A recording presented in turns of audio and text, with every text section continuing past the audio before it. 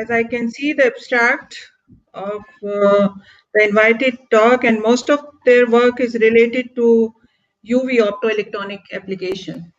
So without taking time, let me introduce the first speaker.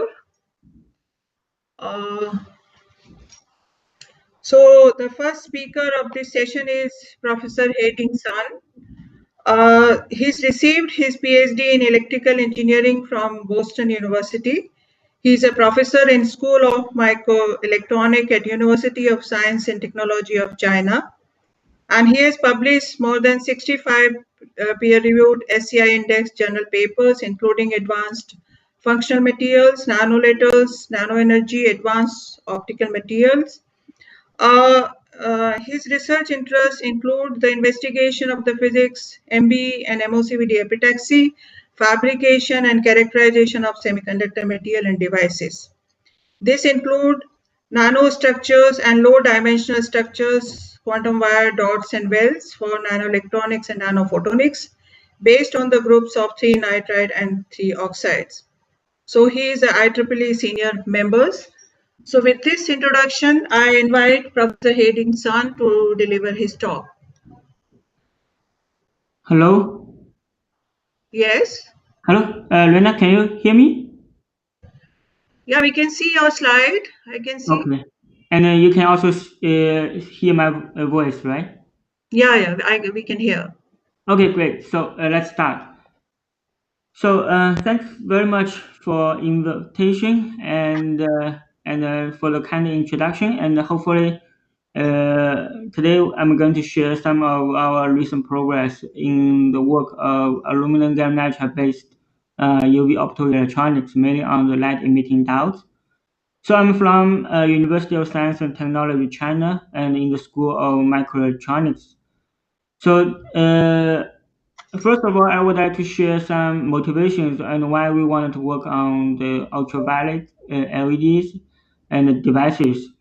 As you may notice recently, and there's a lot of increasing concern about our health related with pandemic virus. So the UV light emitting diodes or UV lamps has been used to killing all those kind of virus and diseases. So it's not a new topic, but it's become hot related with our daily life.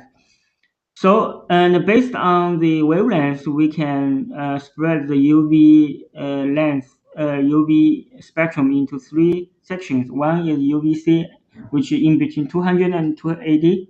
And the second will be ultraviolet B, which is 280 to 315, and the rest with UVA. And due to the high energy of the UV light or UV photons, which can easily break the DNA structures, and that's why hopefully it can be used, and it's been indeed verified it can kill the bacteria. And besides those, and UV emitters can also be used in many places, such as curing and biomedical applications and so on. And the UV LED market, in particular, if we wanted to replace the conventional UV sources such as mercury-based lamps, there will be a tremendous market for us to explore for the UV LEDs. However, right now we need more efficient UV LEDs in order to reach as high efficiency as like blue LEDs in order to be finally commercialized. And particularly in our daily life right now, we encountered with tremendous challenges in the healthcare. And right now, the coronavirus has been spread out globally, and it's been a big challenge for us. Especially, we have such a large number of cases and a lot of deaths caused by this disease. So, a study has been proved that the UV lamp or the UV LEDs can easily kill, particularly in a special wavelength. For example, 280 nanometers can kill almost 99.9% of the coronaviruses by using the UVC light. And many studies has proved that, and a lot of publications and literatures or reports coming out recently. And besides the UV, and traditionally we use alcohol, chemicals, or heat to be used for killing those viruses. And hopefully, what we wanted to do is we want to replace the mercury base, because or the UV light, because UV light can basically is a non-contact method or approach to kill the bacteria. And we conventionally use the mercury lamp, and but it's fragile and toxic, and it's like short lifetime.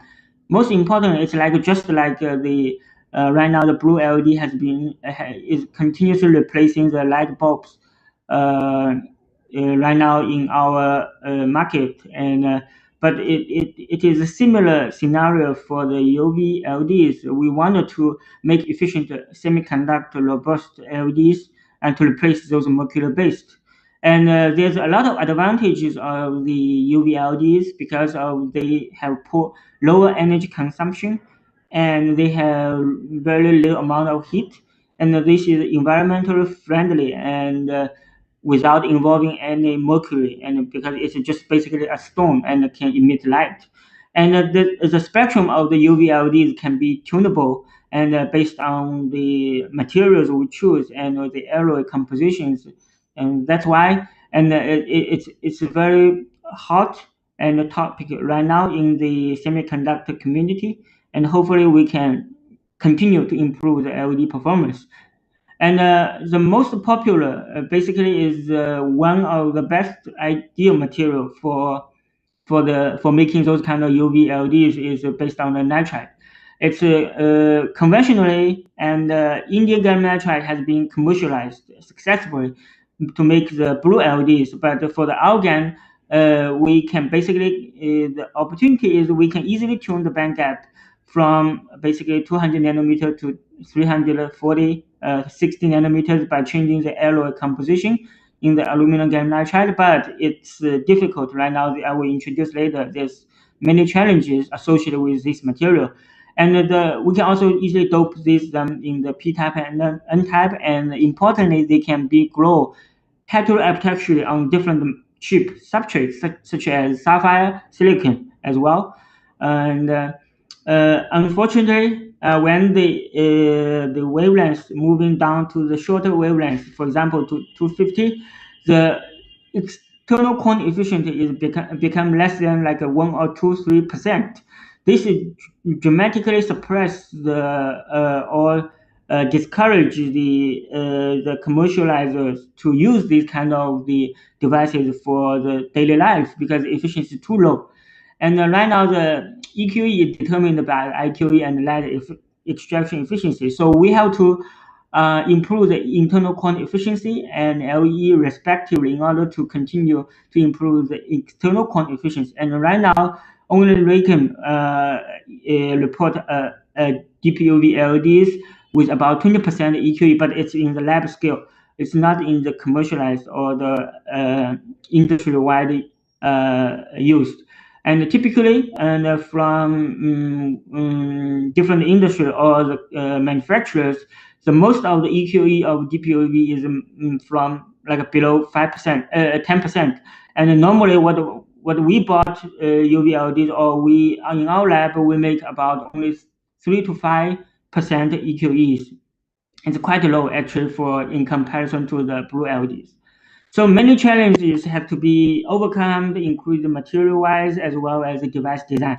So it's basically in we assume this is the UV LED structure. It's like we are constructing a building and an architecture. So we have to optimize from the bottom to the top and include the contact. So basically, we have to introduce or optimize each layers in this entire building in order to make sure that this device works. So including the N-type layer, active region layer, and electron blocking layer, and P-type current injection layer.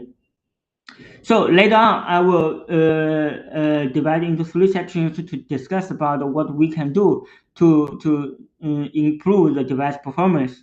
First of all, we propose to grow the aluminum gallium nitride on the large miscut sapphire substrate. And why? And initially, we were inspired by the Indian gallium nitride based blue LEDs, because with the high Indian content, Indian alloys, because of the different size of the gallium and the indium, and we were able to naturally form a phase separate the Indian gallium nitride and gallium nitride multiple quantum wells. This is because of the different size of the two atoms, a significant difference. And that's why naturally create a so-called compositional inhomogeneity inside the quantum wells, and naturally will lead to formation of potential fluctuations inside the quantum well. Because of this kind of fluctuation in the energy potentials inside the quantum wells, the carriers can be very efficiently localized, and as a result, leading to a very high radiative recombination inside the wavy or the inside the indium based quantum well structure, and with very high efficient, at least very high internal quantum efficiency of the blue LEDs. But in the aluminum gallium nitride films, and due to the size of aluminum and gallium atom as very similar, as a result, and when we grow them, naturally we will form a very homogeneous aluminum gallium nitride quantum wells. And we propose, and we wanted to artificially create a wavy quantum wells, as shown in the TM here, similar to the in-GaN quantum wells, which we hopefully to create a compositional inhomogeneity inside the quantum well, and this can help to localize the carriers when they've been generated inside the quantum wells, and to enhance the radiative recombination. And this is what we have done, and we grow the two type of devices on top. One is nearly flat substrate, and another one is large miscut sapphire substrate. And this is the top surface image of the SEM image as well as AFM image on the film grow on the two type of the substrate. And what we learn from the TM, we can clearly observe that the with flat substrate, basically no miscut sapphire substrate, we can see very sharp and clear multiple quantum well structures, L-GaN quantum wells. However, when we go to the sample grow on miscut sapphire substrate, we clearly observe very interesting and wavy multiple quantum structures inside the active region here, and from the bottom to the top, and we already observe from aluminum nitride N-type L-GaN layer, we can see very wide stripes across the entire epi layers, and this is definitely because of the so-called alloy inhomogeneities created due to the or induced by the miscut sapphire substrate, and we eventually achieve very wavy quantum wells, and hopefully we can, after testing the photoluminescence or electroluminescence, we can verify our assumptions. And then we study the crystal quality of the film, and we observe that with the sample grow on the large miscut sapphire substrate, we have a reduction of the edge type dislocation with a similar screw type dislocation density between the two samples. And then indeed, when we test them in the photoluminescence, we observe 10 times higher photoluminescence on the sample glow in compared with sample glow on flat sapphire substrates. And the internal quantum efficiency, we observe almost very high internal quantum efficiency compared with sample glow on the flat sapphire substrate, and as shown in this blue dot. And when we conduct the power independent with under different injection power, and when reached to a certain level, the IQE maintains similar, about 90% more. And when we measure their room temperature lifetime of the carriers using the time resolved PL, and what we learned that at room temperature, the sample grow on 4-degree miscut, we have more than 20 times longer lifetime in compared with the sample grow on flat quantum wells. This indeed verifies confirms that the efficiency of the sample grow on the large miscut sapphire substrate is much better.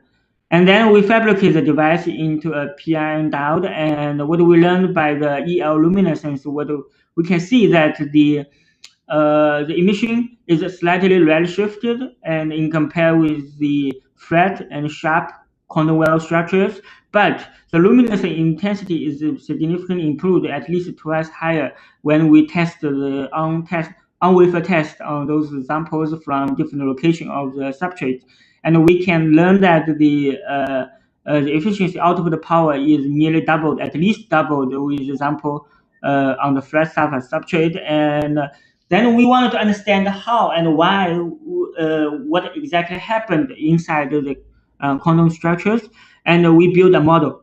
So initially, with a quantum well structure, we can form a quantum well structure to have a two-dimensional localization of the basically on the z direction, have a carrier confinement.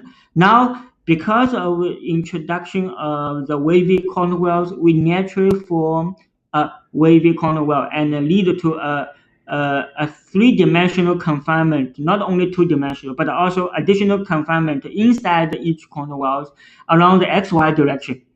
Basically, this is a quantum well, and now we have a bump basically inside each quantum well, and lead to the generation another carrier confinement mechanism to localize the carriers. And basically, the quantum well cannot smoothly transport inside in the XY direction, but has to be localized. That's why we have a much better radiative recombination, similar to the indium-based blue LEDs, where we have Indian clusters which form a carrier localization.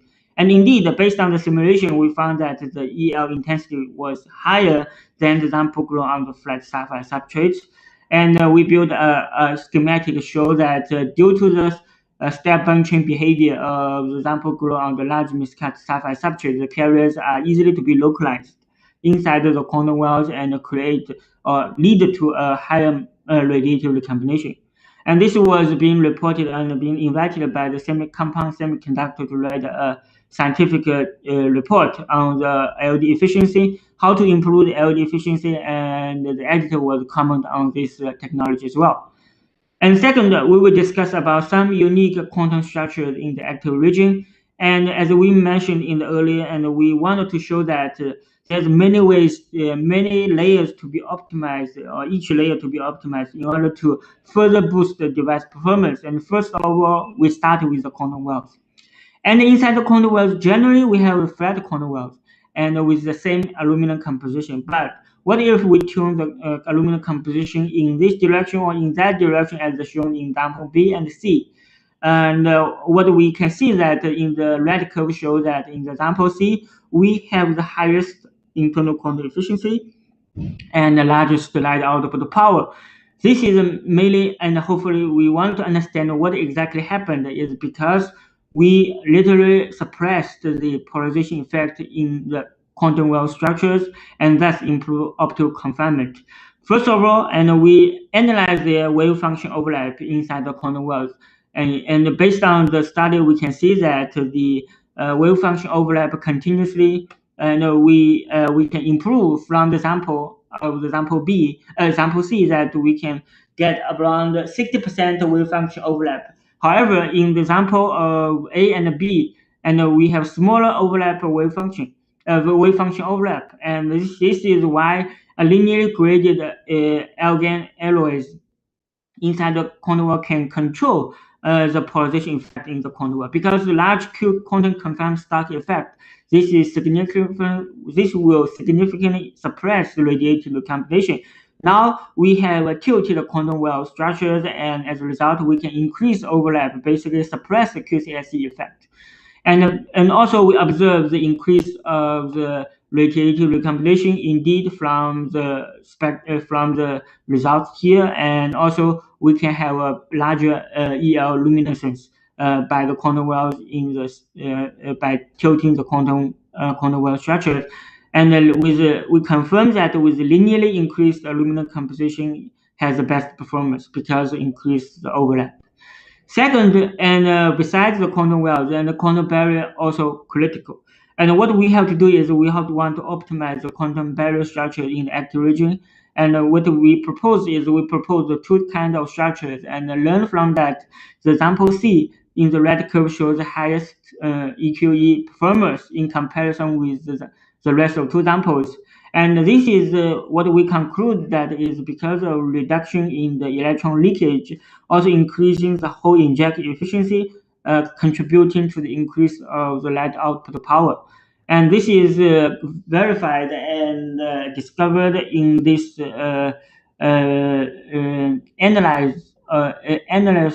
analysis of the band structures. And what we learned that in the conventional example, we have flat quantum barriers and we have the electron barrier and the hole injection barrier like this value.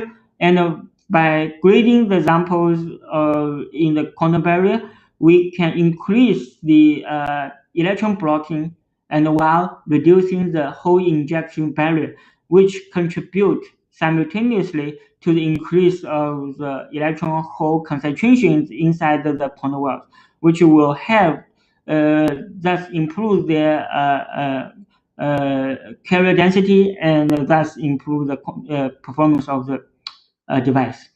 In the quantum barrier designs, we especially to be careful about the last quantum barrier. Why? Because the last quantum barrier interconnect between the active region and the whole injection layer. So we have to further optimize the last quantum barrier and to see what exactly happened inside the device. And so what we propose is to grow the last quantum barrier in a linear grading profile, and this will reduce the leakage current and while increase the hole injection efficiency. What has happened inside the last quantum barrier is after grading the quantum barriers in the inside the example conventional example, and what we learned from the example B is by grading the last quantum barrier, we are able to increase the electron blocking effect or electron blocking energy as well Hello, as sorry reduce. for interrupting you. You have to wind up in 2 minutes. Okay, sorry, thanks. So, and what we learned that is the increase the reduce the whole injection, the barrier, which increase the whole basically the device radiator recombination. And indeed, the example has much higher EL performance. And based on the result, we write a review paper on these results about those discussions about how to optimize the device structure. And last, we will discuss about some novel structures to further improve. Conventionally, we have such a typical LED structure by cascading the two devices together using an internal junction here. We were able to increase the output power significantly. And also, particularly the light output power is much increased in compared with conventional LED structures and including the internal quantum efficiency as well as the light output power, even though we sacrifice the turn-on voltage of the device. And this is because we can eventually achieve much higher wall plug efficiency of the device. And lastly, we want to introduce some monolithic technology to integrate different type of LEDs with photodetectors to improve the LED performance. Basically, we recycle the wasted electrons and hole pairs by the detector and re-inject into the device to improve the LED efficiency. And we learned that from the IV curve, and we have normally turn on voltage here, but in the new device we have smaller turn on voltage, but we have saturated IV curve here. And eventually, due to the time limit, we will not go to the details, but we learned that by the integration of photodetector with LED, we can significantly improve the quantum efficiency. Basically, the wall plug efficiency reached to a very high, nearly 20% in the 280 nanometer. And we are continuing optimizing this device right now. And lastly, we integrate those devices, light emitting diodes with transistors onto a silicon carbide platform. And we propose this structure. Hopefully, we can realize a monolithic photonic integrated system in the future. And in conclusion, we developed several technologies, including the epitaxial layer growth, as well as device optimization techniques to improve the device performance and to improve hopefully to achieve better light emitting diode performance. And eventually we wanted to integrate the light emitting devices together with the power electronics together onto a silicon carbide platform to see how we are utilizing this integrated system for the for the future communication systems. Thanks all very much for your attention. Thank you.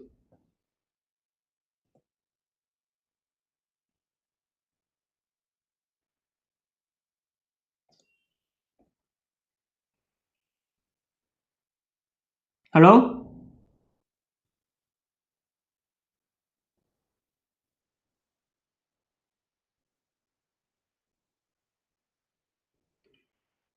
Hello?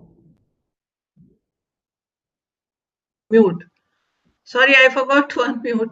No Okay, so problem. Yeah. there are few questions.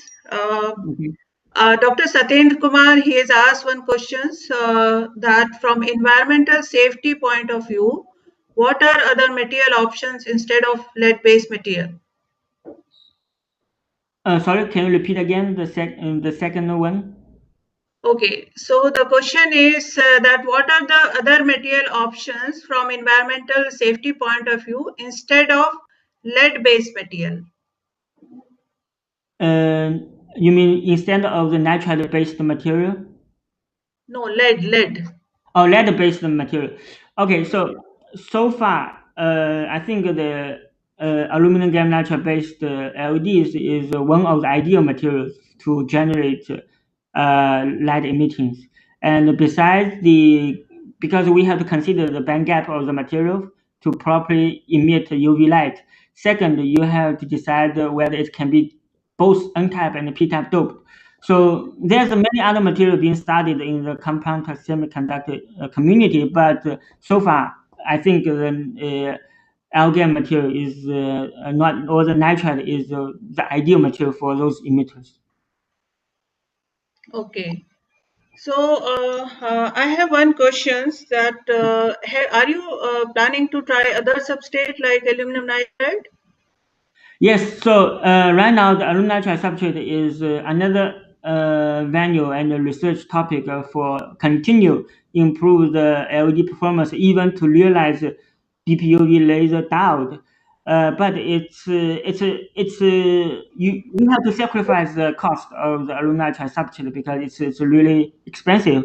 Once we have mass or Hello, large your scale voice is for breaking in between. yeah, Hello. hello, yeah, hello. Yeah. Okay.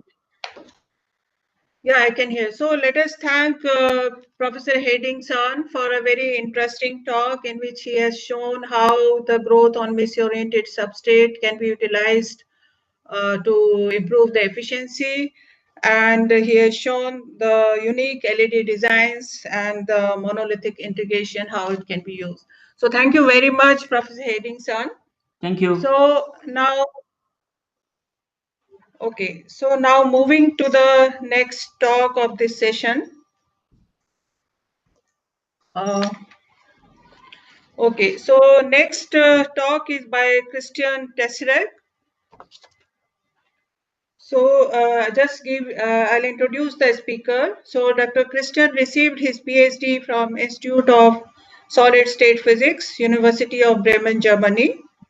And from year 2010 to 14, he has been research associate and postdoc at Max Planck Institute for the Science of Light, Erlangen, Germany.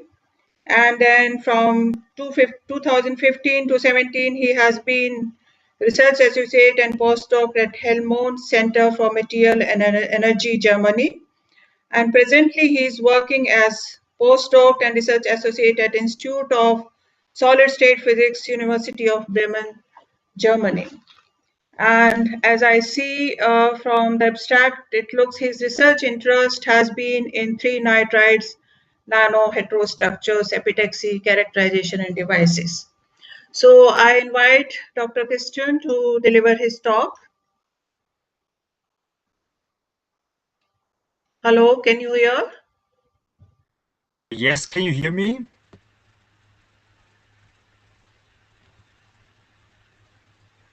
Can you hear me? Yeah, I can hear you. You Okay. can read your presentation.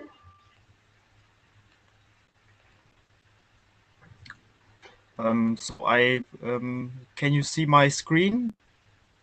Not yet. Okay.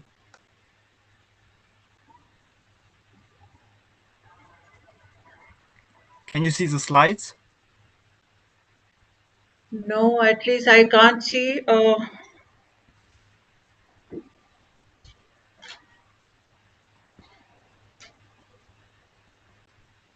Okay, so from my Dr. computer here. Manikantha. Hello, Dr. Manikantha. Yeah, Yes, we now are they able are to see visible. now. So Okay. slide. Yeah, can you go for the full screen now?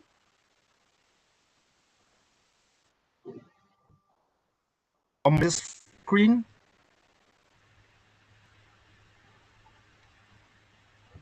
Yeah, something is coming in between on my screen. Okay, now it is okay. Now it is fine. Please go Now ahead. it is okay. Yeah. Okay, thank you very Yeah. much. So, thank you, Mrs. Chairman, for the introduction.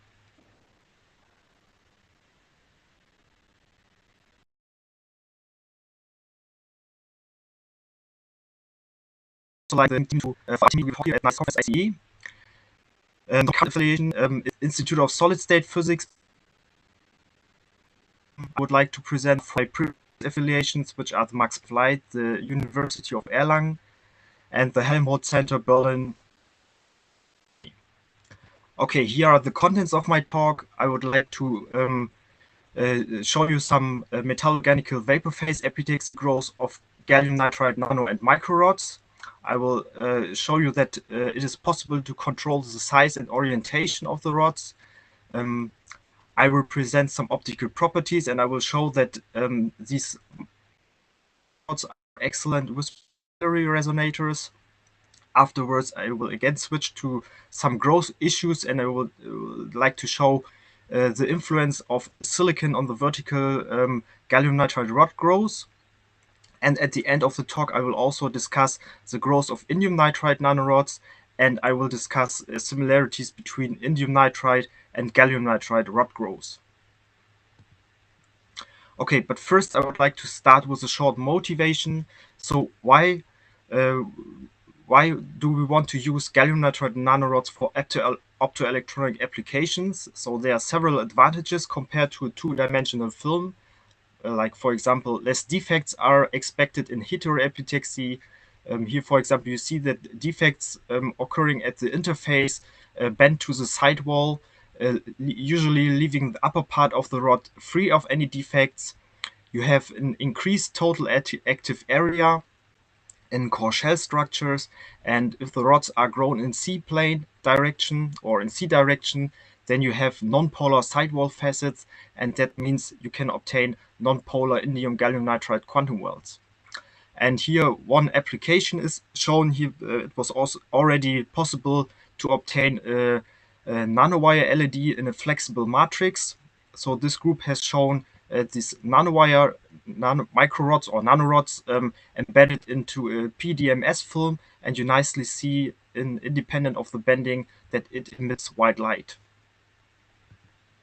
Okay, so basically two approaches exist to obtain gallium nitride rod structures. Here on the left, you see the top-down approach, where you have a gallium nitride layer, and with processing technology, masking and etching, you etch down the regions in between the rods, and you can obtain these nice kind of structures where you have a regular array of nanorods. On the other hand, there is a bottom-up approach where you have the substrate, and growth by MOVPE or molecular beam epitaxy leads to upwards growth of gallium nitride rods, as it is shown here. And in this talk, I would like to focus on the bottom-up approach. So there are several approaches of samples which are grown by MOVPE, like, for example, a catalyst-induced vapor liquid solid growth mode via a nickel or gold catalyst.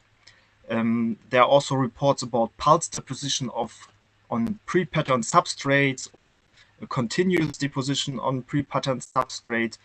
There are also reports about silicon-induced growth, an in situ deposited mask, or a self-catalyzed growth via a gallium droplet.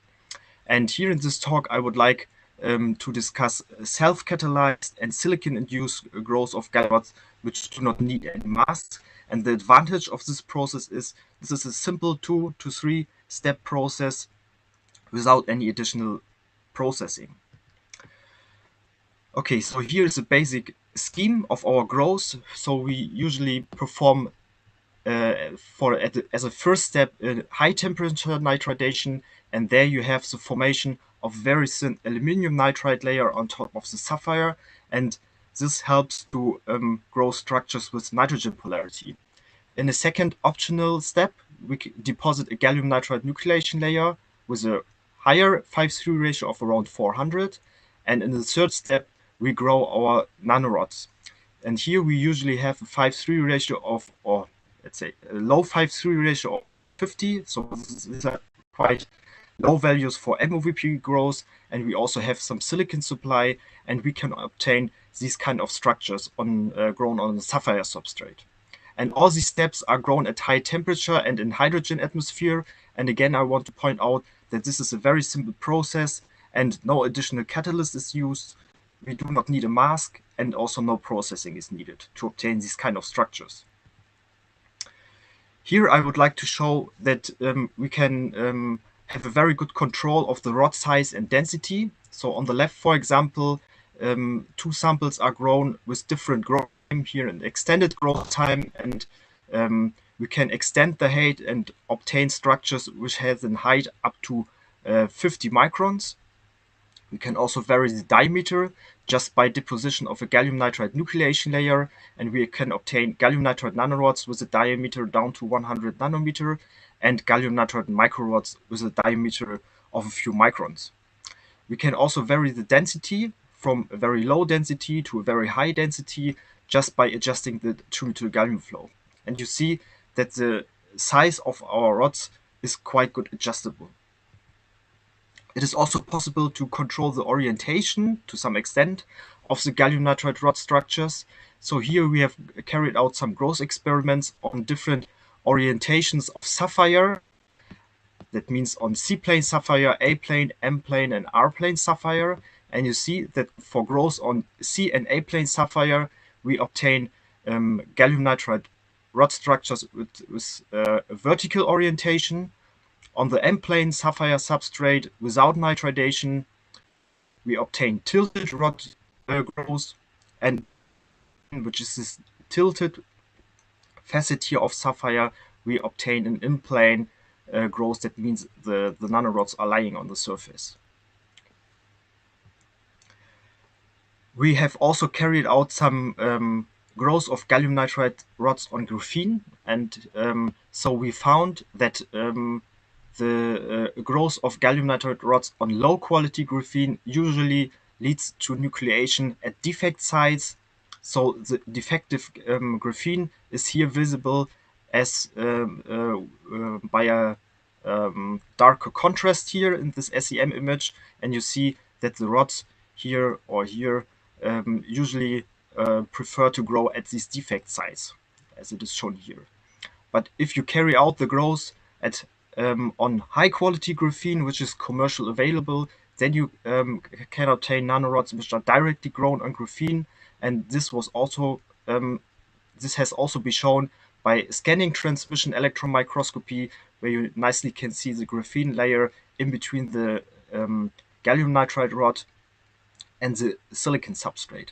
And here I do not want to go into further detail for the growth of rods on graphene, but I would like to announce that today afternoon Professor Helge Wehmann, who was also involved in the study, will give a talk on aluminum gallium nitride nanowires grown on graphene. Okay, let's come to the optical properties of gallium nitride rods. So here in the graph you see spectra recorded on 4 samples where we have mainly varied the trimetal gallium flow, and you see that all these structures have very typical gallium nitride optical properties.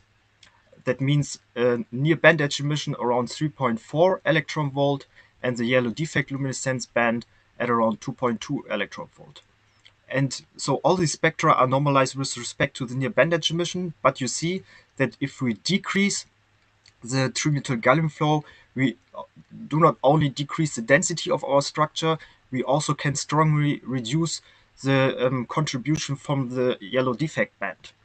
And on the other hand, you also see that with decreasing the trimethyl gallium flow, you can also enhance the near band edge emission. That means you can significantly improve the optical properties of these kind of structures just by reducing the trimethyl gallium flow during MOVPE growth. So next, I would like to show you that especially the microrods are very good whispering gallery mode resonators. But first, in such a hexagonal geometry, you can have different kind of light propagation. For example, you can have Fabry-Perot modes where you have reflections at two sidewall facets, or Fabry-Perot modes where you have reflection at the top and the bottom facet. But here, usually you have strong losses of the light due to transmission. This is not the case if you consider a whispering gallery mode.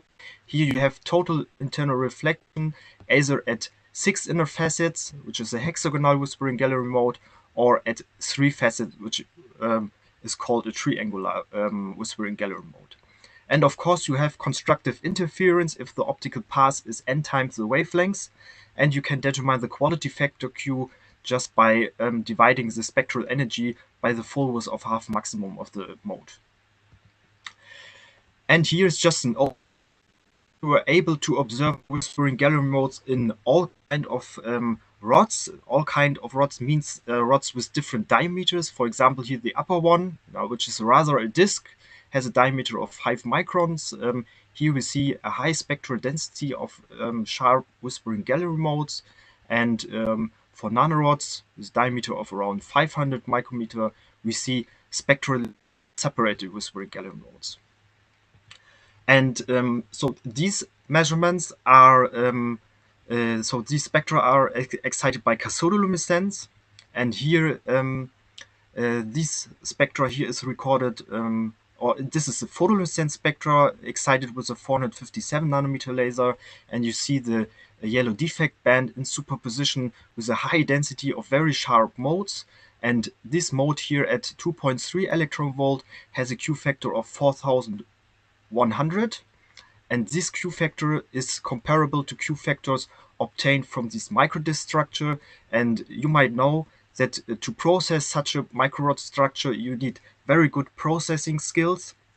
And a big advantage, I think, from these kind of structures is a very simple growth process, which leads to comparable Q factors as in this kind of structure. It is also possible to control the spectral position of the whispering gallery modes. So here we have investigated or analyzed a rod which with a length of up to 40 microns, which shows a tapering. So I hope it's possible to see the tapering. So at the top you have a diameter of around 1.16 micrometer. Here in the center you have a diameter of 1.08. And at the bottom you have 1.77 micrometer. And you see, if we record the cathodoluminescence spectra at each position, you see that we observe a shift of the whispering gallery modes due to the decrease of the diameter. That means that the spectral position of the modes can be very good adjusted just by changing the electron beam position in these kind of tapered rods. So here I would like to just give a brief overview about further studies we have performed on these kind of rods to obtain the physical properties of the rods, the gallium nitride rods. So for example, we have done some optical pumping experiments and have obtained microrod and nanowire lasing.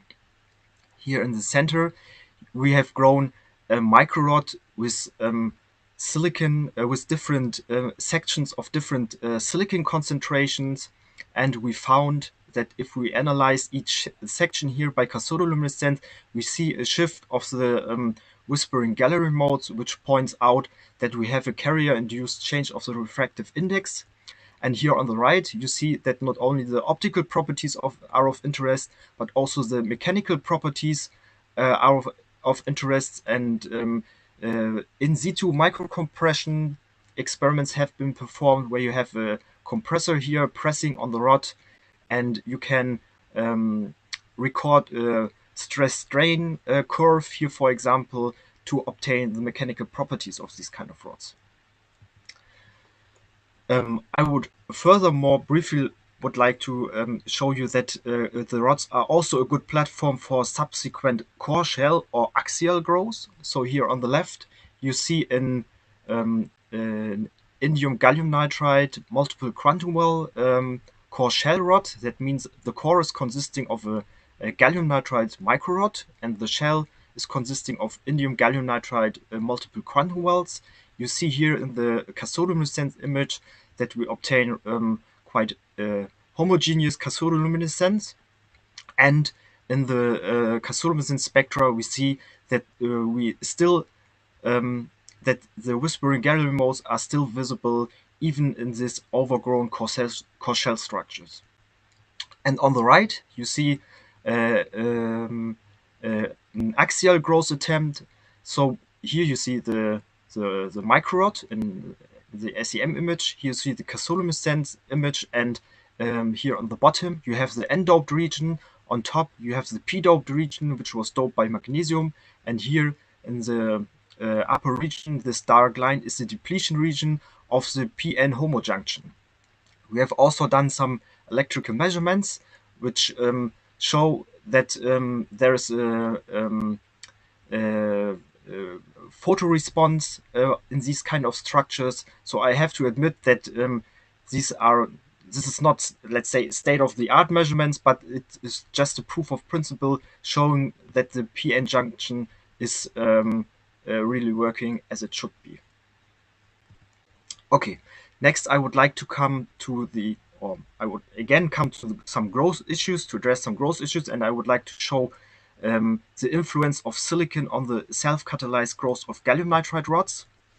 So we have grown two samples with grown with the same growth parameters, except one parameter, which is a silicon supply. So the left sample here was grown without any silicon, and the right sample was grown with silicon. And you see that the supply of low amount of silicon has a strong influence on the morphology of the sample. Here on the left, you see you have a non-regular shape with an aspect ratio of with a low aspect ratio, and here on the right. Hello, sorry to interrupt you. Whether we can see the change in the slides? Hello, Dr. Manikanta. I'm seeing the same slide for quite a long time. Okay, so so do you see slide number 19? No, it is 14. It's 14. Yeah. 14. Oh, Yeah. really? Okay. Why it is 14? And one more thing is that you are not visible. Okay. Just wait a second. Can you get a stable Wi-Fi? Okay, so I'm still sharing the screen. Yeah, still sharing the screen, but it is stuck up at slide number 14. Okay, this is strange. I don't know why. So I Be Icee and reshare the screen again. okay, so I will stop sharing and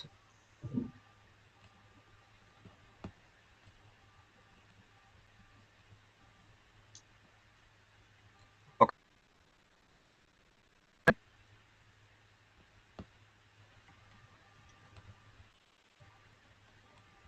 Hello, yes. Yes, please do that. Do you see it? Do you Not see yet. this? Not yet. Okay, it takes some time, unfortunately.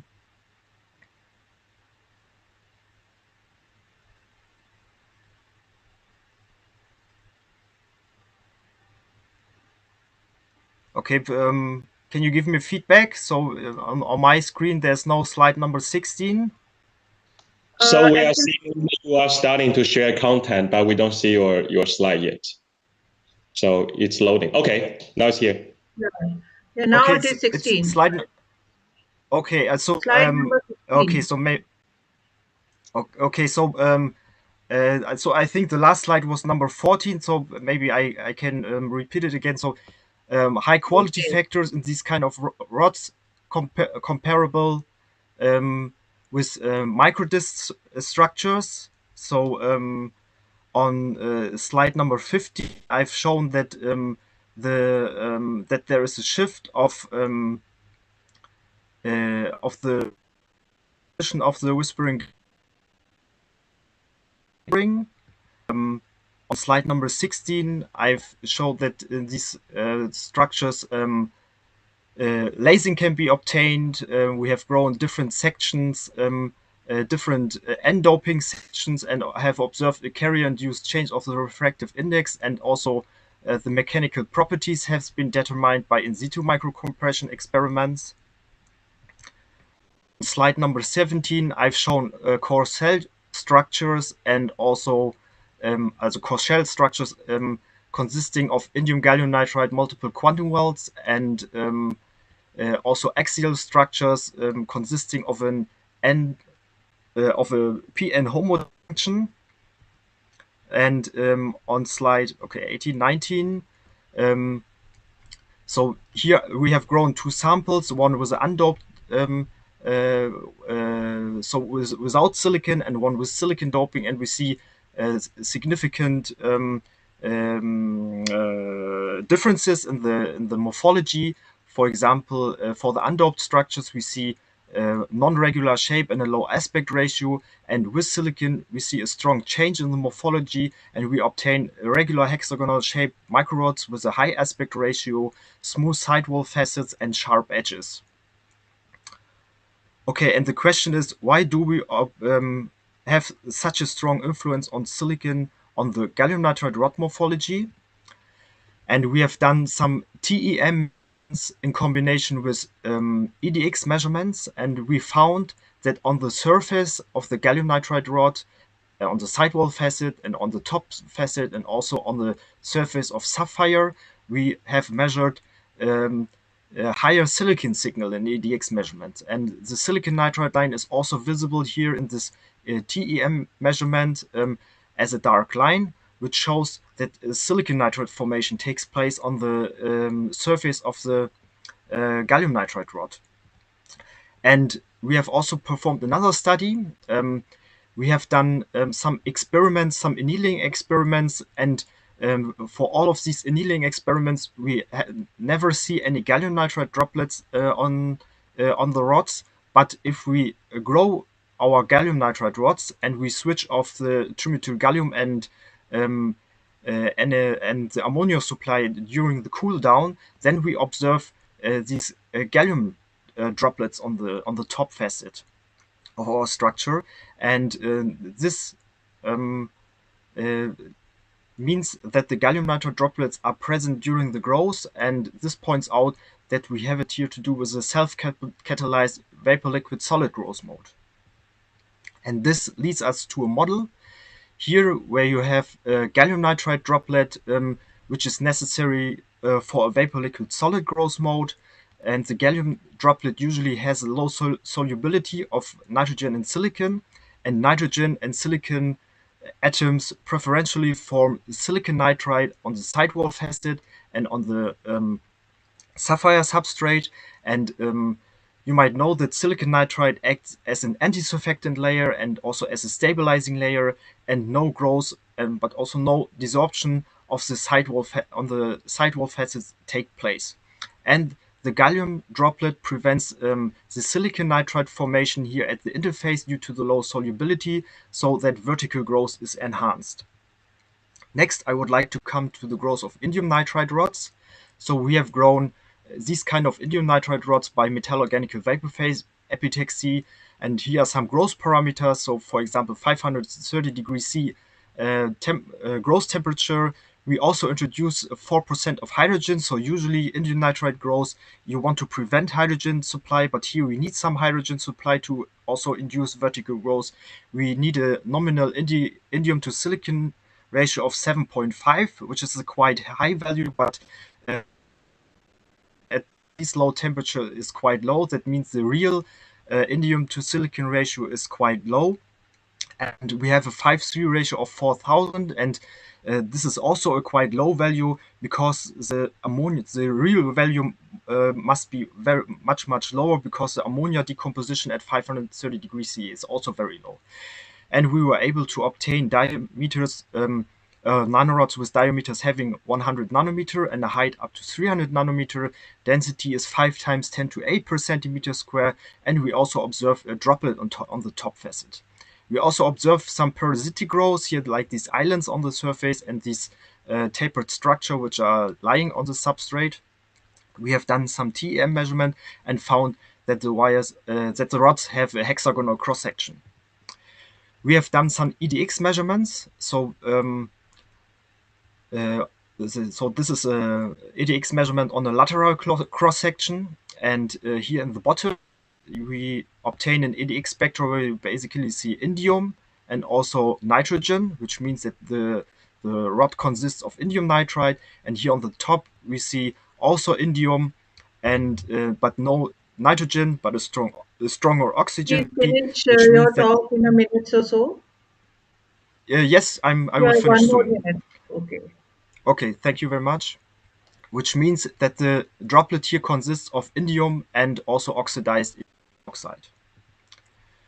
We have also done EDX measurements on a horizontal cross section, and we found that on the sidewall facets we see a strong silicon signal, which leads to a very similar growth model as for the gallium nitride, where you have the indium nitride rod, an indium droplet on top, and this formation of silicon nitride on the substrate. And you here also see that silicon is required to enhance the vertical growth.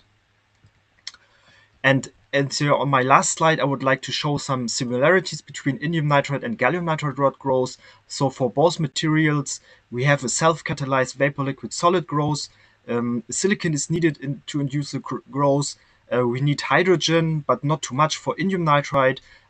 For both processes, we need a low 5:3 ratio, and the rods are both nitrogen polar. The only difference is the temperature, which is quite low, around 500 degrees C for indium nitride and 1100 degrees C for gallium nitride. And due to the similarities, we think that it will also be possible to grow aluminum nitride structures. However, in our MOVPE system, which was limited to 1200 degrees C, it was not possible. But I think at higher temperatures, also aluminum nitride rod growth with this kind of process should take place. Okay, here is the summary, and due to the limited time, maybe I will skip the summary, and I would like to thank my former team, which was Professor Dr. Silke Christiansen, Dr. George Zarrow, and Martin Heimann.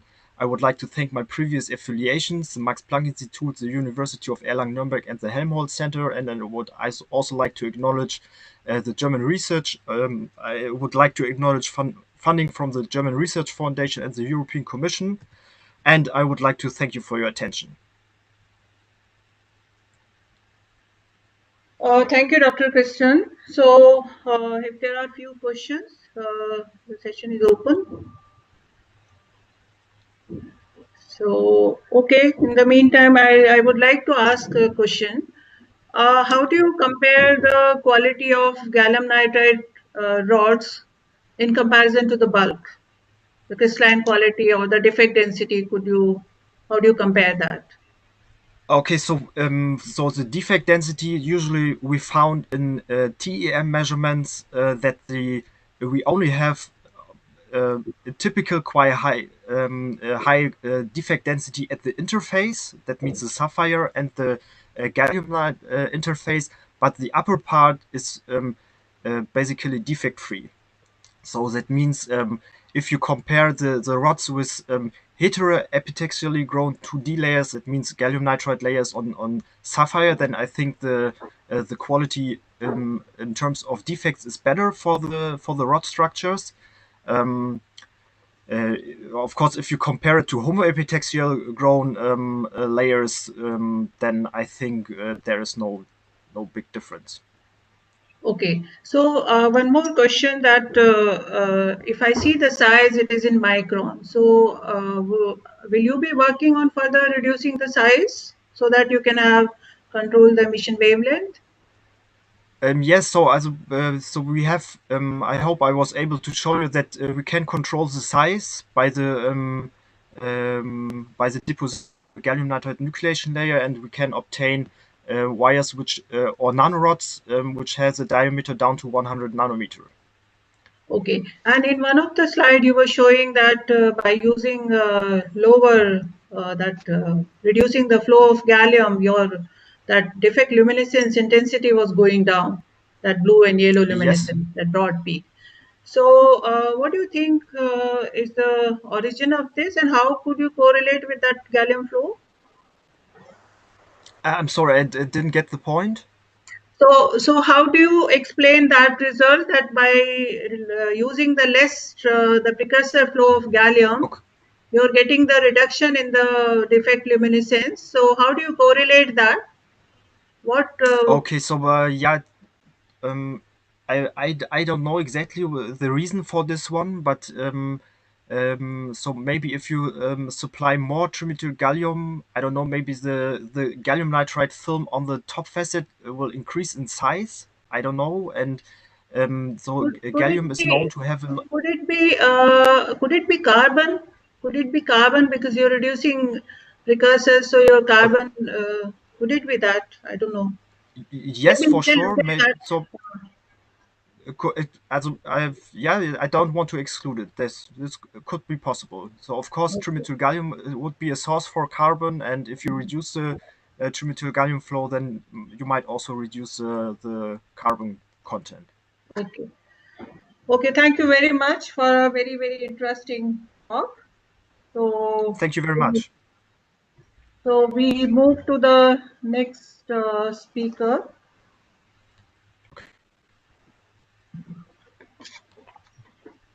So, wait a minute. Yes, I'm here. Yeah, okay, you're there. Okay, thank you. So, the next speaker of this session is Ziohang Lee, Professor Ziohang Lee, and I'll give a brief introduction to him. So, Professor Ziohang Lee, he received his PhD in electrical engineering from Georgia Institute of Technology in year 2015. And he's working as assistant professor of electrical and computer engineering program, applied physics program, principal investigator of advanced semiconductor laboratory at King Abdullah University of Science and Technology, Thual, Saudi Arabia.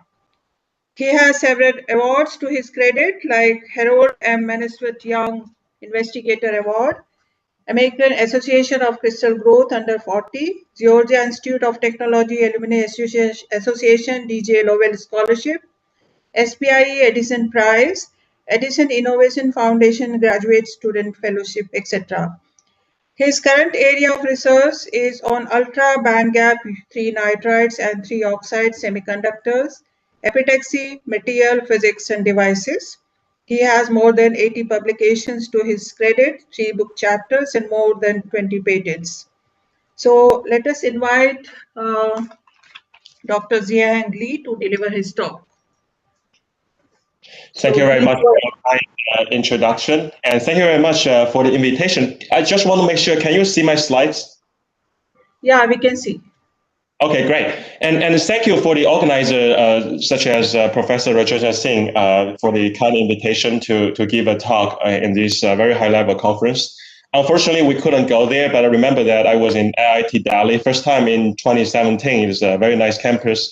It was IWPSD, so it was a lot of good memories. Hopefully, we can see each other again in person in the coming year. So today I'm going to just give an overview about the research we are doing at KAUST, and then I will, specifically talk a little bit about boron 3 nitride research in my group.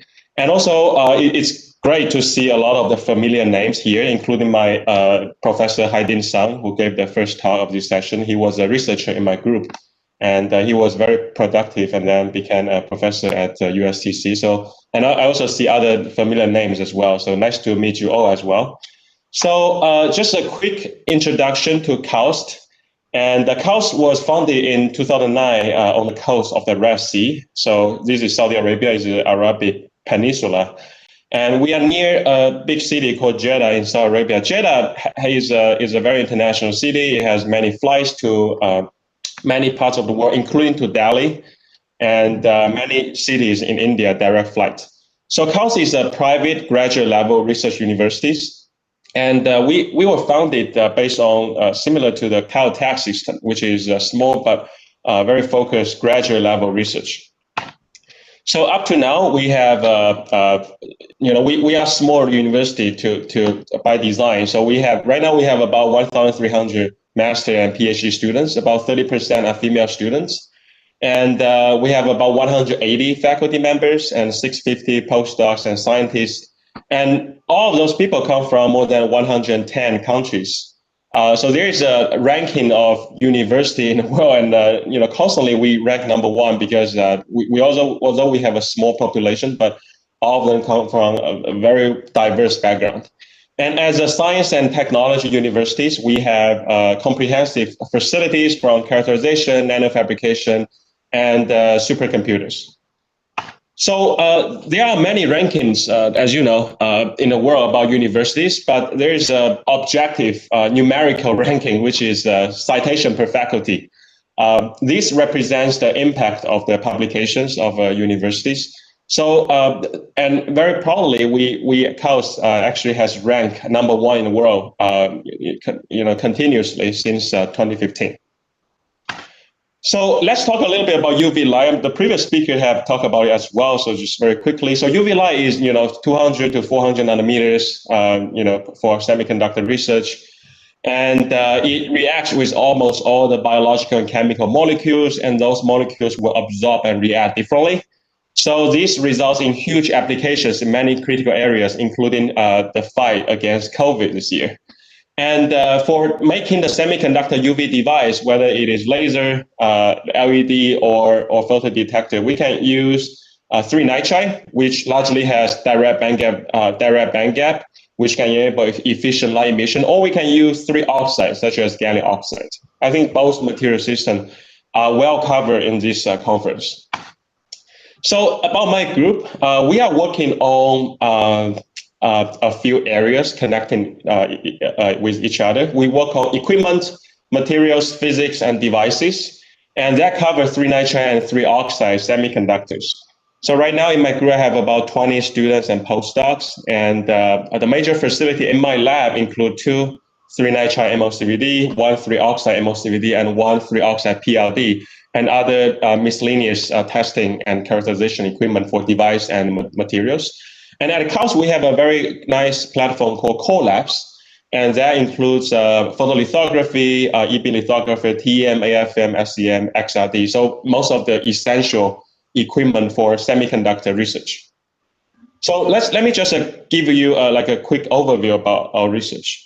So about the equipment research. So previously, because we want to work on ultra wideband semiconductors, and however, the availability of those very high temperature MOCVD on the market is very limited. Right? If you look at the major manufacturers, they do not actually provide those very high temperature and versatile MOCVD systems. So we decided to develop our own. And after about 4 years or so, my students, postdoc, and the entire team, we have developed a 3-nitride and a 3-oxide MOCVD, which can do both materials. And also this reactor can reach up to about 1800 degrees Celsius and has very low cost compared to a commercial MOCVDs.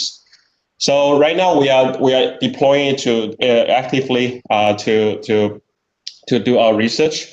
And this was a paper published by Professor Haidin Sang when he was in my group on the growth of a prototype, using the prototype of this system to develop beta phase, epsilon phase, and alpha phase gallium oxide. And this is another recent attempt to grow like aluminum nitride nano rods or nano pyramids on different substrates. And so this is a photo of the reactor operating at 1800 degrees Celsius. So this very high temperature allow us to really investigate the kinetics and also dynamics of the growth on different substrates for different materials, especially for those very large bandgap materials. So another thing that we are working on is on physics, and that especially the polarization property of 3-nitrides. As you know, 3-nitride is a material with a symmetry lattice constant, which results in spontaneous polarization, and also if you apply strain, it will have piezoelectric polarization, right? And the polarization is all about electric field in the semiconductor structures. And the understanding of this polarization in different situations, whether it is one material, two materials, three materials, or greater materials, actually will impact how you design different devices, you know, from like aluminum nitride-based MEMS to diodes, higher interface, two-dimensional electron gas, quantum confined star effect, or tunneling structure, and also polarization doping, right? So, however, previously the polarization research was largely based on a reference structure called thin bland. And that structure does not deal with the strain very well. It cannot deal with anything related to strain, and also it is not it does not cover the alloy, the ternary alloy very well. So that's what we have studied from the first principle studies to calculate the polarization constants of those alloys, and then use those alloy. We can form different combinations of one material, two material, or great materials to design different devices. So we have made a cloud-based software. Let me just show you how it works. So let me quit my screenshot. And can you see the web page right now? Just to confirm. Hello, can you guys see the web page? Yes, of course we. Yeah. Yeah, thanks. So this is the polarization toolbox that we have designed. So let's just look at heterojunction, which everybody is familiar with. So in these heterojunctions, so basically, as you can see here, first we can choose different substrate from silicon, silicon carbide, sapphire, aluminum nitride, and even gallium oxide. And but obviously, gallium oxide is a substrate here, not the material, because gallium oxide does not have, the beta phase does not have polarization. So in here, let's say we choose the most common one, sapphire, and then you can choose different alloys from aluminum nitride, indium nitride. Let's say you form indium gallium nitride, aluminum gallium nitride heterojunctions. And here, right here, you can choose different relaxations. This is something that the previous polarization model cannot achieve. Okay, because the previous model can only deal with fully strained situation, which is zero relaxation. But as you know, the relaxation happened in many scenarios, right? So, such as the nanowires the previous speaker talked about, which is often relaxed. Okay, so here you can choose different relaxation of different layers. You know, for example, I can give 40%, and then right here you can see that. And each point represents a heterojunctions. The y-axis is aluminum gallium nitride. The x-axis is indium gallium nitride. So each point, if you click it, it represents a heterojunction, which is shown right here. Okay, so this is a substrate, and because of relaxation, the first layer will have a slightly different lattice constant than the substrate. And because of the relaxation, again, the second layer will have a different lattice constant from the first layer. And here is their interface polarization charge, okay, which is minus 0.1577 coulomb per meter square. But obviously, if you can look at a scale bar right here. If you move around, you can actually get different polarization charge at different interface, right? And one of the key thing for designing the so-called optoelectronic devices is to seek whether we can have zero polarization at the interface, which is great for quantum well, which is because you can have very high electron hole overlap, right? So this can do that. And another thing is when you want to design different heterojunction on different substrates, such as silicon, then if you want to use it for RF or electronic devices, then the magnitude of the two-dimensional electron or hole gas is very important. And that is directly related to the heterointerface polarization, right? So if you can manage to find a very large delta P at those interface, which is a polarization difference, then you could potentially achieve very large two-dimensional electron gas or two-dimensional hole gas. Okay, so this is based on our polarization research. And another research that we have been doing is for machine learning, but it's again related to our device physics research as well. So previously, when you want to design LED and lasers, the emission wavelength is very important. As you know, the UV, depending on the wavelengths, have different application, right? Sometimes when you want to target a specific pathogens or specific applications, such as no line of sight communications, you want to have the right wavelength.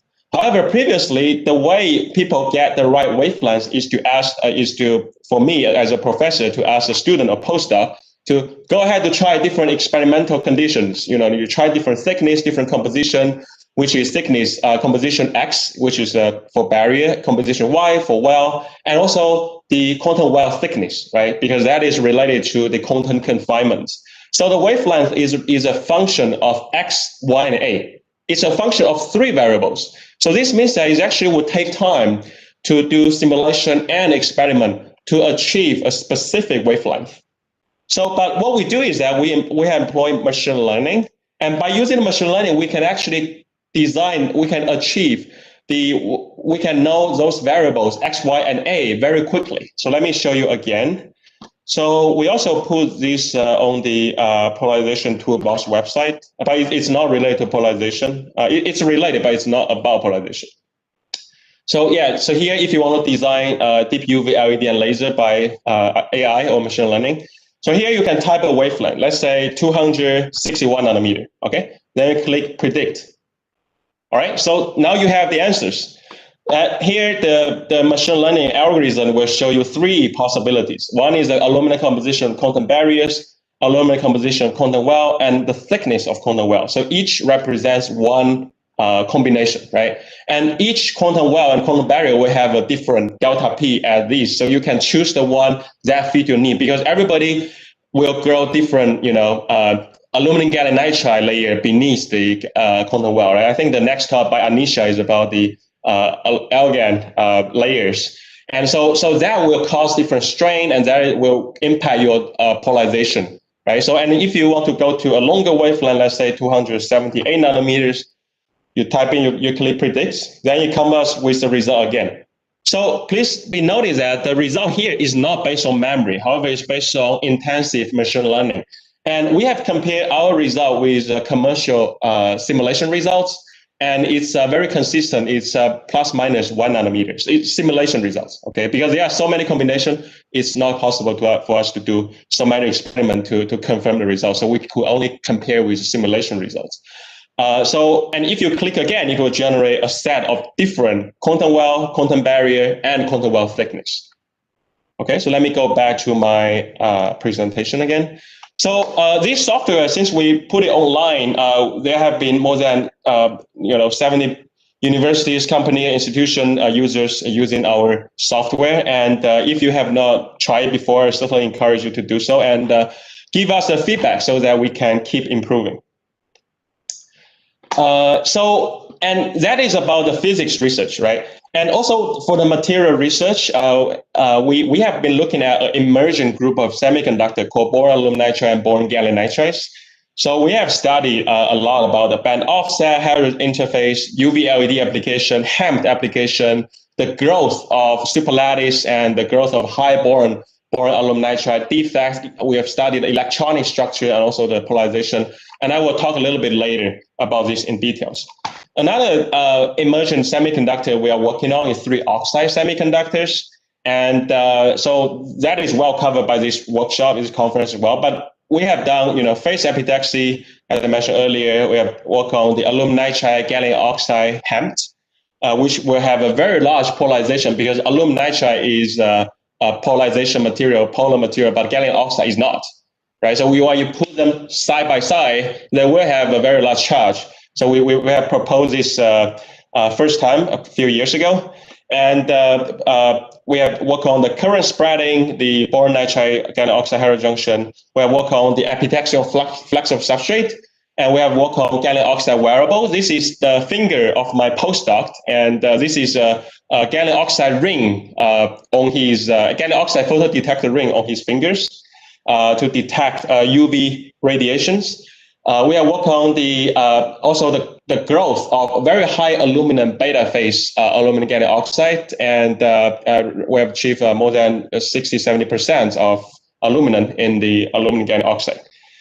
So about device research, we are working on mainly on LED and lasers. One of them is based on one-dimensional random nanowires, and for this, Professor Haidin Sang, he contributed a lot in my group when he was here. So many papers are his papers. And so we have worked on the nanowires, LEDs on metal substrate. We're working on light extraction efficiency by having the different tapering angle of the nanowires. We're working on how to use surface passivation to enhance the efficiencies. Because nanowire, as good as it is without any dislocation, it has a lot of surface defects. Right? We're working on the use of Grinch structures to design L-GaN-based laser structures. We didn't get lasers, but we saw a notable enhancement of IV curve and also the output powers. And also we have worked on the thermodynamics disorders and also the photocarriers dynamics. We also work on how to quantify the defects accurately in nanowires, because again, nanowire, although it does not have dislocation, but it has a ton of defects. That's why you rarely see a very high efficiency device based on nanowire yet. So this is based on one-dimensional random nanowires. And another thing that we have moved away from the random recently is to work on hyper-uniform nanowires. So what is hyper-uniformity? So hyperuniformity is something that is between random and uniform. So if you look at this picture here, which my student has fabricated, so this is not random, right? But this is also not uniform. It's a state somewhere between random and uniform.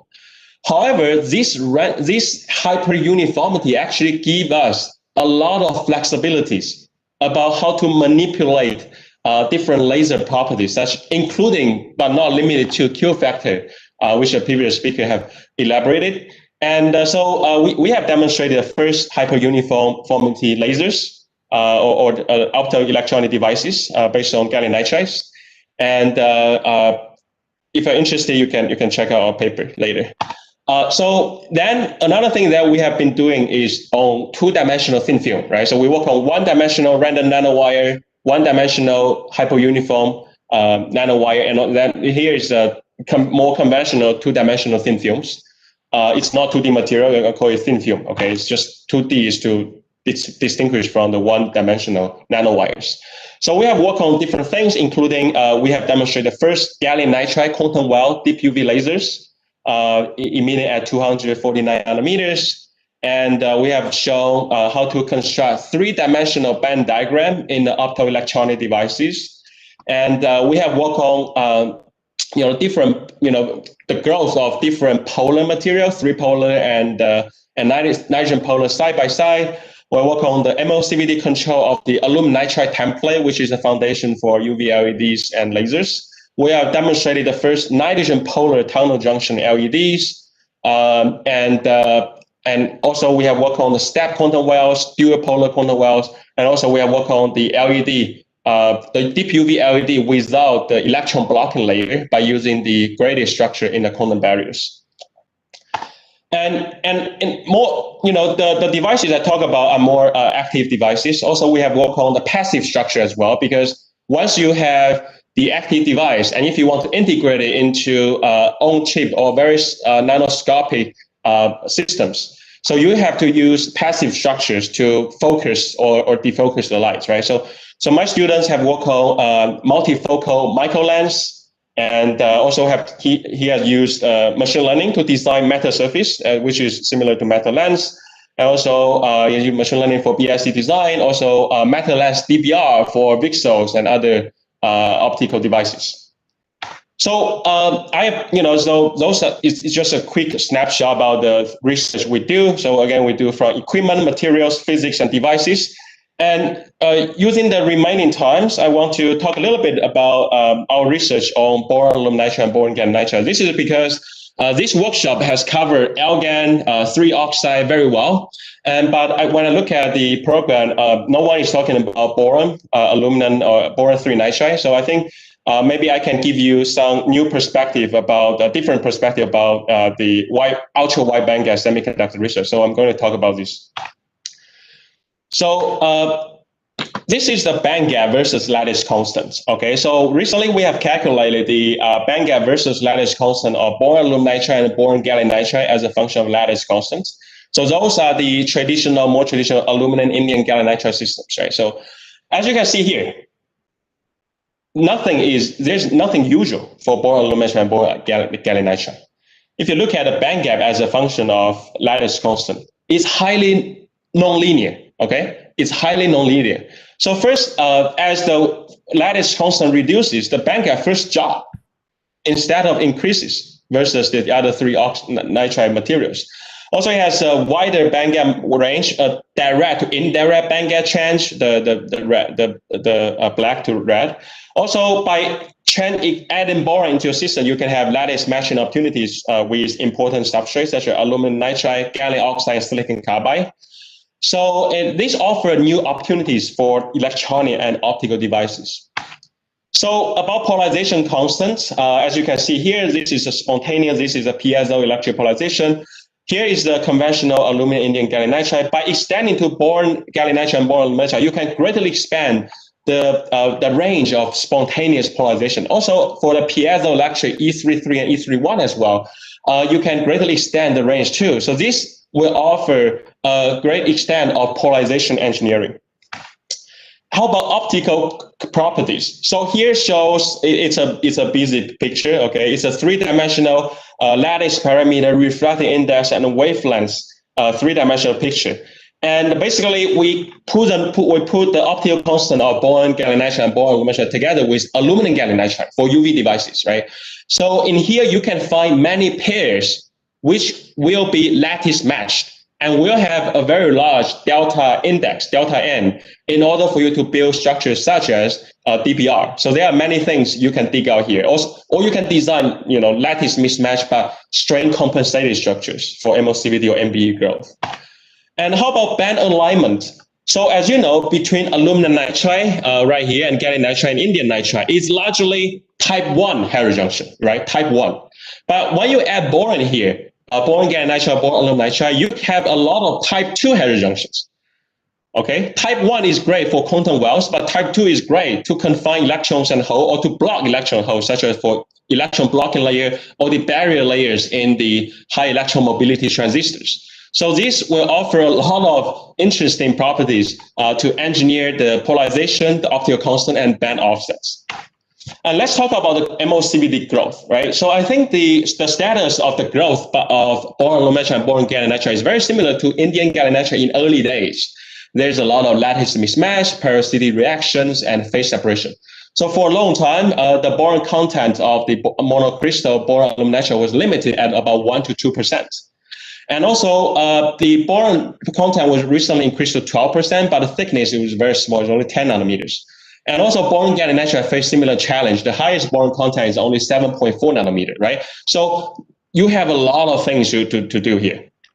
So there are 3 goals of growing boron aluminum nitride. One is to achieve monocrystal oxide structure because you want to combine it with other oxide materials, right, such as AlGaN. So we are not talking about hexagonal structure. We are talking about oxides. And also, we have to achieve larger boron content for larger difference of different properties. Also, we have to achieve larger similar thickness to the layer of interest, such as the UV DBR layers, which is about 30 to 40 nanometer in the UV range. So previously, we have demonstrated the highest boron content in about 100 nanometer boron aluminum nitride materials. And this is X-ray data. You can see the peak about boron aluminum nitride. The concentration was about 14% or so. On the left here, it shows the TEM. You can see that near the aluminum nitride interface or near the surface, the structure maintained very nice oxide structures. And this is a previous paper we published in 2017. And recently, just a couple of months ago, we published a paper in APL showing our latest results of demonstrating a much thicker 360 nanometer boron aluminum layer with a record high boron content about 22%. Again, you see aluminum nitride peak here, boron aluminum nitride peak right here, with a much larger delta 2 theta compared to the previous case. This is the same study showing the boron content. I have to talk in 1 minute or so. Okay, yeah, I'm finishing. And so this shows that your surface roughness is about 2.7 nanometer, which is pretty okay. And also here shows the transmission of the boron aluminum nitride materials. And as you can see here, the band gap of this boron aluminum nitride is about 5.1 eV. So this agree with our simulation DFT result very well. And previously, when you reduce the lattice constant, from GaN to aluminum nitride, you always have larger and larger band gap, right? But as I mentioned earlier, this is a highly nonlinear material. So when you add the boron inside, you actually decrease its band gap first, right? Which is quite interesting. So let me summarize my talk. Today I talk a little bit about CAUST and also our research covering from equipment, material, physics, and devices. And the goal is obviously to achieve, compact, reliable, and efficient semiconductor UV devices. And a lot of thanks and go to the current and my previous members in the group, including Professor Haiding Sang, and also my collaborators in different countries, such as Professor Rajendra Singh in IIT Delhi, and also the funding support from different sources as well. And with that, hopefully next year or in the future, welcome to visit CAUST.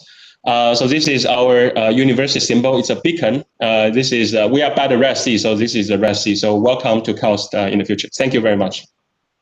So thank you very much, Professor Jiang Li. So it was a very good presentation and very enlightening talk covering from material, equipment, material, and devices, wide spectrum of work in gallium nitride and oxides to upcoming emerging area of boron nitride. Thank you very much. So we can take few quick questions. So, okay, I'll just ask just a concern because you said you were using MOCVD high temperature 1800 degree for growing gallium nitride and oxide. Is it the same reactor growing both material? No, we have two different reactors here. Sorry? We have two different reactors here. Okay. And how do you address this magnesium doping at such high temperature? What temperature typically you use for aluminum nitride? To grow aluminum nitride, we have tried, anywhere from 1100 to 1800 degrees C. So they all have different pros and cons. But obviously, when you go for higher temperature, you have better crystal quality. You have less impurities in the film. Okay. Okay. So that was, I was thinking that how do you address, because the magnesium acceptor doping in AlGaN may be an issue at such high temperature. Oh, okay. Yeah. So this is not to 1800 degrees C is not for AlGaN, P-type AlGaN growth, because at such a high temperature, you barely have any gallium in the film. Yeah. Because the gallium will all be evaporated out, right? Okay. But at this temperature, AlGaN should be grown at much lower temperature. Okay. I think maybe the next talk, Anisha will talk about it. And at this temperature, we can do boron aluminum nitride, and boron nitride, aluminum nitride. So those are the main papers. Okay. Okay. Thank you very much. Thank you so much. Okay. So we'll move on to the next presentation. So, okay. So next oral presentation is by Ms. Anisha Kalra. She is from IIT Bangalore. And the title of her presentation is Microstructure Defect Device Performance Correlation for Solar Blind Self-Powered AlGaN Schottky Photodetector on Sapphire. And Anisha, you please finish your talk in 10 minutes and then we can take few questions because we are already late running behind the schedule. Okay. So I was allotted, I think, 13 minutes for the presentation. So that's Yeah. That's yes. How I've prepared. But anyway, I'll just try to finish it as soon as possible.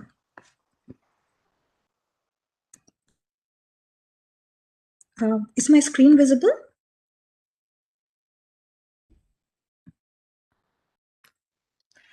We can Yes, it see is the visible. screen. Please go ahead. Go ahead. Okay, sure. So a very good afternoon to all of you, and thank you so much for the kind introduction. I am Anisha Kalra, a PhD scholar at Center for Nanoscience and Engineering at Indian Institute of Science, Bangalore. And today I'll be presenting my work in microstructure defect device performance correlation for solar blind Algan Schottky detectors. Ultraviolet detectors find a host of applications, such as those in UV astronomy and in real-time ultraviolet radiation monitoring, as shown in the figures here. This schematic shows the breakup of the weight of an imaging spectrograph. Please go for the full screen. Just give me a second, okay?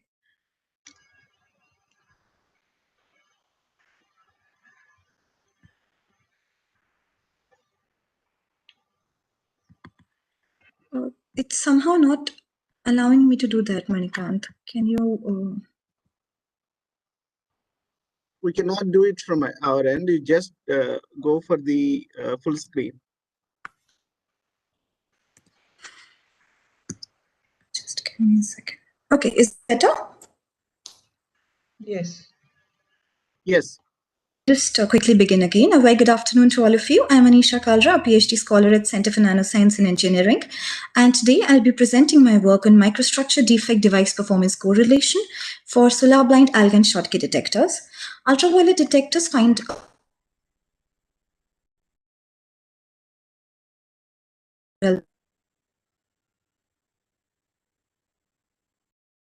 shows the breakup weight that was used to the breakup weight of this spectrograph that employed a silicon-based detector. We see that a major contribution to the total weight comes from the use of an external battery, filters, and the associated cooling assembly, while the actual detector module and focusing optics contribute to only a very small fraction of the total weight.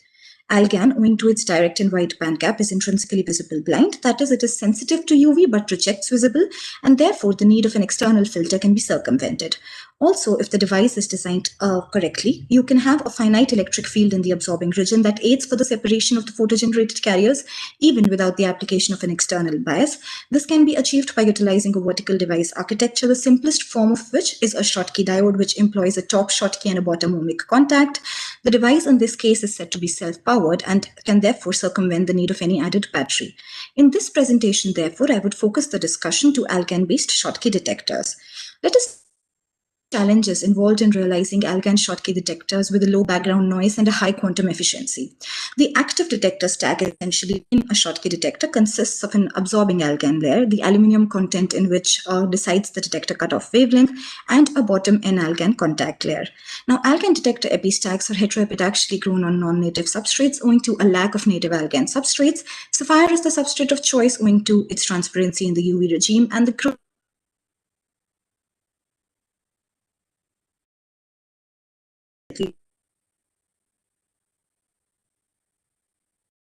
between sapphire and nitride which add vertically to the active device layers and lead to the introduction of a large density of leakage paths as well as trapping centers, which are deleterious not only to device performance but also reliability. In addition to that, for sensitive detection, we need good ohmic contacts through the bottom and Algan layer, and this becomes especially challenging for aluminum-rich Algan films, which are needed for solar blind Algan detectors because you need a higher silicon doping, which leads to issues due to cracking, and there are also issues because of lower carrier concentration owing to compensation by defect complexes. In the subsequent slides, I'll try to address some of these issues, establish a crystalline quality to device performance correlation, and finally utilize the understanding developed to demonstrate record performance Algan Schottky detectors with a zero bias quantum efficiency as high as 54%. Let us now look at the detector epistack that was used in this work. The epistack was grown on C-plane sapphire using metal organic chemical vapor deposition. The active stack consists of an absorbing Algan layer, the aluminum mole fraction in which is fixed at 45%. To enable solar blind operation, and the aluminum mole fraction of the N-doped Algan layer that's beneath the absorbing Algan layer is maintained 5% higher to enable back illumination. The epistack is grown on sapphire, as I discussed, and the buffer that's used for the growth involves a 2-temperature step aluminum nitride layer.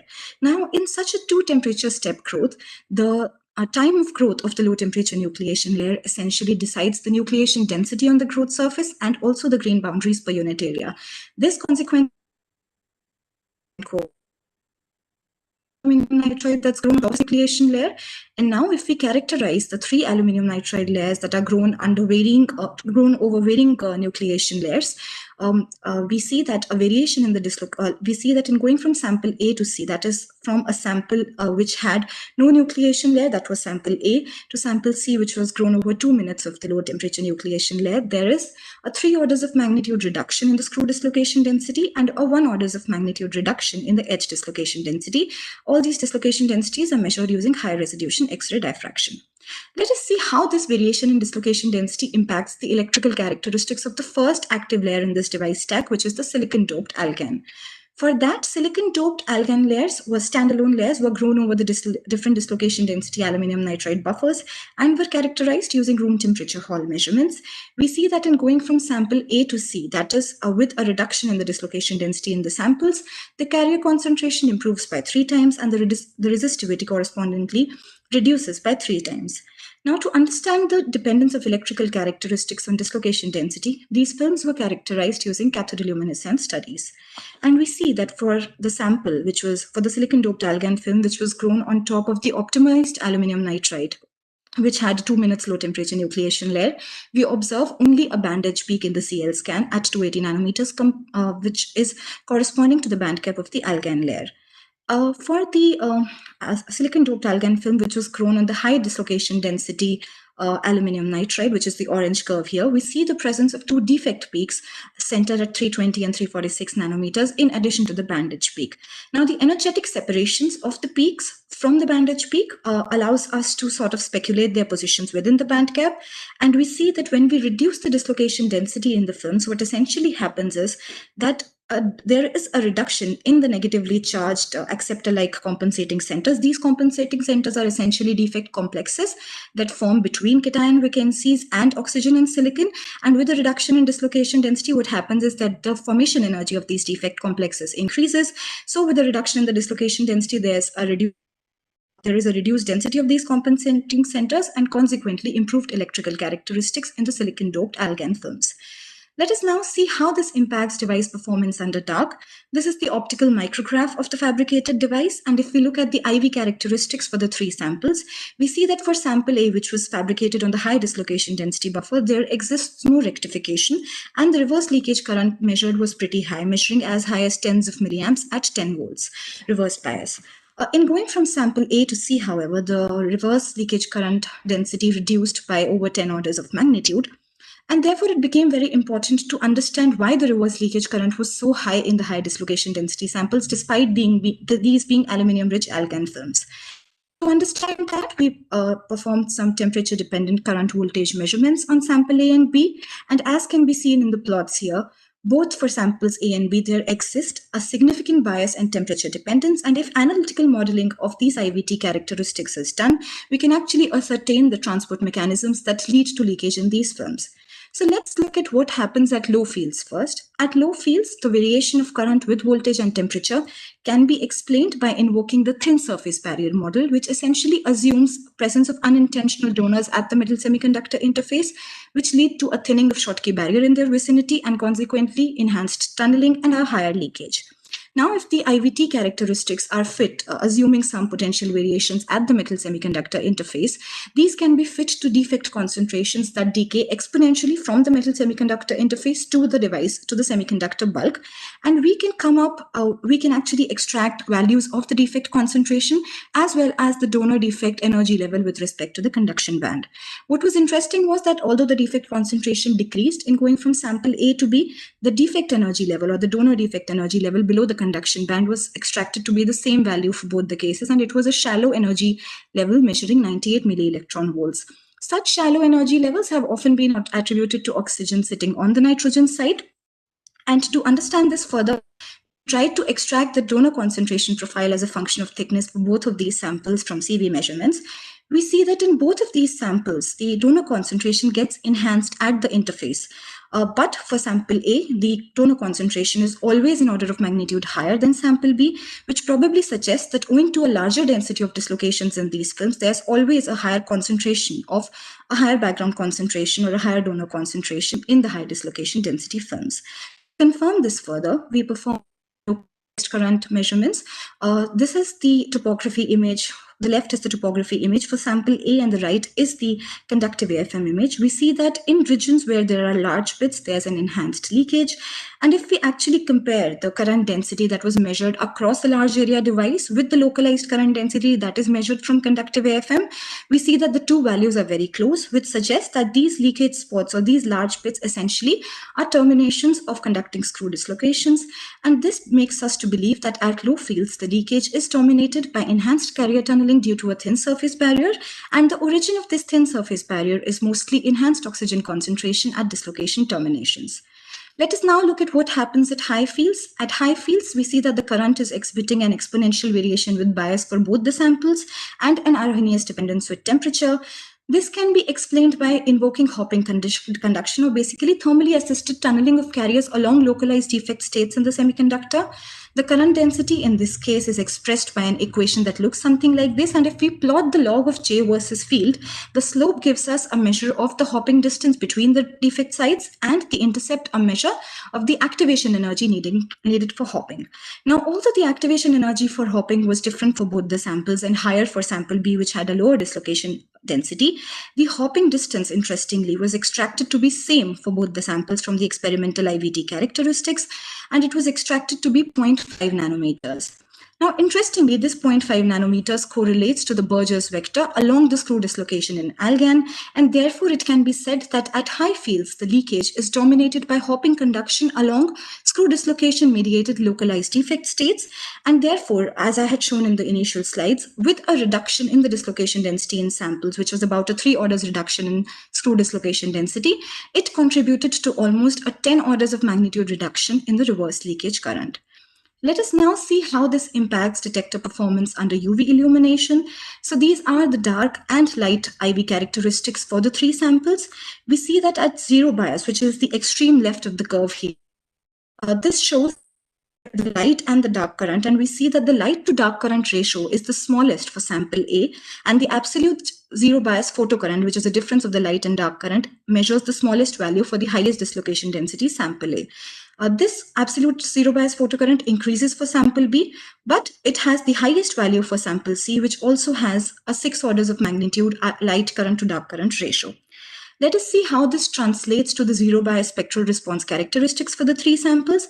For all the 3 samples, the response peaks at 280 nanometers, corresponding to the band cap of the ALGAN layer. But for sample A, which was realized over the high dislocation density aluminum nitride buffer, the zero bias EQE only measures 0.01%. This increases to 49% for sample C, and the sample C also exhibits a UV to visible rejection ratio exceeding 7 orders of magnitude. This tells us that with a dislocation density reduction, not only is there an improved light to dark current ratio, but also a higher zero bias EQE and a higher rejection ratio. This can be credited cumulatively to improved contacts, as I had discussed in the previous slides, and also to a reduction in the dislocation density dependent non-radiative recombination centers that essentially trap these photogenerated carriers before they can actually get collected. And therefore, with a dislocation density reduction, there is a more efficient collection of carriers at the respective electrodes. Now, sample C, which had the highest EQE, was under back illumination to circumvent losses due to contact shadowing, and as is evident from the left plot here, in going from front to back illumination, the zero bias EQE improved from 49% to 54%, and the spectral response also became much sharper. If we now compare the values of zero bias EQE both under front and back illumination with some of the best values reported for ALGAN Schottky detectors in literature, we see that these are some of the highest zero bias EQE values reported for solar blind ALGAN detectors. This brings me to the end of the presentation. I would like to summarize by saying that by considering different dislocation density samples, we sort of established a crystalline quality to device performance correlation both under dark and UV illumination, and this understanding helped us develop detectors which have the highest zero bias EQE of 54% for ALGAN solar blind Schottky detectors. Thank you so much. Okay, thank you, Anisha. So we can take few questions. So I don't see any question in the chat box also. So if there are no questions, so let us thank Anisha for a very interesting work correlating the material to the device performance. So thank you. Thank you so much. Thanks a lot. So with this, we come to the end of this session. So is there any announcement from the organizer side for the next session? No, ma'am. For time being, we'll break for the lunch and we'll join at 2 o'clock in the afternoon. And the session chair will be Professor Digvijoy Nath from IS. Yeah, I'm there. Yeah, okay. We'll meet at 2 o'clock. Okay, so Yes. Thank you all. Okay, so thank you so much. Thank you I thank all the speakers and all the participants. And then as announced by the organizer, so you'll meet at 2 o'clock. Okay, thank you.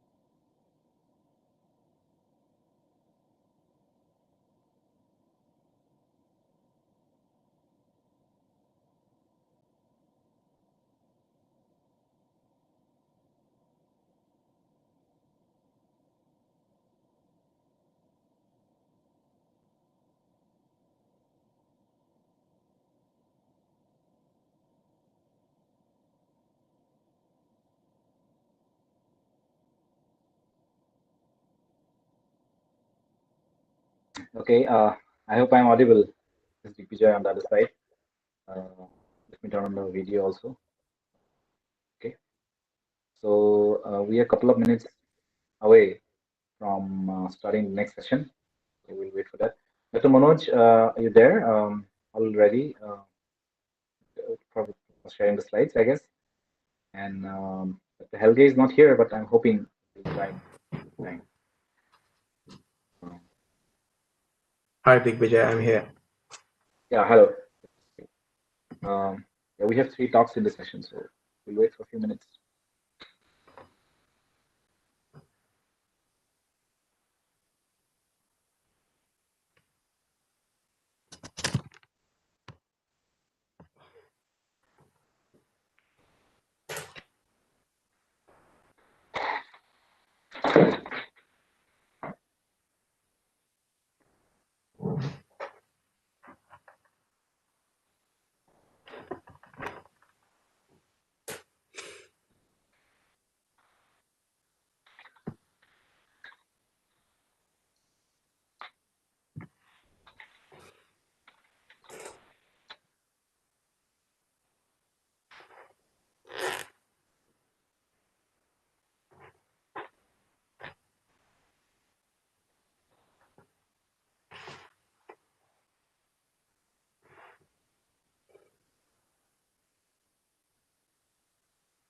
Bandwidth issue.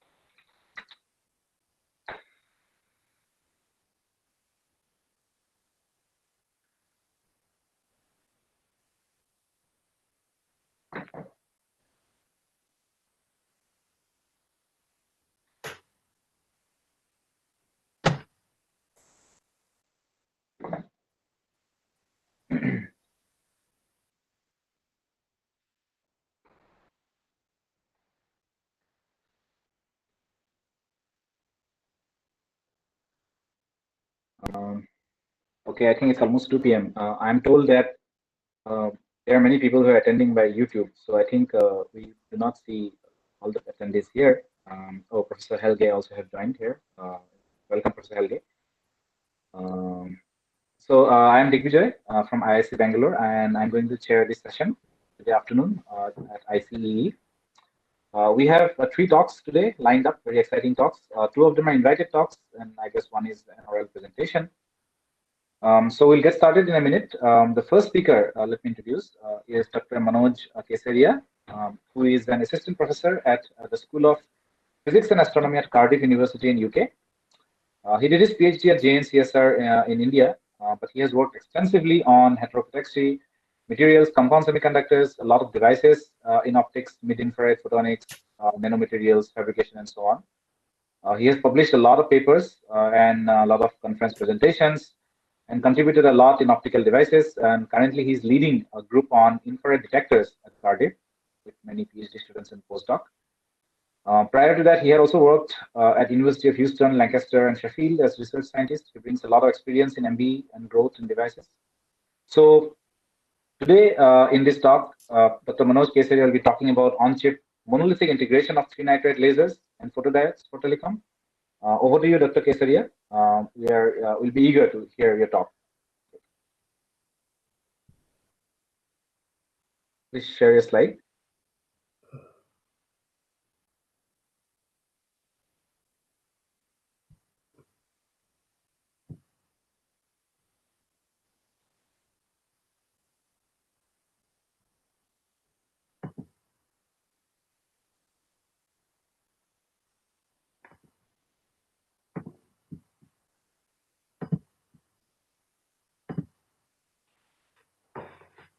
Thank you, Digvijay, for a nice introduction.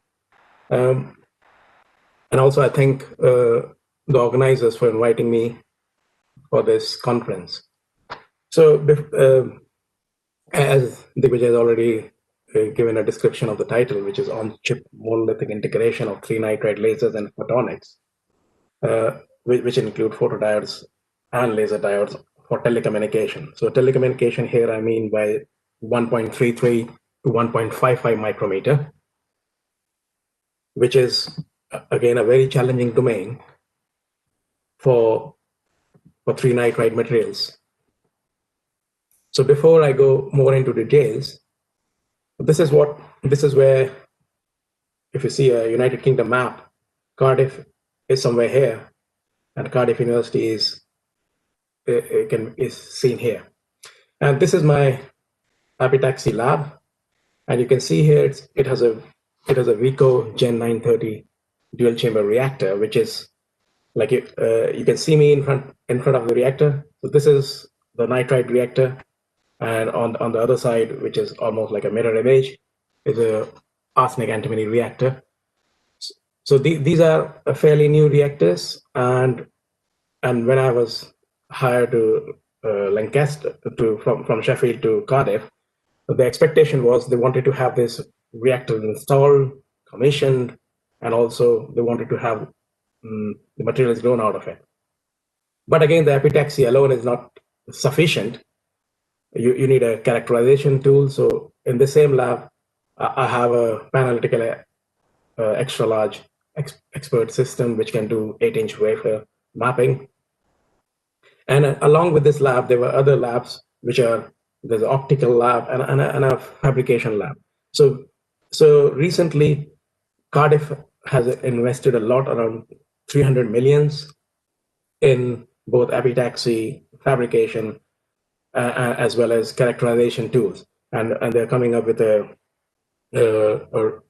transitional facility which will have a large clean room with a class 10 environment where you can do 8-inch fabrication.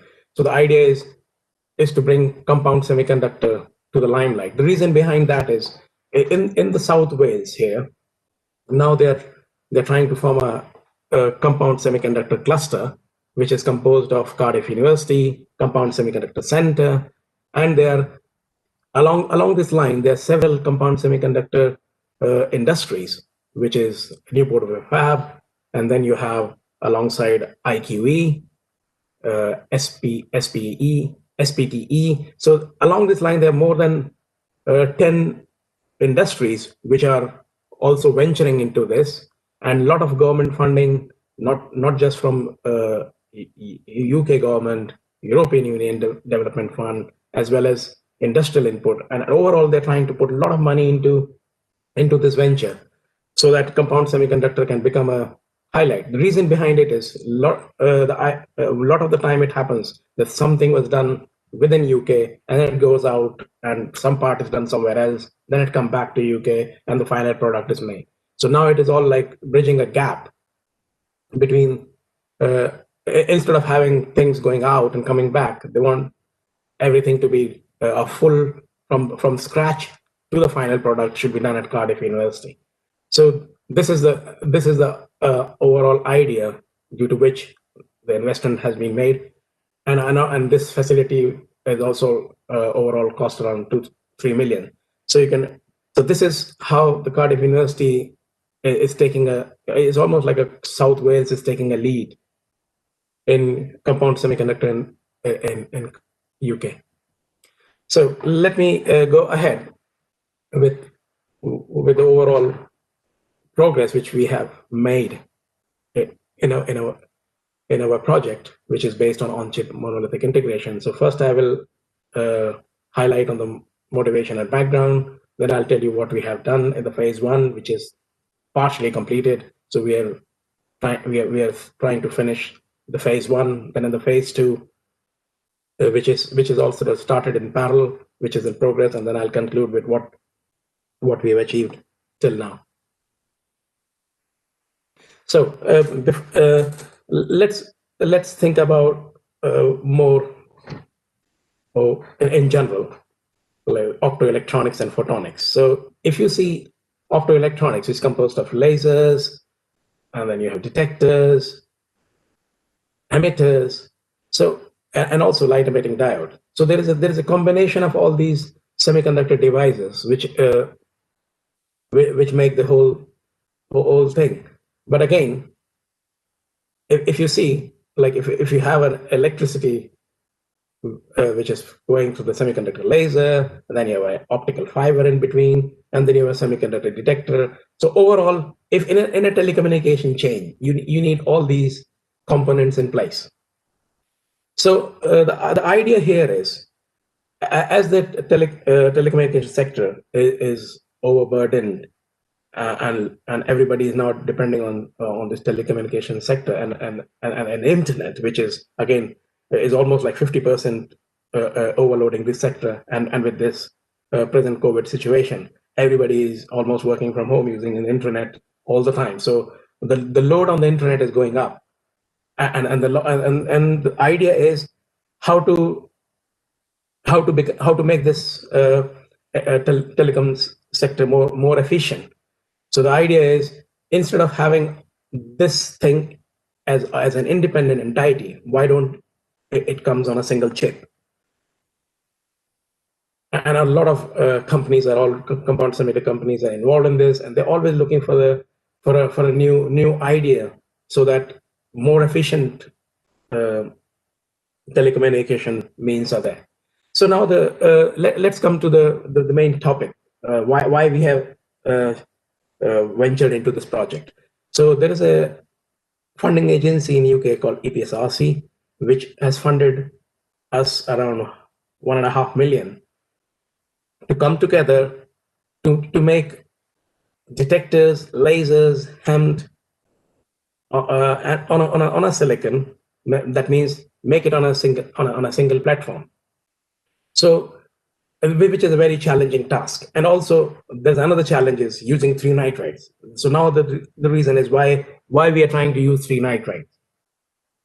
So I can tell you the challenges. Why challenges in the other material system, like for gallium arsenide system, which is very well established and it is popular. But again, if you want to look for a telecom wavelength, which is around 1.3 to 1.55, it has a lot of issues to handle, which is very difficult. Like you have on-chip laser detector, then a waveguide and a HAMT on the same chip. It is entirely difficult. Then, so there was another school of thought which came from 3 nitrides. There's a group in Michigan led by Pallab Bhattacharya. They came up with a very unique idea. They have grown nanowire, spontaneously formed nanowire laser and detector on a silicon, and then they have fabricated a detector, laser, waveguide on a same chip.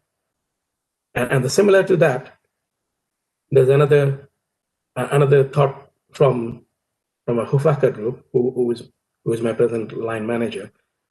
She came up with an idea with having a nanowires and a waveguide and a detector on a single chip. So it's more like a photonic lasers and a detector. And there are other groups which have tried to make this a similar kind of a architecture.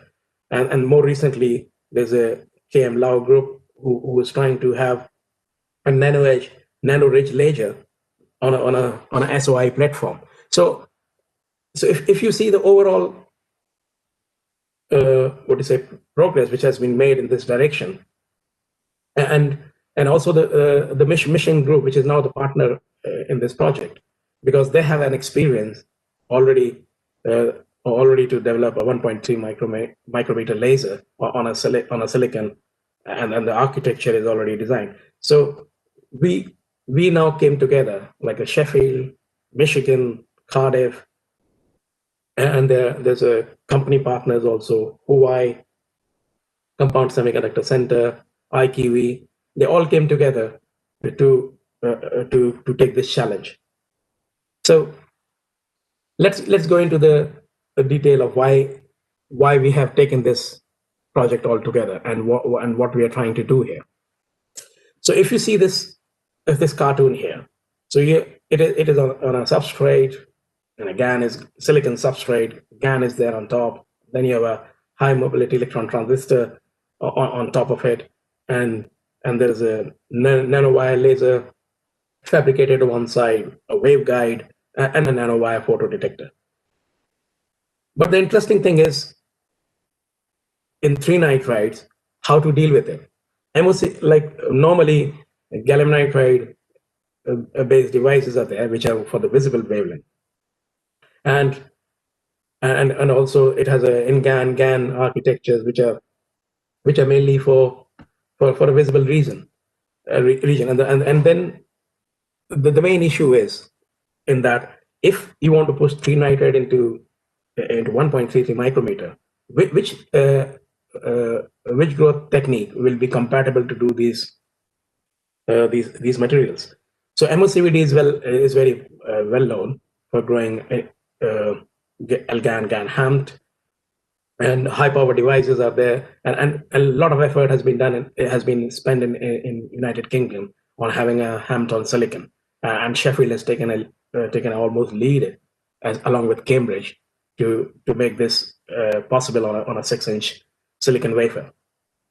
But again, if you see a normal C GaN and in GaN, the polarization quantum confined Stark's effect cannot be neglected. So the idea in this project is not to grow GaN or AlGaN or in GaN on a C plane.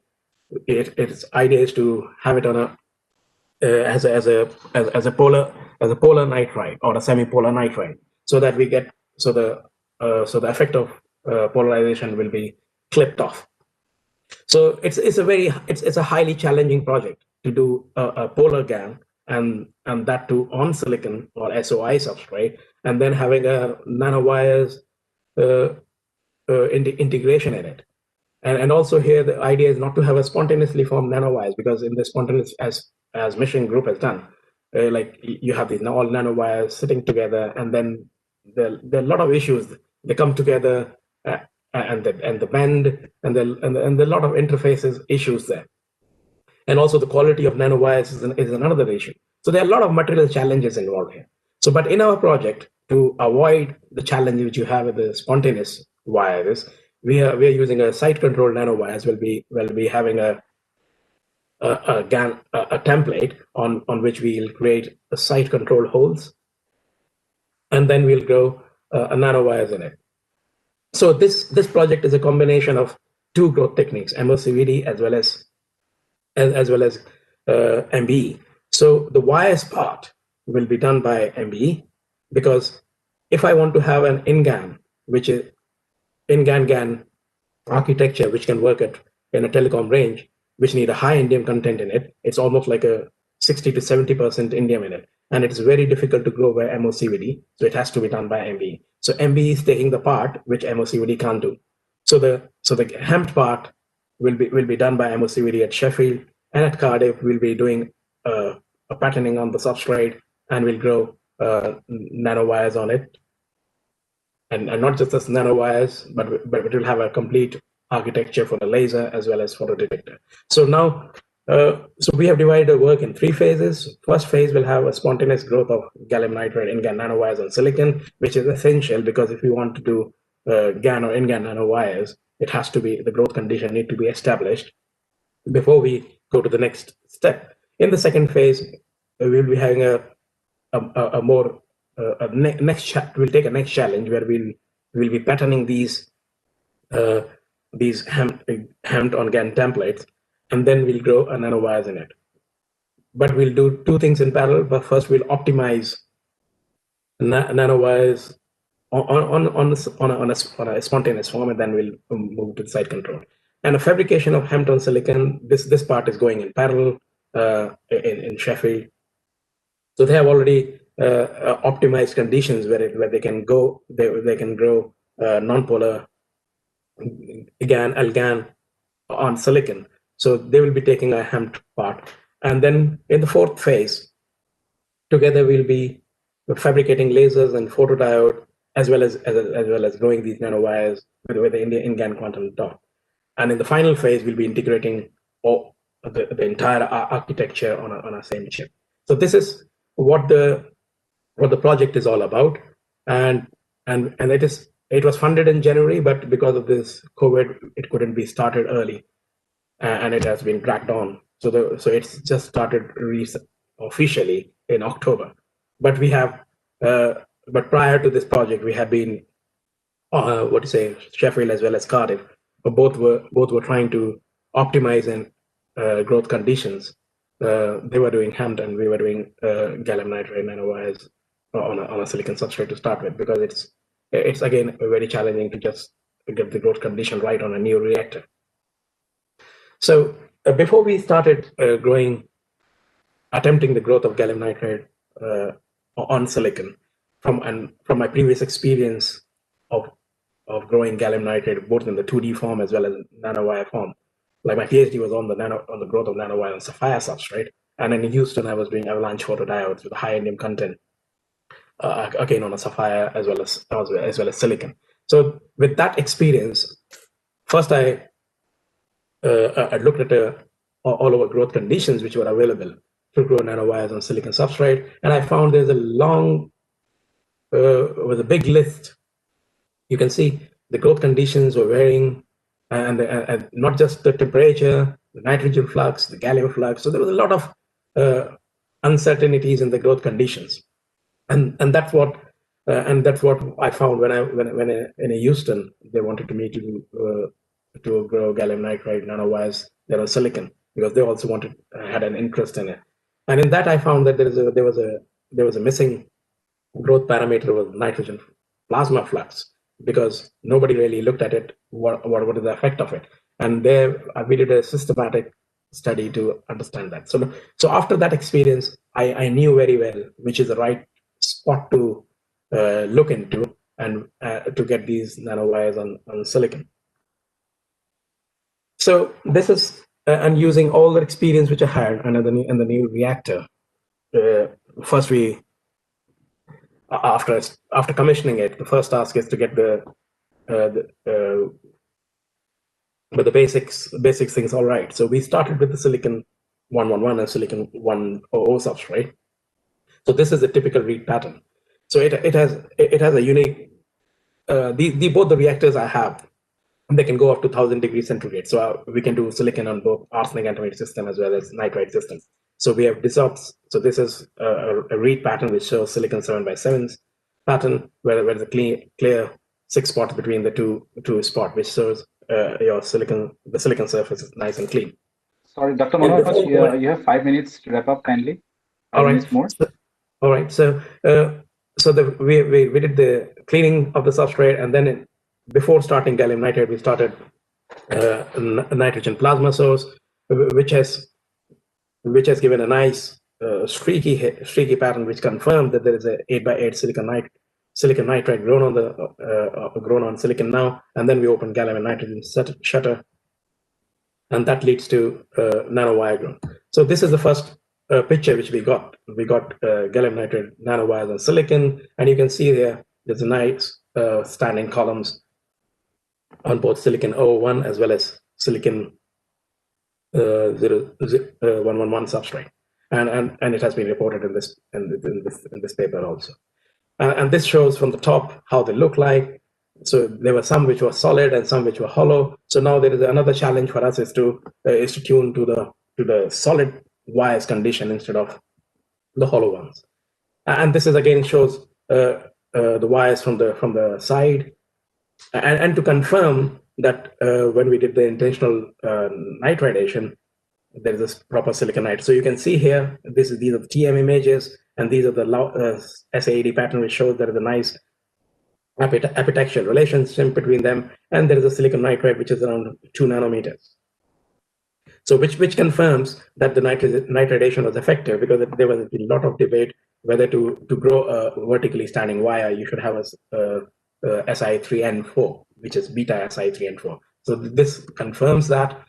And then also we expanded, we did all range of gallium flux change, nitrogen flux change, as well as substrate temperature change. And we found that there's nitrogen limited conditions, gallium limited conditions, and then we can tune which are the condition throughout to attain our desired solid nanowires.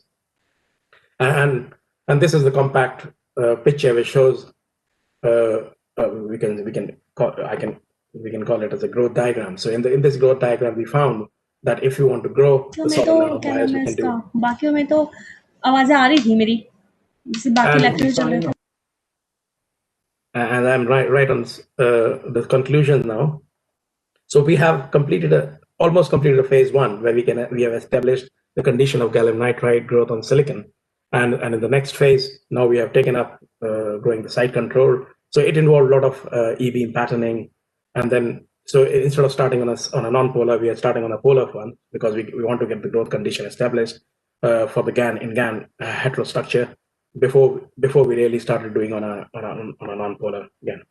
So phase 3, 4, 5, and also are a long way. But again, phase 3, Sheffield has already taken have done some work on it. So these are the project partners: University of Sheffield, University of Strathclyde, Glasgow, University of Michigan. It's funded by EPSRC, EDRF, Welsh government, and all these have generously approved this project. And I should thank my nitride team, which is epitaxy, is done by Victor along with me, and my line manager, Diana Ficker. She is an expert in nanowires, detectors, lasers, emitter, not just nanowires and conventional wires. And all the TM work was helped by Francisco Morales from UCA. I would say thank you for your kind attention. Thank you, Dr. Manoj, for a very nice talk, summarizing a lot of activities going on in this program. So we have, and thank you for finishing on time. I really appreciate it. So we have time for a few quick questions, maybe. Let me check if there are any questions from audience. Yeah. I'll just check if I don't see any questions from audience. All right. Let's just wait. Maybe some people might be typing questions now. In the meantime, so this was a lot of nice work on nanowires. What would be the next, target for trying to? What kind of exact devices would be on the agenda next? So, the nanowire is related to this mainly for this project. So, just before this nanowires, we are attempting in a planar geometry also. So, we are trying to have a non-polar HAMT, which is taken lead by Sheffield. But Cardiff is doing the light we are not interested in light emitting diode, because for this project we want to do the lasers and the detector. So we have an expert, Professor Smoton. He's a laser expert. So we are trying to first, because before getting the nanowire architecture, we have to do it in a planar configuration.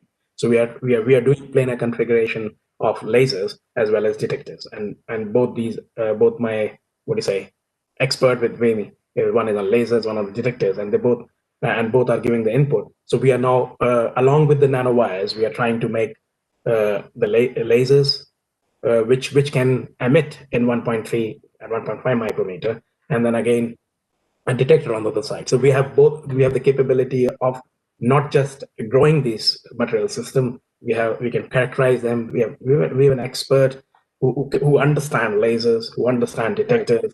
And not just laser and detector. There's a group in engineering at Cardiff who does a lot of these high power GaN devices. So it's like in one place we have expertise to do all in one place.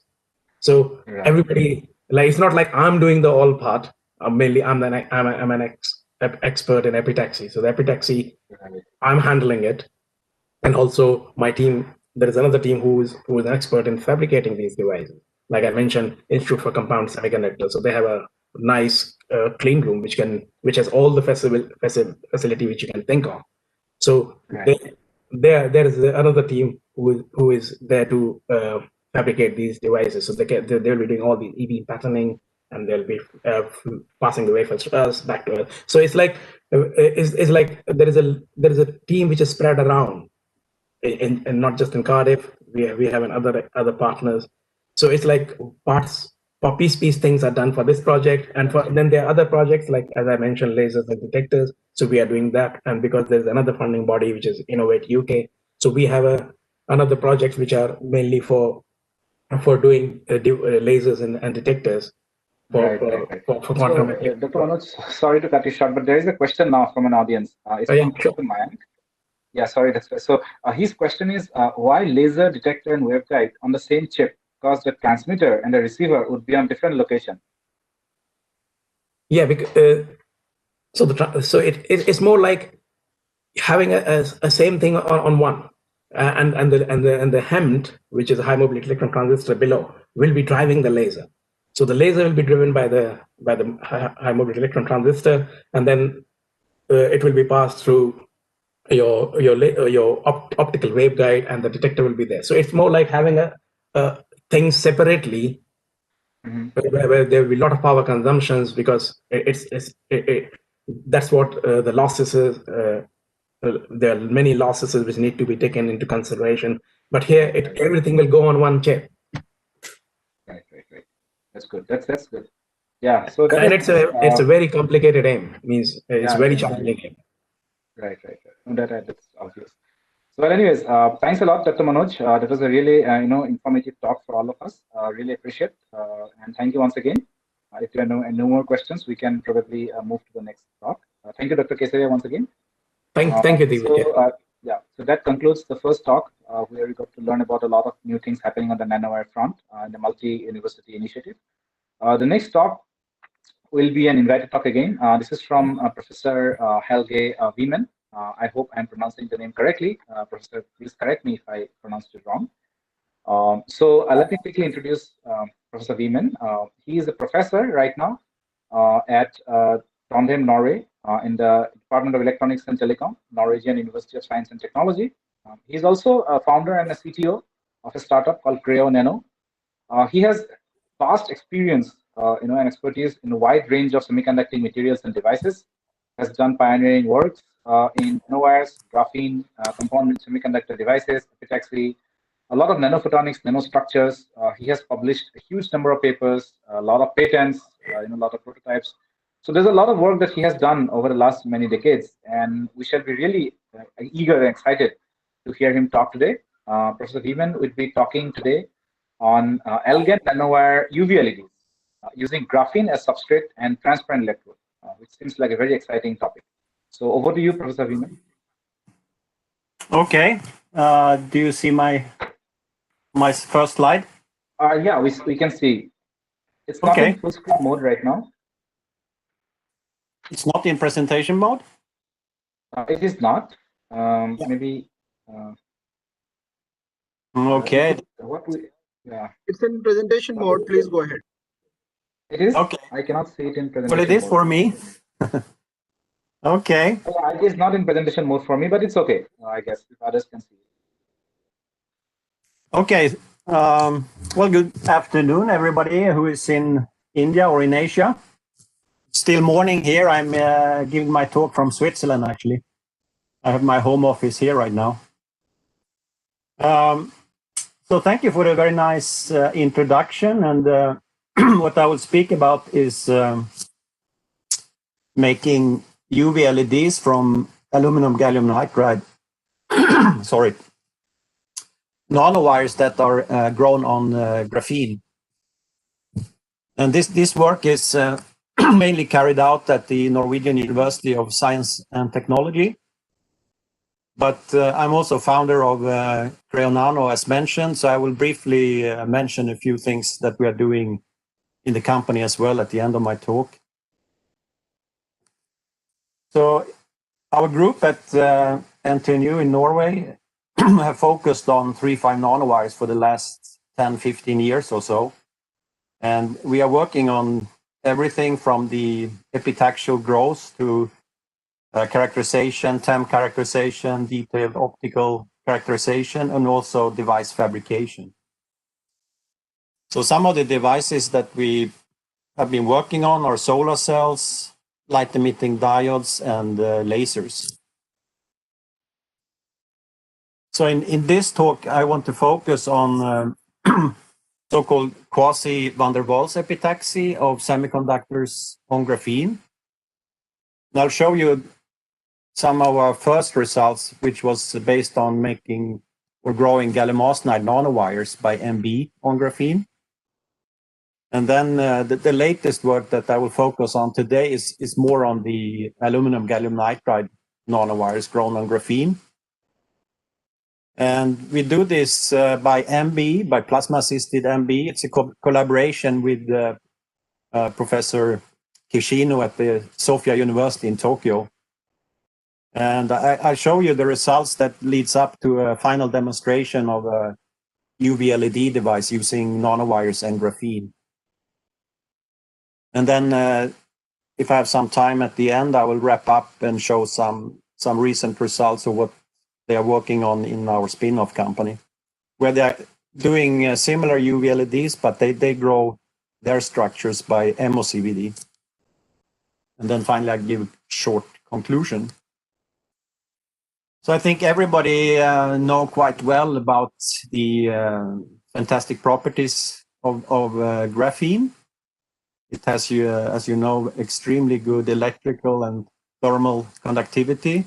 It's a very flexible material, very thin and strong. It's also transparent to all light at more or less any wavelengths. What came to our attention was more actually the hexagonal crystal structure. And we wondered back already in 2010, we had an idea if it would be possible actually to use the graphene as a substrate, so that to use it to induce epitaxial growth of semiconductors on top of it, and then have it integrated so that it also could be a functional electrode or transparent electrode in a device. So that means that you're going to grow like a traditional 3D semiconductor crystal on top of a 2D crystal. So the question is, what kind of binding do you expect, and can you really expect it to be epitaxial? So actually, this combination of growing 3D structures on 2D structure had already been studied by Jägerman. He published this review paper already in year 2000. So the question is, like 2D materials, they are made up of a very weak van der Waals binding between the layers. And as we know, 3D crystals have very strong covalent bonding. So the question is, what kind of binding do you expect if you grow them together? If you look on the right here, you can see the graphene lattice. And I also put different symmetric sites where we're going to place the semiconductors on top of the graphene in this case.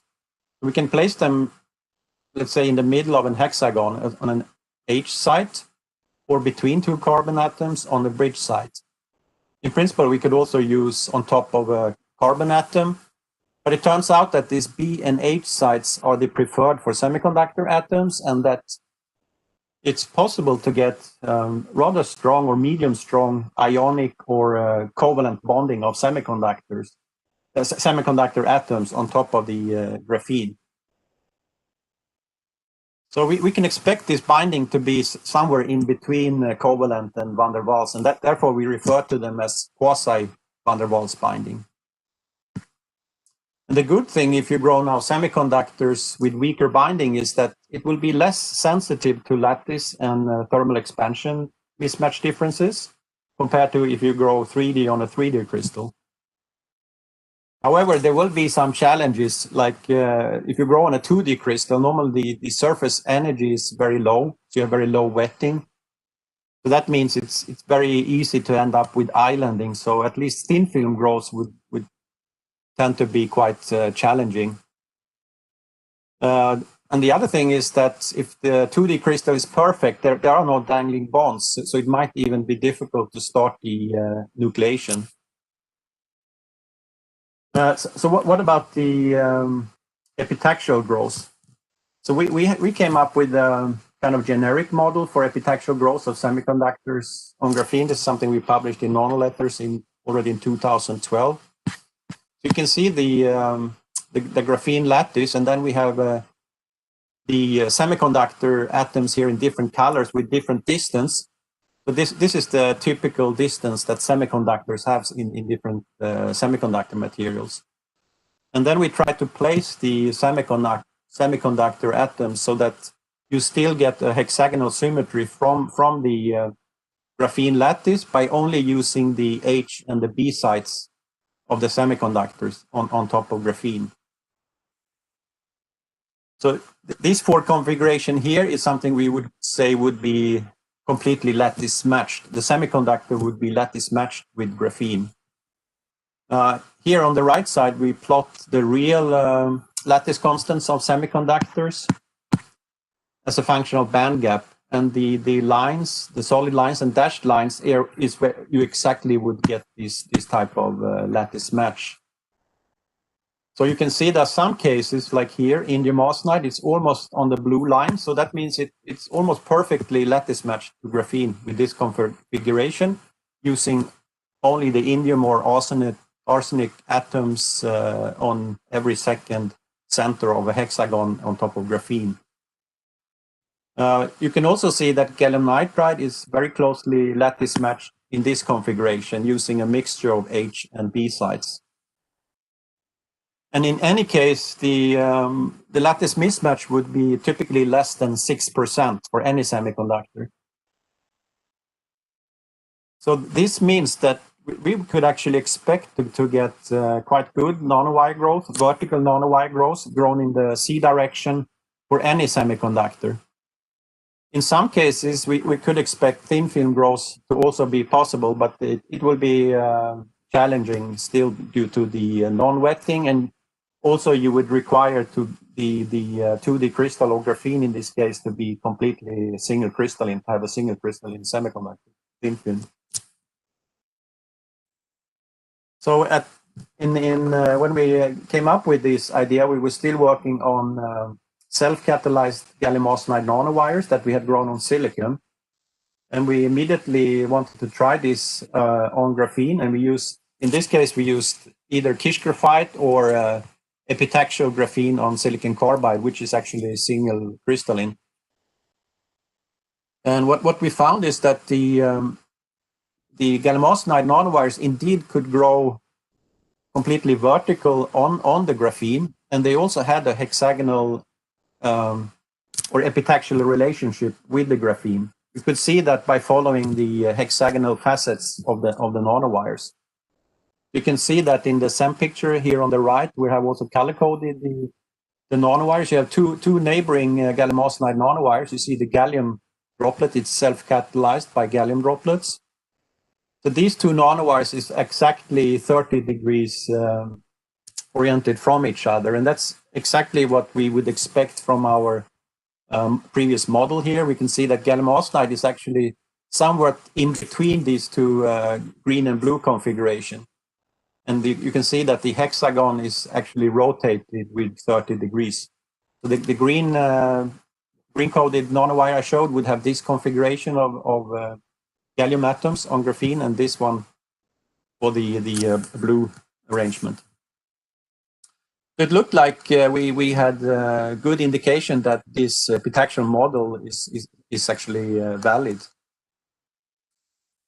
If you go back now, historically, there was some studies even before us of growing zinc oxide nanostructures on graphene by MOCVD, and up to today, there are several different examples in different materials and whether they are catalyst-free or self-catalyzed. The first attempt on growing thin films on graphene was published in 2014, where they grew gallium nitride on top of epitaxial graphene, again on silicon carbide. And they actually ended up with single crystalline gallium nitride thin film. And they showed also that due to the weak bonding here between the graphene and the gallium nitride thin film, this quasi-van der Waals binding is still weak enough so that they could by a stress tape, delaminate the whole structure and make it into a flexible LED. So this work was originally done by Ivan Kim's group at IBM. Later he moved to IBM. And then in 2017, he published a paper in Nature where he actually showed that this was actually not epitaxial growth on graphene. It was due to so-called remote epitaxy. So the graphene was only acting as a buffer, and the epitaxy actually comes from the substrate below, in this case, silicon carbide. So this means that even if you had CVD graphene, if you can perfect it, it could still be polycrystalline. You could still end up with a single crystalline semiconductor film. So this is a very nice method because in principle, if you can delaminate your structure, you can make new interesting structures, and you can also reuse your substrate. If it's a very expensive substrate, you could reduce costs quite a lot. So this is really interesting combination, either using epitaxy on graphene, as I explained first, or using remote epitaxy. So then we looked at where will be really advantage to use this in some optical devices. So then if you look at the transparency of graphene, as I said, it's almost completely transparent at any wavelengths. I showed the transmission here of graphene and also ITO, which is a conventional transparent electrode in many optoelectronic devices. You can see ITO is quite transparent, also, of course, invisible. But if you go to the deep UV, ITO is start to be completely absorbing. So that means graphene could have some real advantages as a transparent electrode if you use them for application in deep UV. So let's say below 320 nanometer. On the right side here, also plot the sheet resistance of graphene. And if you have high quality graphene, you can end up with a sheet resistance of roughly 200 ohms per square for a single layer. And then it scales if you have multiple layers. So for 2 layers, it would be less than 100 ohms per square. But there's a trade-off. If you have more layers, you will also get little bit less transmission. So if we look now at applications using deep UV, that's the obvious application is for UV LEDs, deep UV LEDs. And they have a lot of interesting applications, both in UVB for, let's say, protein analysis, drug discovery, and also for plant lighting. But the most interesting application area is actually for deep UV in around 265 nanometer, because that can be used for disinfection and sterilization of virus and bacteria. So this is a really interesting application also now in this pandemic situation we have, where it would be really nice to have different types of small UVC LEDs that could be used for, let's say, surface disinfection of door handles and things like that. So if you're going to make then UVC LED emitting at 265 nanometer and you go to the aluminum gallium nitride system, you see that you would end up with an aluminum composition of 50%. So it's a quite high aluminum composition, and this is also very difficult typically to grow. So there are thin film based UVC LEDs around on the market, but they still have a lot of big challenges. I listed some of the challenges here. I can go through them very quickly. But one is obviously that it's lacking a transparent electrode. So these LEDs are typically made into so-called flip chip devices, and you need to make very thick N-algan mesa structures in order to induce your bottom electrode. Another big challenge is p-doping in algan. And also the material quality, growing thin films, typically on sapphire substrates with the big lattice match, end up with a very high dislocation densities. You have very low internal quantum efficiency. And maybe the biggest problem is actually light extraction itself. You have very little light extraction on planar structures. So the light extraction efficiency is only about 5%. So in overall, the wall plug efficiency of UVC LEDs on the market today have only a few percent wall plug efficiency, and they are also extremely costly. So that's why we think graphene to replace or use it as a transparent electrode and nanowires combined with graphene could improve a lot on the internal quantum efficiency, higher crystal quality, and also on the light extraction efficiency. So this is the solution that we came up of growing more efficient UVC LEDs. So basically growing aluminum gallium nitride on graphene and using the graphene as a transparent electrode in a flip chip device. So then you have you have a good transparent electrode, as I showed. You will have a good crystal quality. You have this quasi van der Waals binding, and you also have nanowires. So you can expect to get more or less dislocation-free crystals. And thirdly, which is also very important, is that normally you can tune a little more the light extraction efficiency with nanowires if you can control also the diameter and pitch. So in the ideal case, we want to grow the nanowires using some kind of silicon mask. So it's positioned nanowires, ideally, that we want to do. And then if you can optimize this, we believe that you can end up with wall plug efficiencies similar to what you have in, at least in UVA today, which is 40%. So that's an order of magnitude better. And we also think that you can reduce the price a lot with a much simpler, simpler. You have much less material usage, for instance, and also you get rid of the very expensive aluminum nitride substrate or aluminum nitride buffer layers. So when we started this project, we didn't have a nitride MV in-house, so we started collaborating with Professor Kushino at Sophia University in Tokyo, who had he started pioneering nitride, especially indium gallium nitride nanowires or nanocolumns, as he called it, since the beginning of this century. So we do the growth together with him in his MV, and then we have done most of the characterization and also device fabrication at our university in Norway. So here to the right, you can see a typical example of for the design of the structure. So typically, as a support, we call it, not really a substrate. We use fused silica glass. So it's an amorphous material, and it's transparent to UVC light. And then we transfer a single layer CVD graphene on top of the silica glass wafer. And then in order to optimize vertical growth of gallium nitride nanowires, initially we found that it's almost impossible to nucleate gallium nitride on graphene.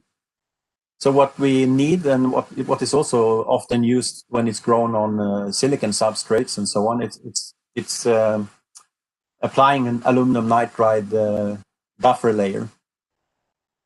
And due to the could you please wrap in 5 minutes? If you could please wrap in 5 minutes, that would be great.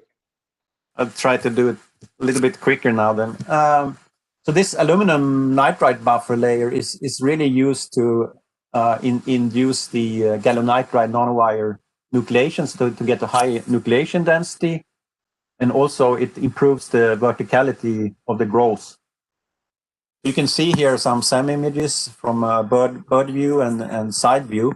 You will get quite a high density of nanocolumns, gallium nitride nanocolumns, and most of them are quite vertical, although you can see some of them are tilted.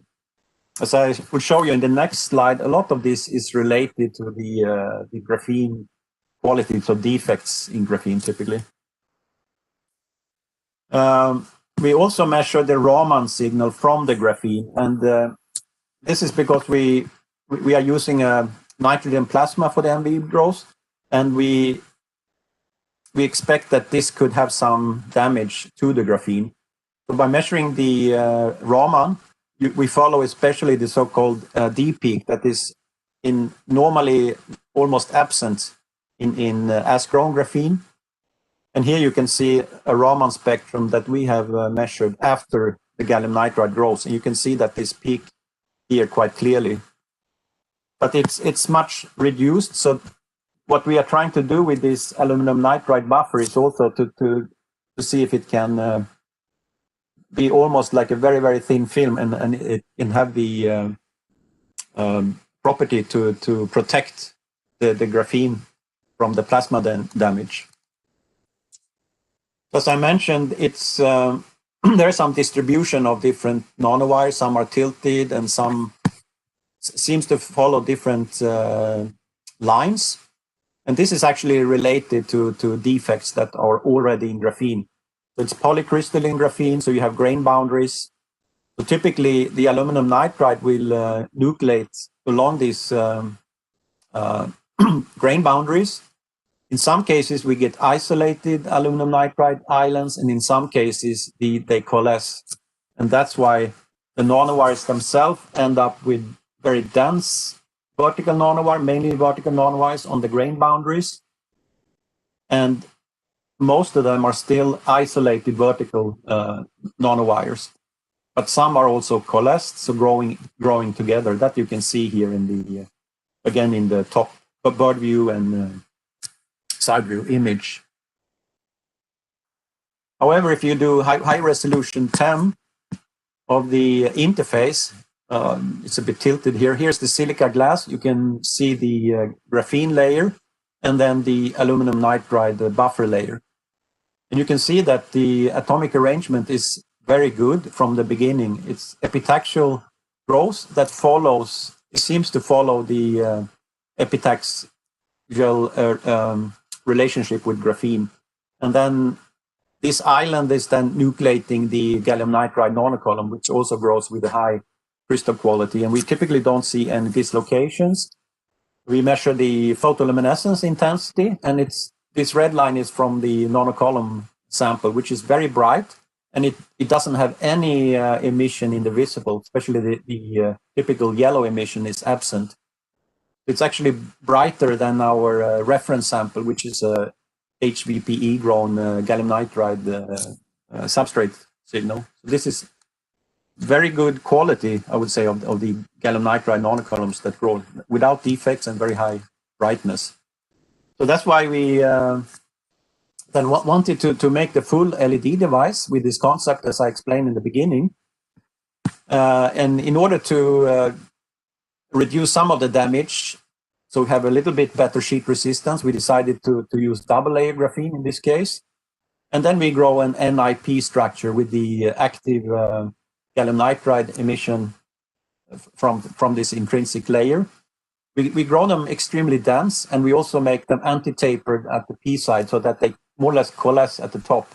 So this will help to do the metal top contact processing without making any shortening. You can see here on the top view SEM image, it's very dense. So very small, some holes where it's but very, very, very high coalescence. You can also see from the side view. Here is a schematic outline of the processing of the LED chip. So first the growth on the nanocolumns, then we put the polymer, make an opening for the graphene contact and the PGAN contact on top of the nanowires. And then we do the metal deposition. So the metal deposition on the PGAN part is also done in a 60-degree angle in order to reduce the possibility of getting metals going down, shortening down to the graphene. Then we make contact between the graphene and the top contact and measure the emitted light through the bottom of the substrate, through the silica substrate and through graphene. Here you can see the layout of the whole structure. So the emitting aperture here from the PGAN is circular with a diameter of 75 micrometer. And this is the electrical properties. This is the IV curve. You can see rather good turn-on voltage, 5 volt. However, the current is... you could please It's rather small. Sure. I have 5 minutes left. Okay. Maybe a minute or two, maybe, because we have some question maybe at the end. Yeah. Okay. So I'll finish with this LED device, and then I'll go very quickly with the results from the Creonano. So you can see the IV curve is good, low terminal voltage, and however, the current is quite low, so 0.6 milliamp at, let's say, 20 volt. It's still very resistive. Electroluminescence shows quite a nice peak. It's peaking at 365 nanometer from the active layer. You also measure the EQE. You can see it's peaked here. It's still relatively low. And again, we do more detailed Raman mapping, and we see that the problem is a lot coming from the increase of the sheet resistance due to the plasma damage from the during the MB growth. So in order to get better, especially electrical properties, it's very important to minimize further the damage that you have from the plasma beam of the graphene. But at least this is a first demonstration of using graphene both as a substrate and as a transparent electrode in a UV LED. And I will just show a few slides then from the spin-off company. They are doing commercial, or trying to make commercial devices with this concept, but using MOCVD. They have published a few papers. Here's one in Nanoletters, which shows, especially what I can point out here is that the graphene damage following the D peak in the Raman spectrum, there is almost no increase in the D peak. So this, of course, in MOCVD, you don't have the nitrogen plaza. It's an ammonia source for the nitrogen. So you expect much less damage on the graphene using MOCVD. And they have also mastered selective area growth. So they make an oxide hole mask.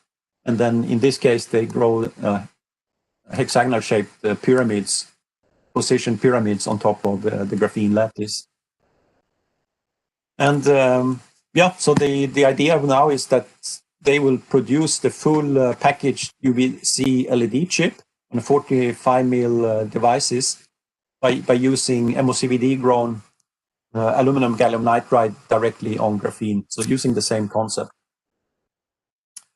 If I come to my conclusion, so I showed you the generic model for epitaxial growth of semiconductors on graphene using so-called quasi-van der Waals binding epitaxy, and that you end up with dislocation-free vertical semiconductor nanowires.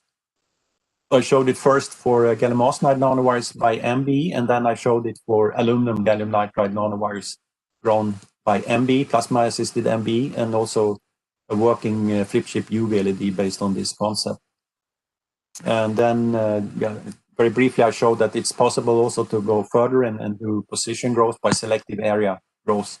And this is actually the concept that our spin-off company is working on.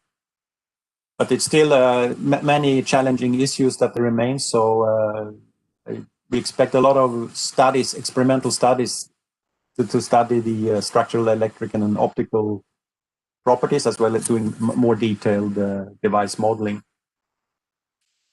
So with that, I will end my talk. I just want to acknowledge here all my co-workers and the funding partners.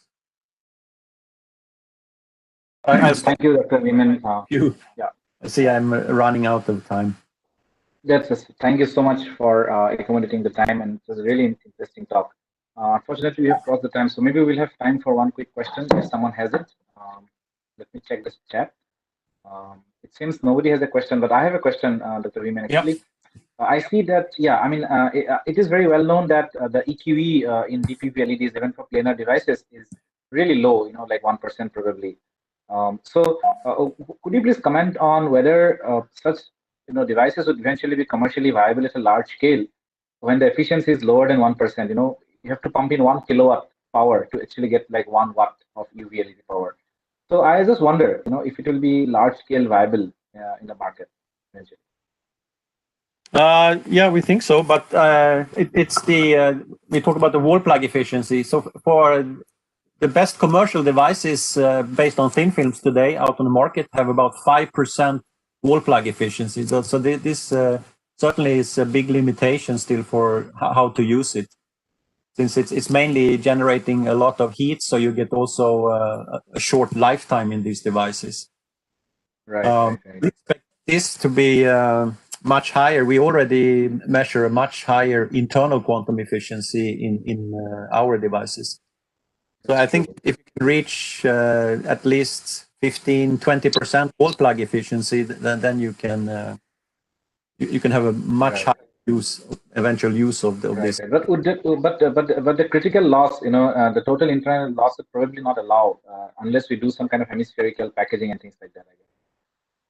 Yeah, exactly. So there's a lot of work also done now in improving in the packaging, especially like the light extraction is very low. So it's very important to maybe package it with using some aluminum mirrors, and then also take care of every photon that is basically generated and coming out of the device.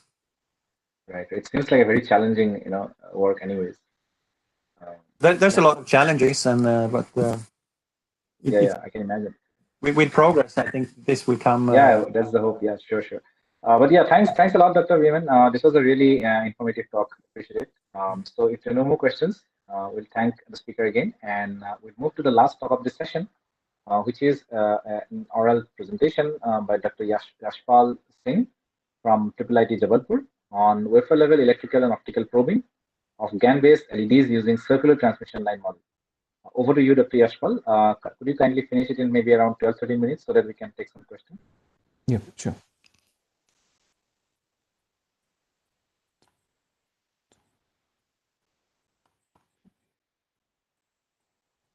So could you please confirm if you are able to see my screen? Yeah, we can see it. Okay, thank you very much, Dr. Digvijay. And first of all, thank you to all the organizers of the conference for this opportunity. So my topic here is wafer level electrical and optical probing of gallium nitride based LEDs using circular transmission line model. And here I will be talking mainly about blue LEDs. So it's not mainly only about gallium nitride based blue LEDs, on which I tried doing the circular transmission line model measurements during my postdoc in South Korea. So we know that LED-based lighting is highly efficient, and now LEDs occupy a large fraction of lighting market. However, although there is a lot of optimization that has taken place in the gallium nitride-based LED growth, however, method evaluate LED wafers before forming the actual mesa structure is an important aspect, not only just for identifying the quality of the LEDs, but also to prevent the economic loss by discarding bad LED P layers. Photoluminescence provides one non-destructive method. Direct relation between PL and photoluminescence and electroluminescence is not really straightforward to establish. There have been a few methods which are reported, like Zhao et al. They reported a method based on electrical breakdown of the LED structure. So an LED structure is typically has got a p-type gallium nitride, then GaN-based multiple quantum wells or single quantum well, and then n-type layer. So we have a p-n junction here, and this can be considered equivalent to having these diodes if we consider 1, 2, and 3 as the electrical contact, top electrical contact or metal contacts. Okay, so in all these contacts, we will be able to see this diode structure between P and N. And if the diodes, for example, under the contact 2 and 3, they are electrically broken down. So in that case, we'll have a simple resistance. And then if you measure between 1 and 2 or 1 and 3, so then you can actually see the electrical characteristics of this diode. So this is what is done by Zhao et al. So they applied a potential bias, which was more than the breakdown voltage. And with that, they were able to see the ohmic behavior as well as the normal diode behavior of the LEDs is without breaking down. So, and then this B is taken between contact 2 and 3, where both the contacts or the diodes below the contacts have been broken down. So C is between 1 and 2, 1 and 3, where one of the diodes below the contact has been broken down. So with that, we are able to see the LED behavior normally, normal LED characteristics.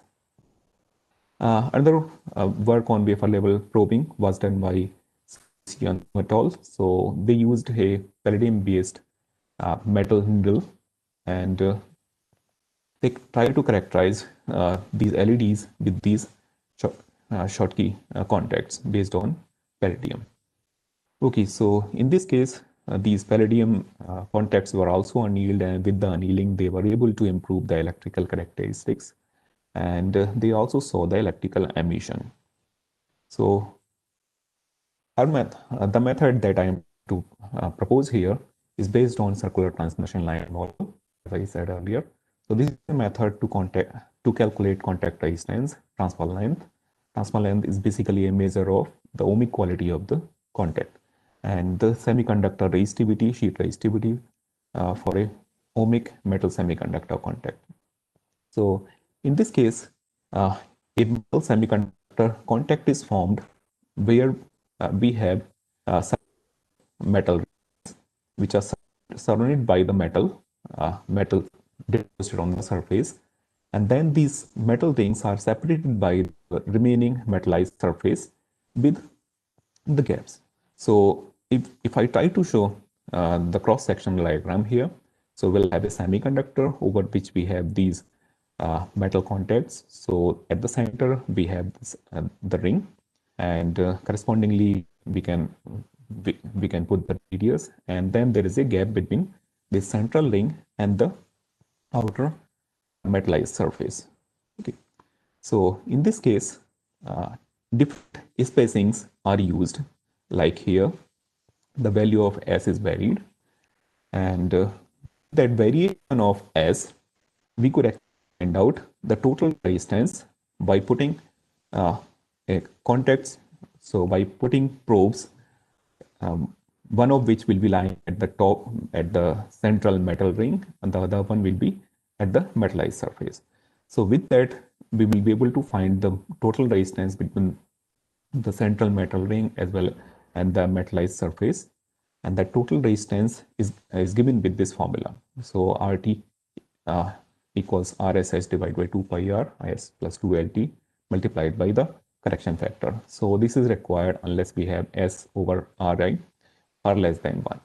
So in this case, we can see that if we have a plot between S and RT, and for different kind of spacings, so from the slope, from the intercept on the y-axis, we can actually find out the contact distance, and from the intercept at the x-axis, we can actually find out the transfer length. So this transfer length is actually can be termed as the length of the contact over which proper current spreading will take place. So all the current that's going into the metal will go into the semiconductor or the otherwise. So in our case, we try to compare measurements with a CTLM deposited LED, and these characteristics were compared with the normal LED. So in the normal LED, we had this mesa formed, and these metal contacts were formed at the P gain as well as at the N gain. However, in case of the CTLM based LED, we had only CTLM deposited at the top, and there was no mesa etching, etc. took place. So lithography steps were also minimized. So we have to compare these two structures for their electrical as well as the optical properties. So this is these are the experimental details. So in the LED, we had 110 nanometer MG doped p-type gallium nitride, multiple quantum wells at 3 nanometer and 13 nanometer in well and gallium nitride barrier respectively. N-GaN was nearly 2 micron and undoped gallium nitride was nearly 4 micron. And these metal contacts were formed with AU and AuNi layers. And similarly, in the CTLM deposited LED EP, the spacings were from 5 to about 45 micron, and the outer radius of these rings, including the spacing, that was kept to be about 150 micron. So Ri changed depending on the S. So here I show the electrical characteristics of the CTLM based LED as well as for the normal LED or conventional LED. For conventional LED is shown in black, and for CTLM based it is shown in colored for different spacings like 5, 10, 15, 20 up to 45. So with that, we could see that the LED in operation, the normal LED one, had higher forward voltage as compared to CTLM LED at the same current. And unlike the work of Zhao et al., we did not do any kind of damage to the surface or to the bulk of the LED. So it can be treated as non-destructive technique, and we were able to find out the specific contact resistance, the sheet resistance, as well as the transfer length for the contacts that we had. Next, we went for the comparison of the optical output from the LED as well as the CTLM structure. So in this case, an integrating sphere was used for both LED as well as the CTLM based structure, and the current injection took place from the top contacts, from the ring and the metal. So here I have compared that the black curve here shows the output EL output for the CTLM pattern based LED, whereas the red one is for the normal LED. And the right side curve shows the comparison or the ratio of LED versus CTLM for different injection currents. So here we also have to remember that the ratio of LED structure to CTLM area was about 3.54. So if we actually go for the similar kind of areas for both CTLM and the LED, maybe this output will increase. So in this case, the output was measured from the back side, from the sapphire side or substrate side, by flipping the CTLM structure. So similarly,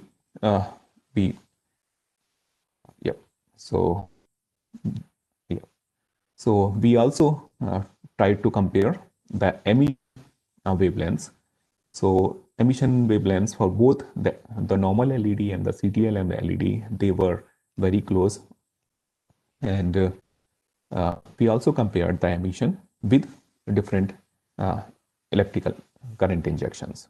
So we could see a similar behavior for both CTLM based LED as well as for the conventional LED. So here we can say that we had adopted a CTLM based method where we have not done any kind of damage to the LED structure and are still able to find out the electrical as well as the optical properties. So with that, we could predict about the goodness or the badness of the LED EP layer or EP structure. So in conclusion, I would like to say that CTLM structure can be used effectively in on-wafer probing of LED, and there is a scope of CTLM LED structure as flip chip device with the following inherent benefits. So we will have reduced number of processing steps, like used in different metallization, etching, etc. And these metallic contacts used when the LED is used in the flip chip structure, they can also act as reflectors. So which in case of flip chip LED are grown with an additional step. So that is all. Thank you very much for your kind attention. I hope. Thank you, Dr. Yashpal. Yeah, thank you very much for finishing it on time. I really appreciate it. We'll see if there are any questions among the audience. I see there is no question, but I'll have a question actually. So it's interesting work. It's a very simple way to probe. But I found that the reverse leakage was many orders of magnitude higher for the CTLM based method, right? Because both the contacts are on p-type, so it's like shorted by p. So Yeah, so my question was, if we get an LED wafer and that is inherently not a good stack, the non-radiative lifetime is really high, and and in the sense there's a lot of non-radiative recombination happening, then if the reverse leakage is high, we shall not know whether it's high because of the CTLM method or because inherently the material has high dislocation or poor material quality. But that then will be reflecting in the optical output, I guess. So as So apart from that, there is no other adverse effect of the reverse leakage. Right. Yeah. Then we have no other way. Yeah, of course. Okay, so you're saying that the reverse leakage that we measure because of both contacts being on p-type is probably not going to affect the different characteristics that we want to study. Is that can we conclude that maybe? I'm not sure about that, but I think it will also affect the optical output.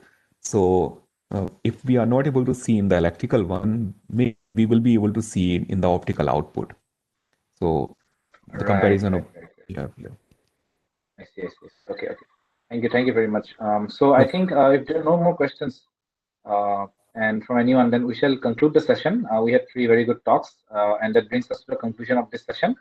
We thank all the speakers here, Professor Riemann, Professor Manoj, and also Dr. Yashpal. So thank you everyone for going through this session. We'll meet in the next session. So that concludes the session. Dr. Manikanta Babu, can we end the session here? Thank you very much, Professor Digvijoy. Thank you.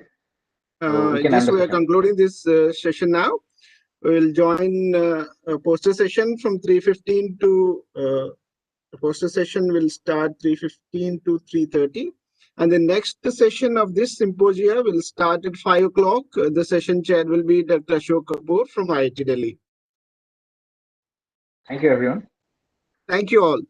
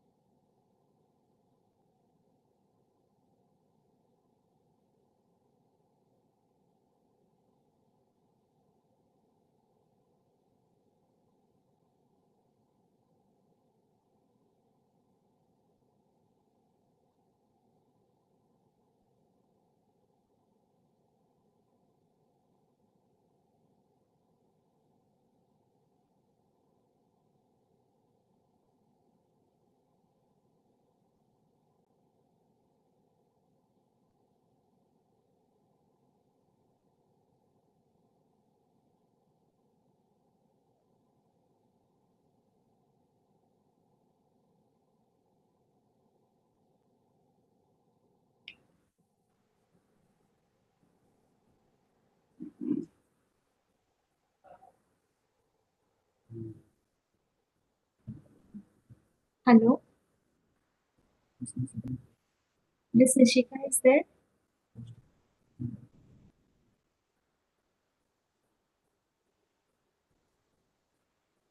Am I audible to everyone?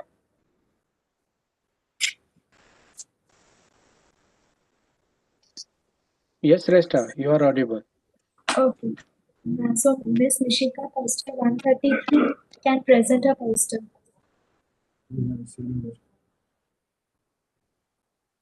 We are sharing the screen of Miss Nishika.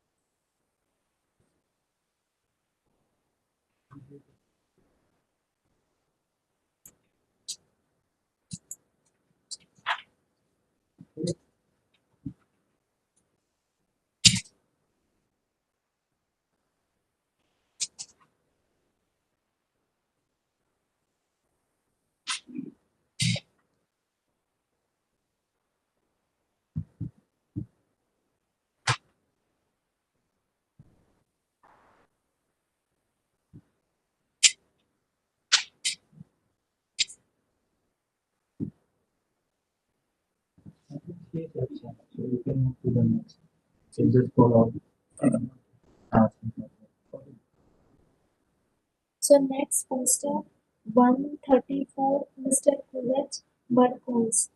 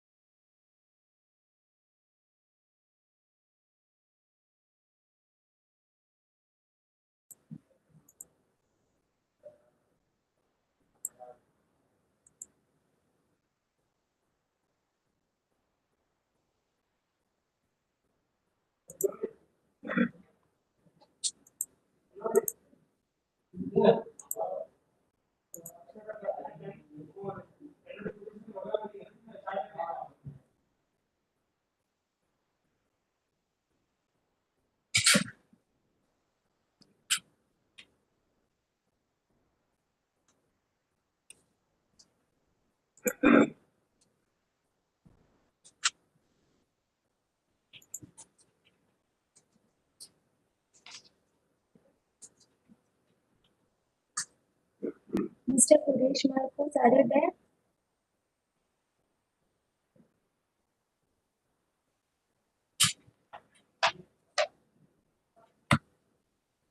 Next, Mr.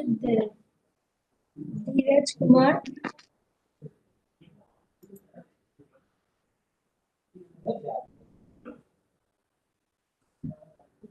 Sresta, I am there. Could you please share my poster? Mr. Kuresh Marcos. Hello, am I audible to all? Are you Mr. Kuresh Marcos? No, my name is Dheeraj. Oh yeah, sure. Thank you for sharing my slide. Hello everyone. Here I'm going to present this poster entitled Fabrication of Sodium Niobate and NBO3 nanorods coupled with RGO photoanode for enhanced photoelectrochemical water splitting. As we all know, in our world, there is a energy-related concerns such as fossil fuel resources depletion and so insufficient energy supply. So there is lots of researches going on to search the various type of renewable energy sources as an alternative of fossil fuel. So photoelectrochemical splitting to convert into hydrogen and oxygen is one of the promising strategy for renewable environment friendly energy carriers. As we all know, H2 gas is a clean, non-toxic and eco-friendly. So that can be obtained on a large scale by PEC water splitting.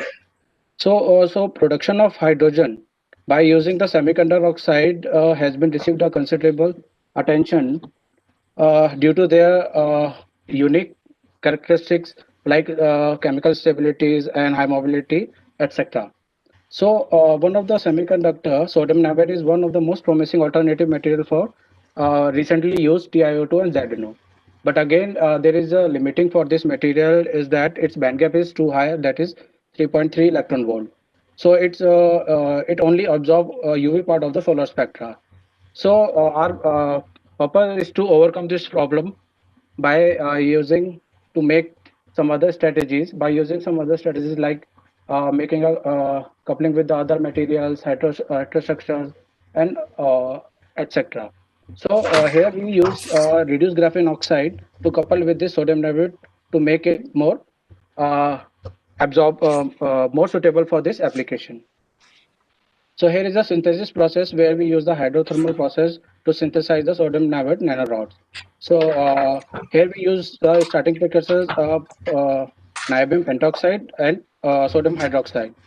And to make the coupling with the RGO, we use the reflux method for synthesis the RGO and NBO3 nanocomposite. So in the XRD, we observe that the single orthorhombic phase formation of the sodium niobate. And RGO showing the broad peak at 26.35 degree corresponding to 0, 0 plane. But when we couple RGO with the sodium niobate, the XRD remains same as because of the less crystalline nature of the RGO. And also from the time image, we observe the rod-like structure of the sodium niobate and sheet-like structure of the RGO. And in the third image, we can easily we can show that we can see that the surface morphology of the RGO is completely coupled with the sodium niobate. Also from the optical measurement, we observe that the absorption edge of the RGO nanocomposite is red shifted towards the visible, which shows that the nanocomposite is uh, absorb all the UV and visible part of the spectra. So after getting this calculation, we did PC water splitting measurement in which we did LSB, EIS, Mott-Schottky, and IPC measurement. From the JV plot, we observed that the photocurrent density of the RGO nanocomposite is 4 times higher than the bare sodium niobate nanorods. This is attributed due to the enhanced photo generated charge carriers and reduction of the recombination rate of the electron hole pair. And again, it is confirmed by the EIS measurement, where we observed that the charge transfer resistance is also reduced in the case of RGO and NBO3 nanorods as compared to the pristine sodium niobate nanorods. So the value is reduced from the 902 to 159, which shows that at the interface of electrode and electrolyte, the charge transfer resistance is reduced in the case of nanocomposite. Again, with the Mott-Schottky result, we found that the flat band potential as well as donor density.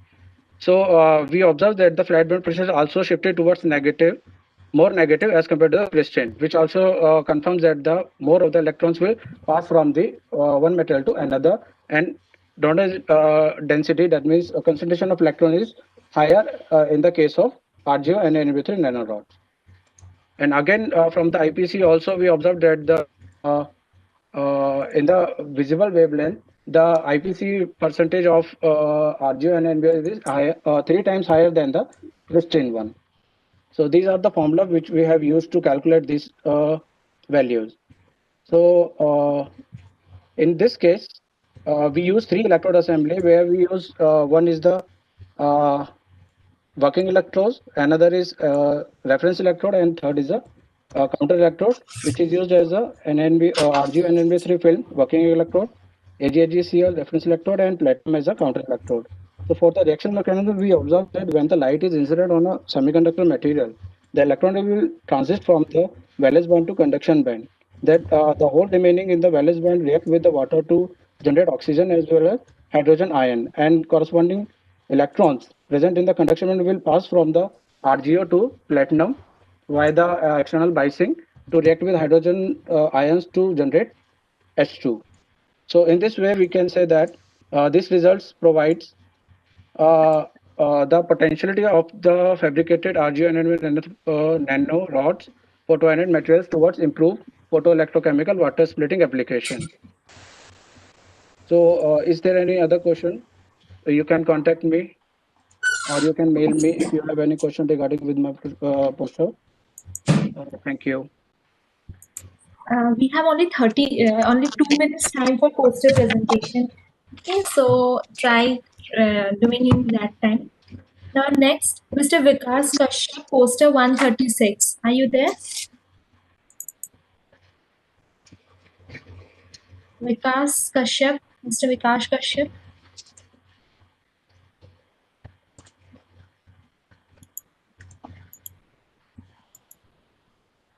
Mr. Vikas Kashyap, are you there?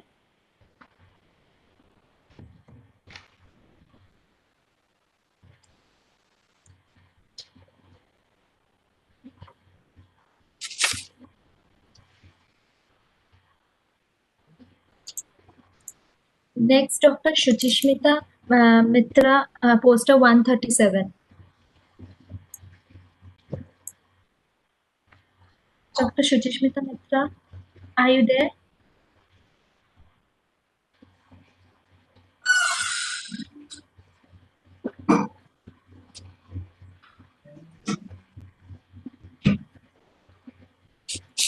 Dr. Shuchishmita Mitra.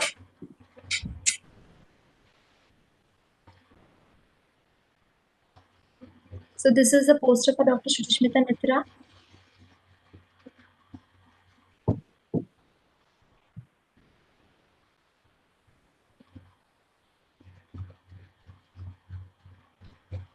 Hello. Hello. Ma'am, Vikas Kashyap, poster 130, number 136. Okay. Okay. Can we continue? Yeah, sure. Yeah. Thank you so much, ma'am. Very good afternoon to all of you. Myself, Vikas Kashyap, and poster presentation. The topic of my poster is the effect on band gap of the N-type semiconductor nanowire with the variation of etching period. Here, the study of, as we know that explode the properties of the nanomaterial has become the demand of the hour. So basically the economical, viable and easily available sources we need in this time reform, the fabrication process that we can introduce in this nano regime is the main thing where we are concentrated. The microstructural and optical properties of the silicated through the metal electroless chemical etching were significantly affected by the experimental as well as the environmental condition of the etchings. Here we have reported the fabrication of the silicon nanowire on N-type silicon wafer having the resistivity lies in the range of 1 to 10 ohm centimeter using the metal electroless wet chemical etching. Here the characterization technique we have used is the FSM and PL spectroscopy, and the etching period which we have shown is a 30 minutes and 50 minutes. The major type of synthesis process as reported till up to now are electron beam induced deposition, vapor liquid solid, epitaxial growth, chemical vapor deposition, and metal assisted chemical etching.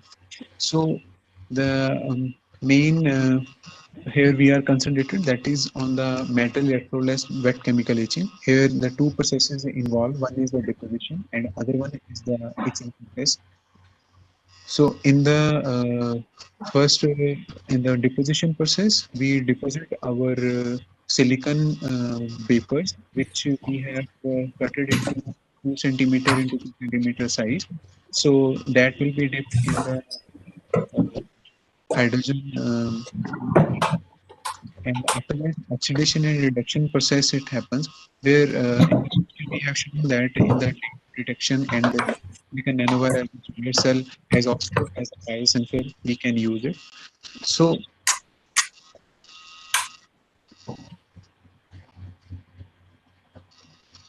sorry, yeah, here we have using.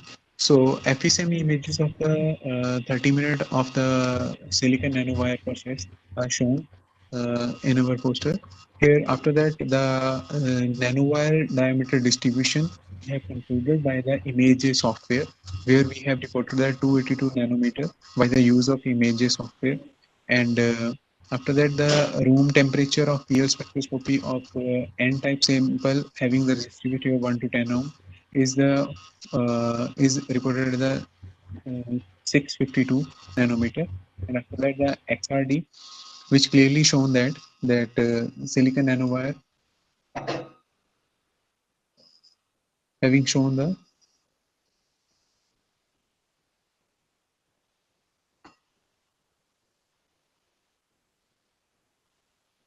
at the 37 degree, that is a range of 2 theta.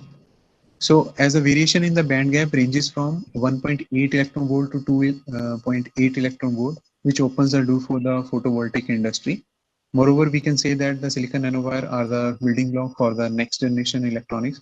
The optical and electrical properties of silicon nanowire make them highly influential nanomaterials. Thank you. That's it.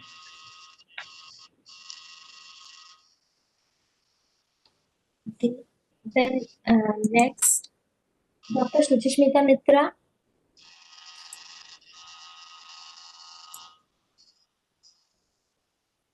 Dr. Suchishmita Mitra.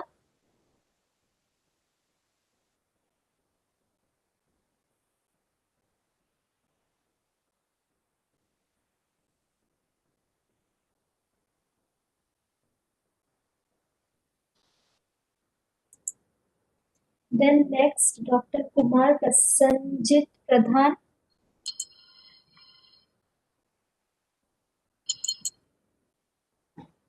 Dr. Kumar Prasanjit Pradhan, are you there?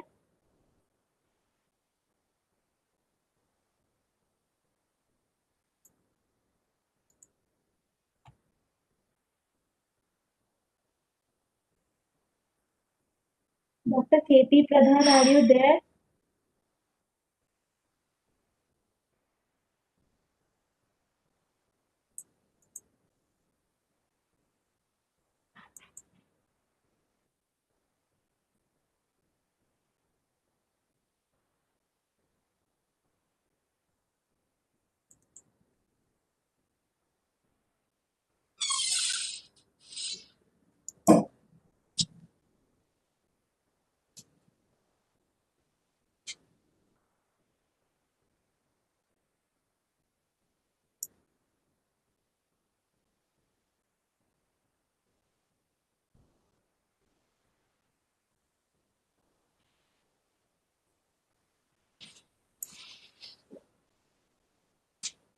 Then Miss Premshila Kumari.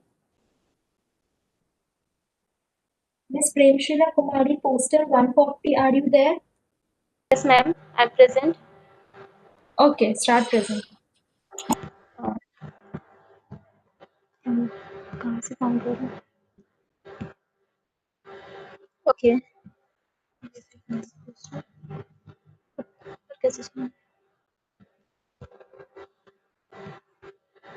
Good afternoon, everyone. My poster entitled as sorry, ma'am.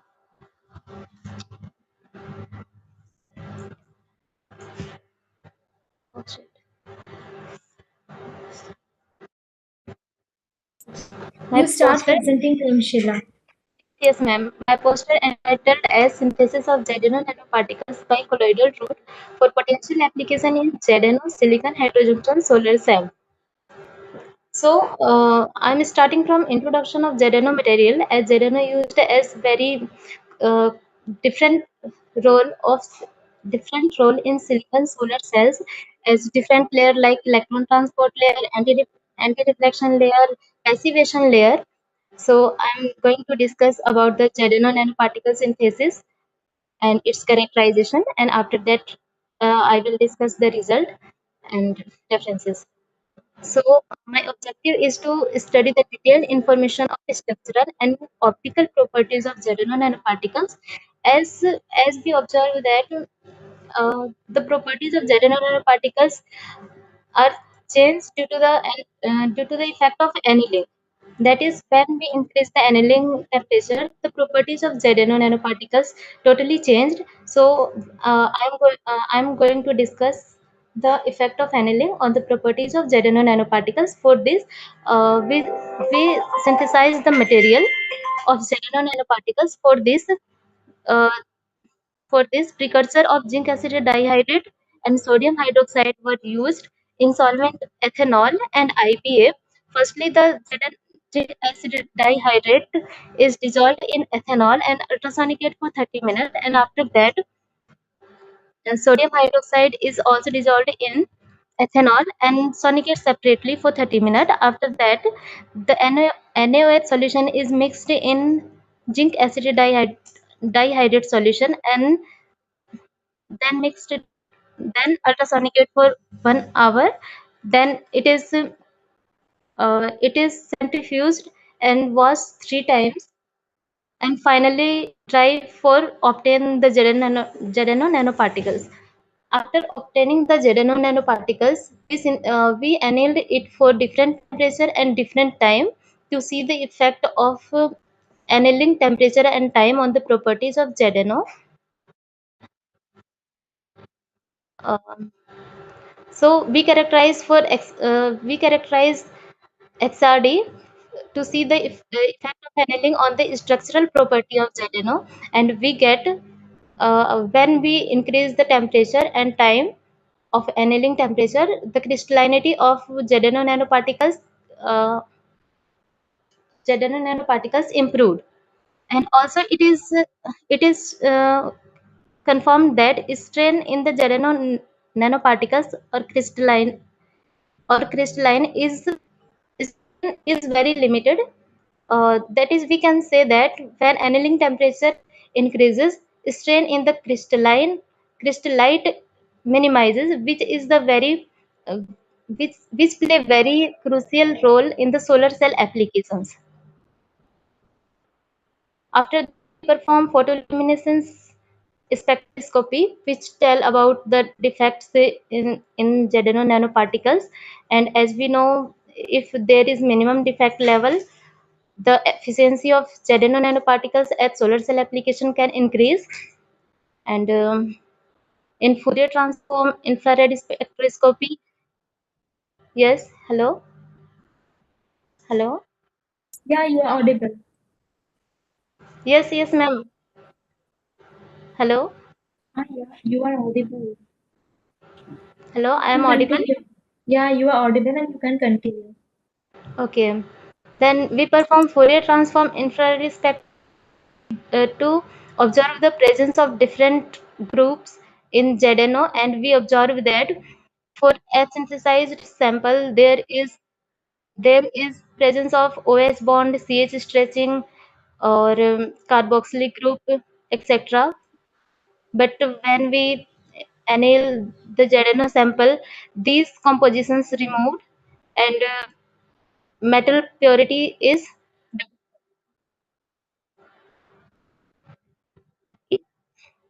next. Next, the EDS spectra confirm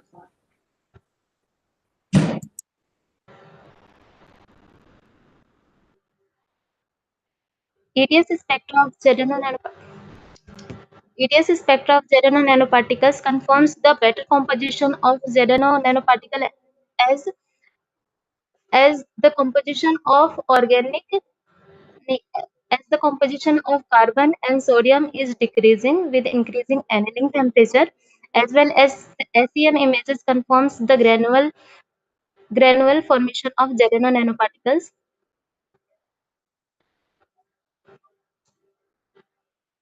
So from the basis of these results, we can conclude that when increasing temp when annealing temperature is increasing for different time, the structural, morphological, and stoichiometric property of ZNO nanoparticles can be enhanced and the crystallite size and crystallinity of jaded particles can be tailored by varying different annealing temperature, and effect levels of jaded nanoparticles can be optimized by varying the annealing temperature and time.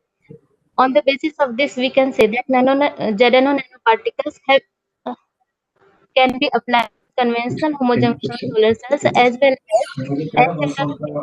heterojunction solar cells other and in other photovoltaic devices.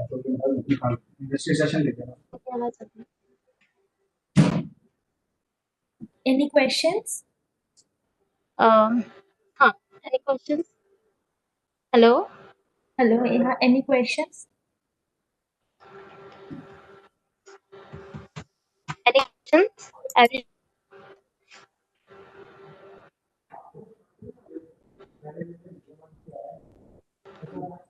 Hello? Am I audible? Yeah, yeah, audible. Any questions? Okay, thank you, Prem Shiva.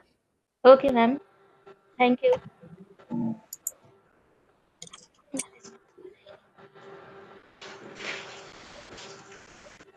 Next, Mr. Deepak Kumar.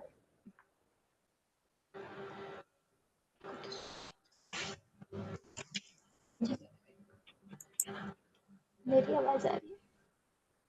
Deepak Sharma.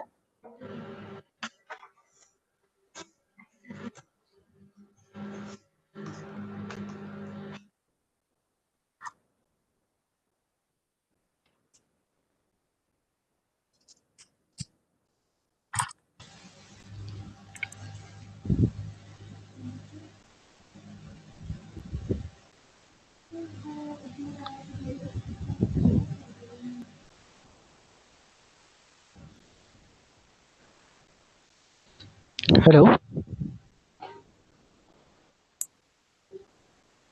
Hello, Mr. Deepak. Yes, sir. You can start your presentation. Hello. You can start your poster presentation. Okay. Should I start? Yeah. Yeah. Name is Deepak Sharma. The topic of my poster is broadband light harvesting by a resonant plasmonic AG nanosphere and anti-reflective silicon nanopillar array for thin silicon.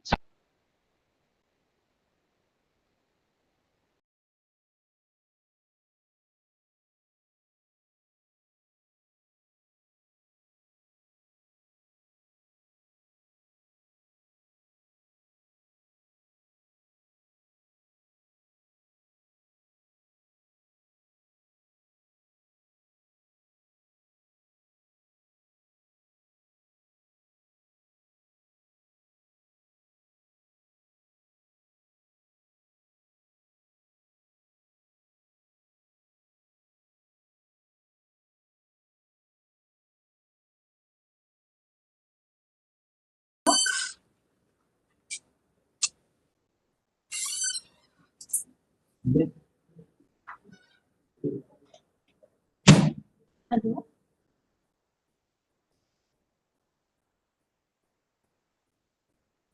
Mr. Deepak.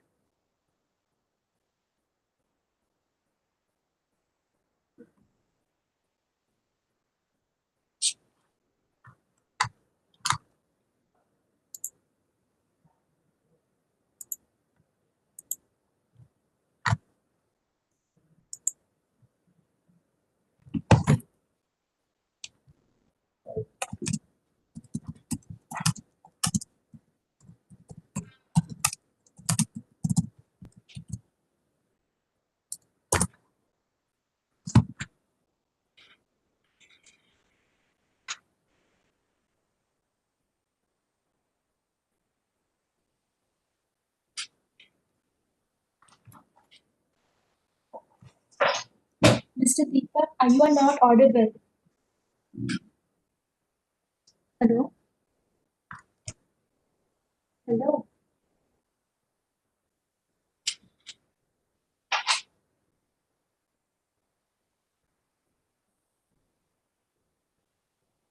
Okay, so next, Miss Pinky Devi.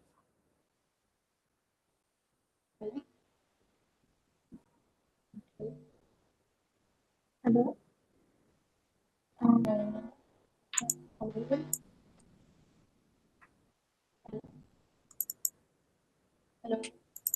Yeah, Miss Pinky Devi. Am I audible? Hello. Your voice is not clear.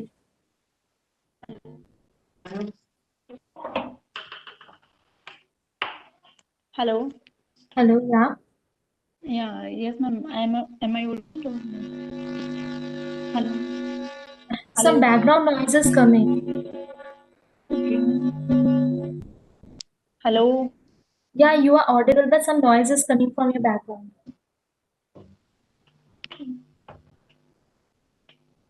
You can start your presentation. Okay. Okay, ma'am. Good afternoon. My focus of presentation is was the photocatalytic. It was a very important role in the various applications like photocatalytic energy conversion like there are many applications which are affected by the point research, especially by the so here we are integrate medium size with different oxygen concentration and we vary the concentration of oxygen in medium size by varying the enabling temperature. So, Hello, Miss Pinky. Hello, Miss Pinky. Your voice is not clear. We are not able to hear you properly. Can you please check your mic, please?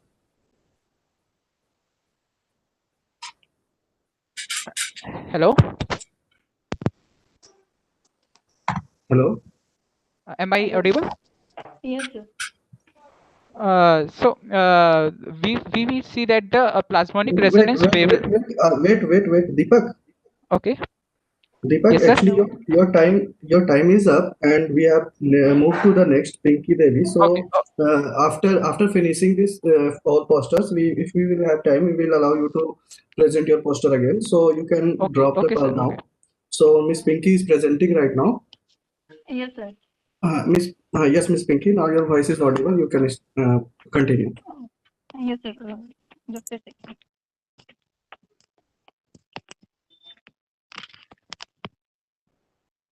Hello.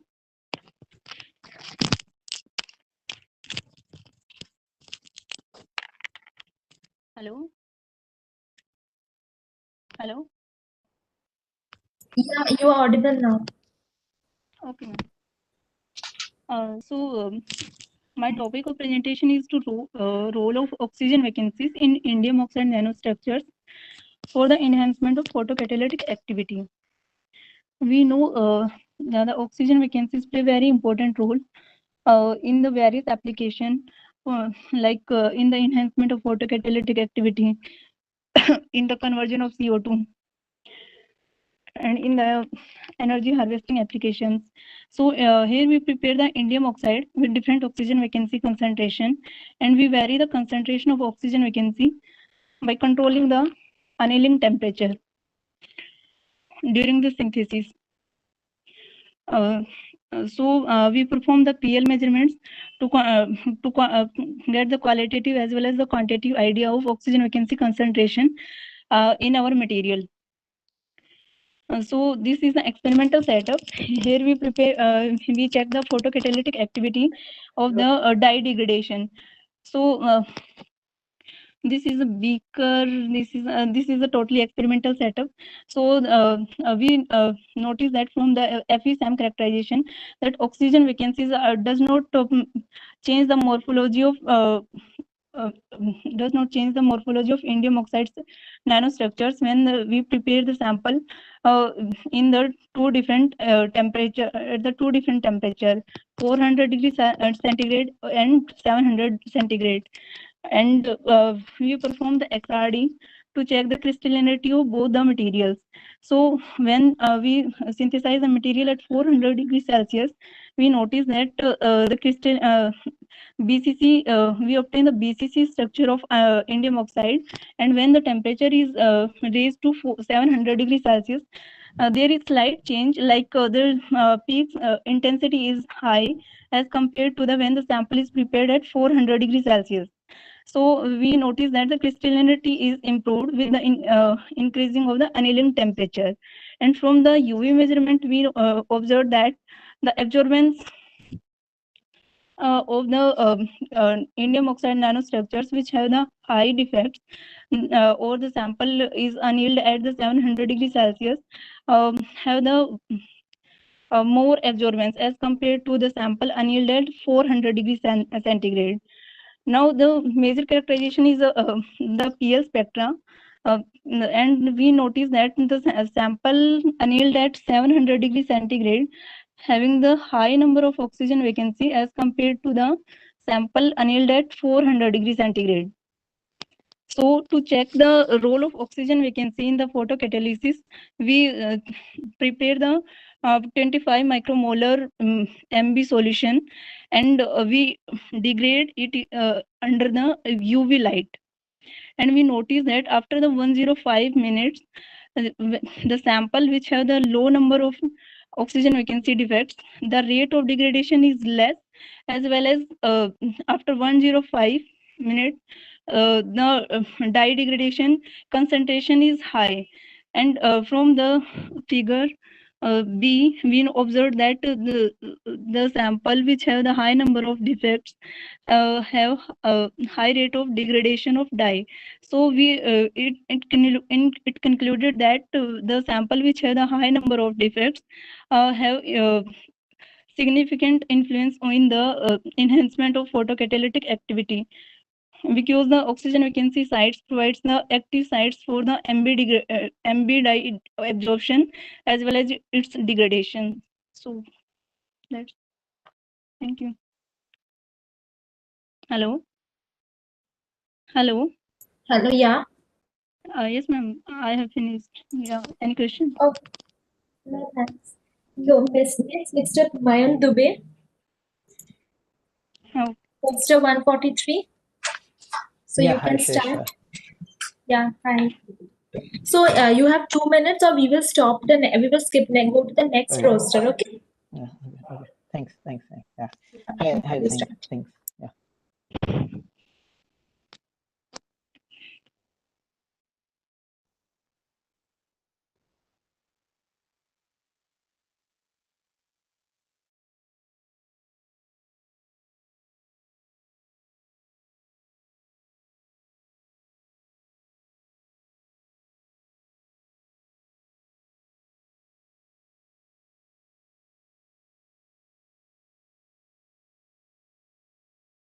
Hi, I think some mute has happened.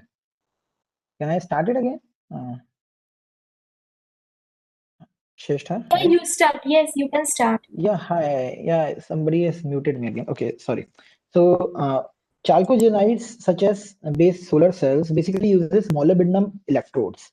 So what happened? Many studies have shown that based upon this molybdenum thin film, they can actually affect the performance of solar cells. So we have done this particular studies to analyze like what effect we can get from the molybdenum.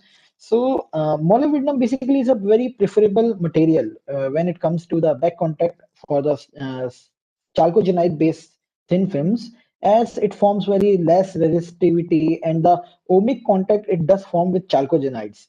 So this is the one of the advantage, and many studies have pointed out that even the sodium transition has happened in this molybdenum, which actually enhances the overall efficiency of this solar cell application. So based, you can see that in the figure 1, you can see that we have using the DC sputtering.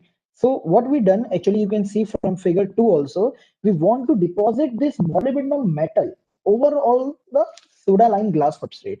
So based upon that, we have figured out various parameters, such as you can see on table 1 as well.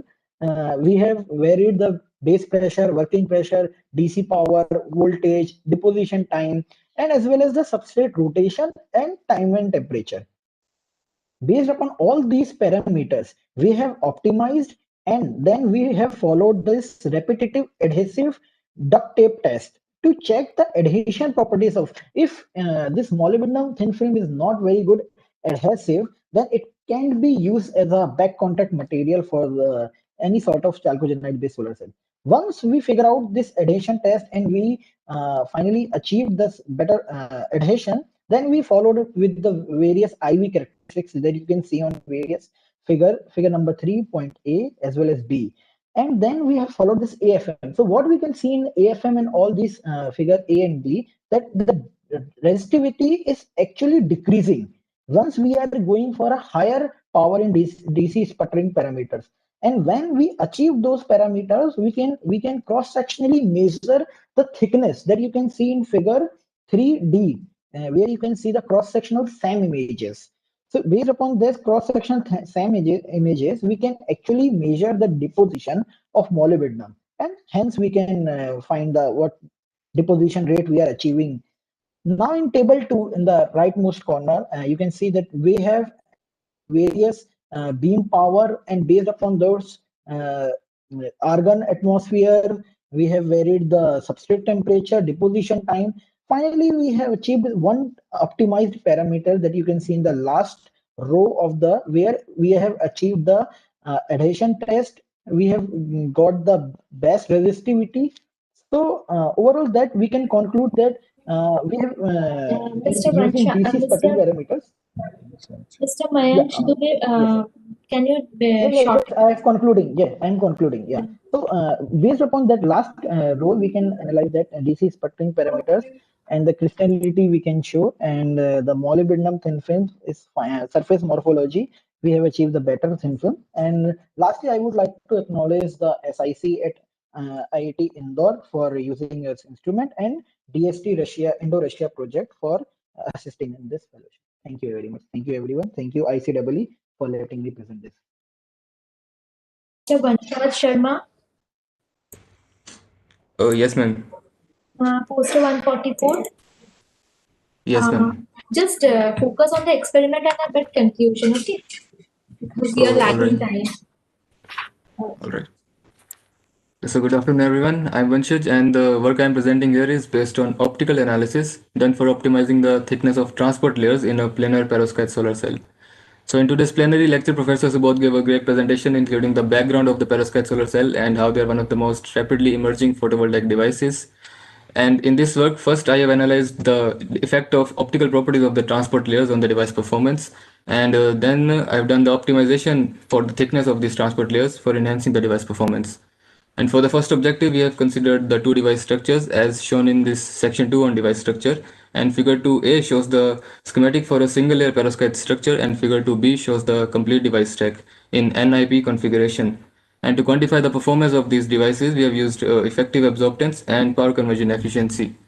Here, the effective absorptance is the ratio of total absorbed photons to the total incident photons, and the PC is the output ratio of output power to input power is calculated under radiative limit. And to calculate both of these performance metrics, we require the amount of light absorbed in the active perovskite layer, and that is obtained using transfer matrix method.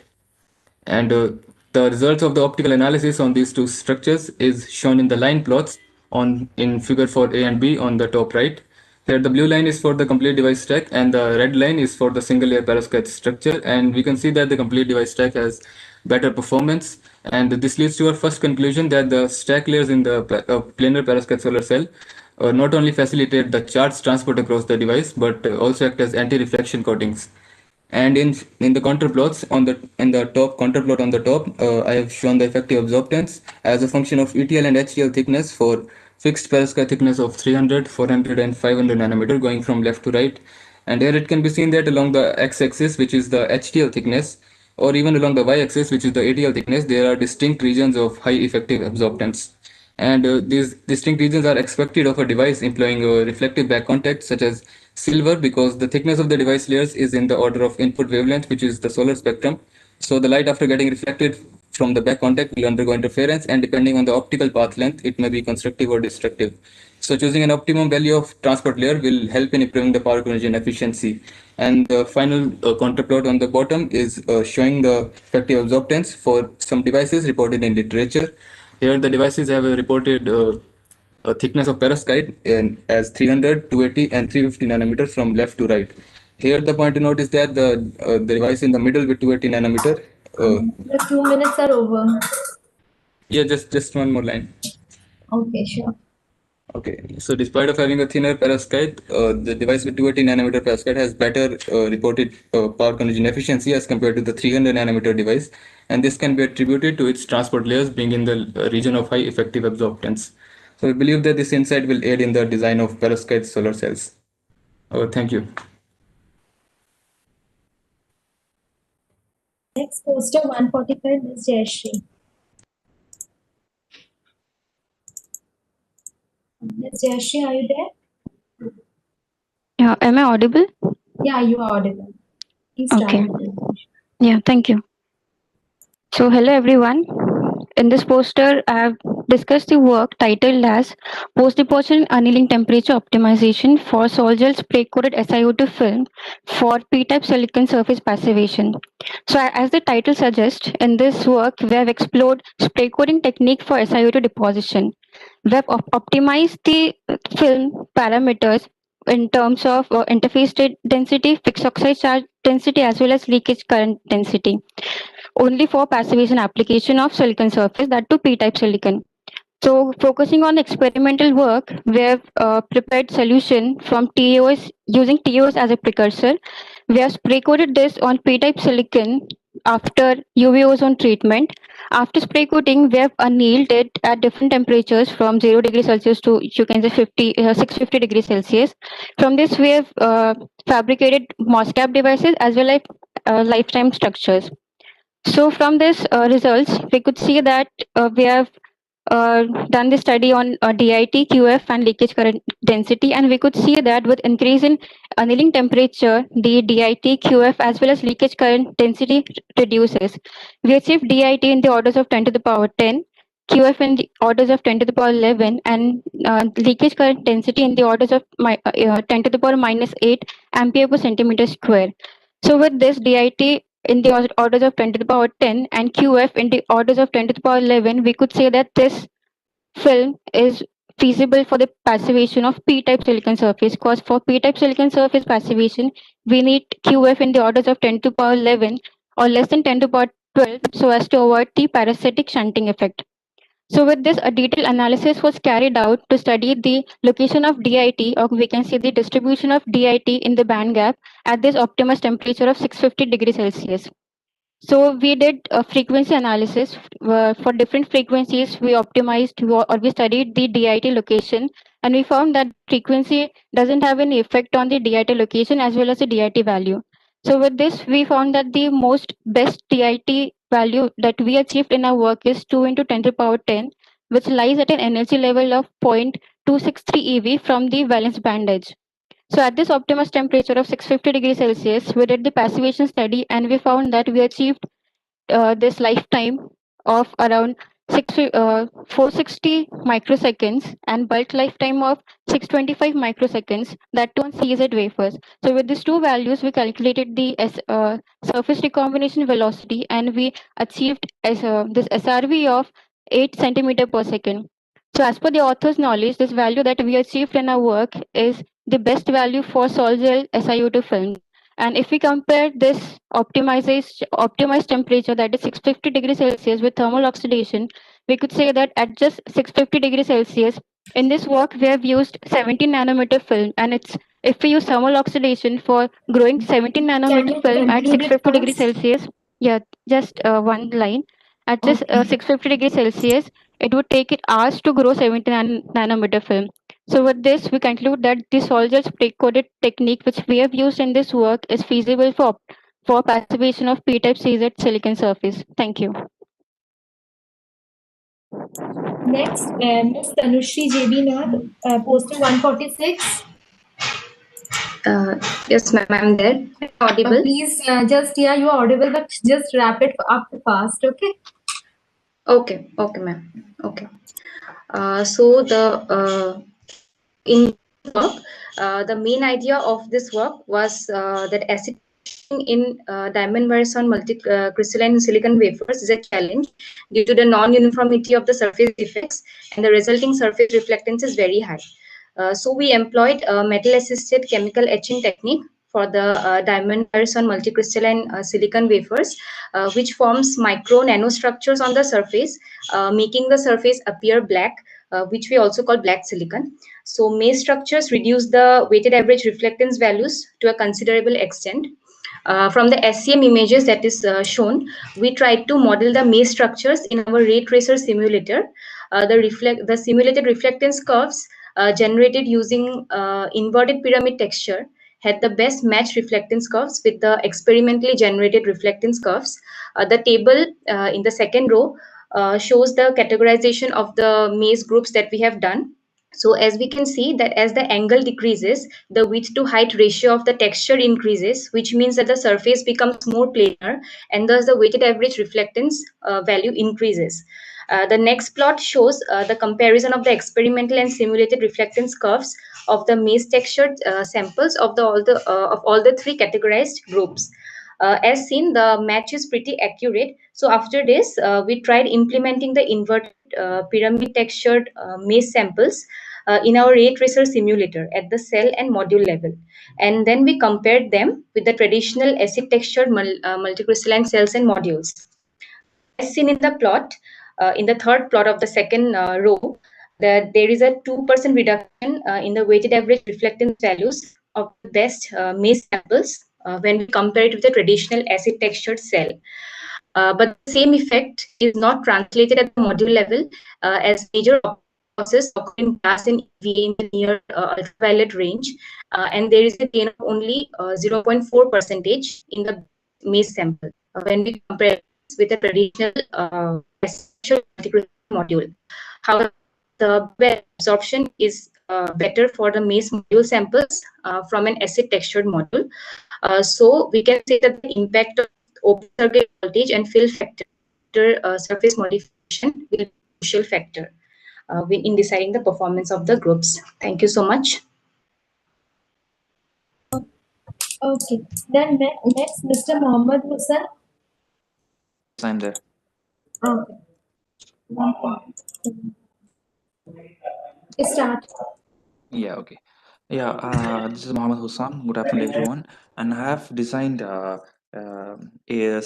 mobile application. We can control this seed and sewing machine to drill.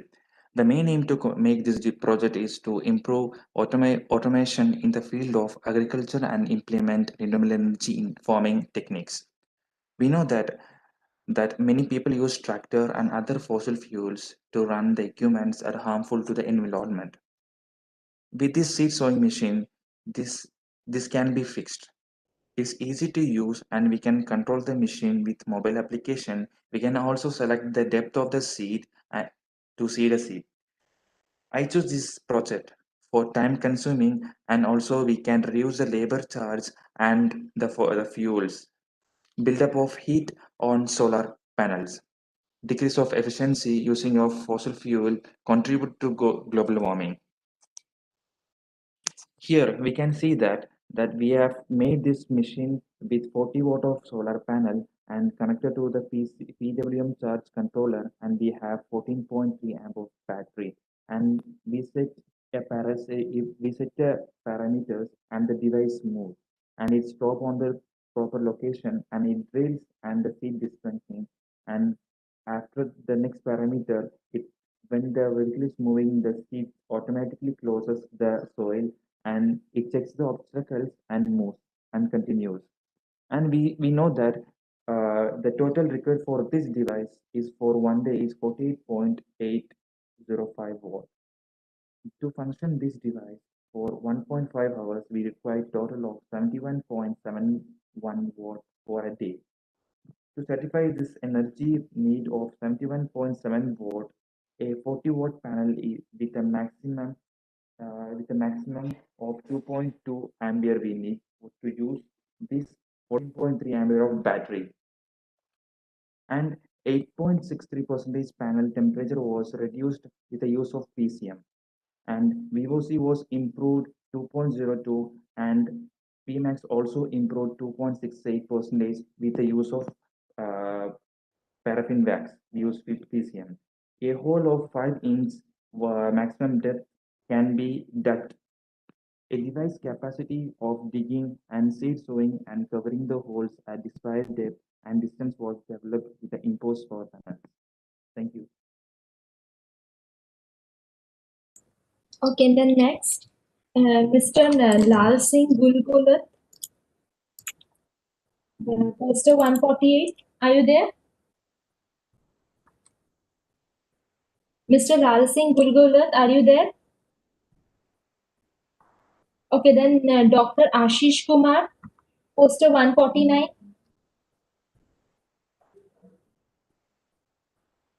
Am I audible?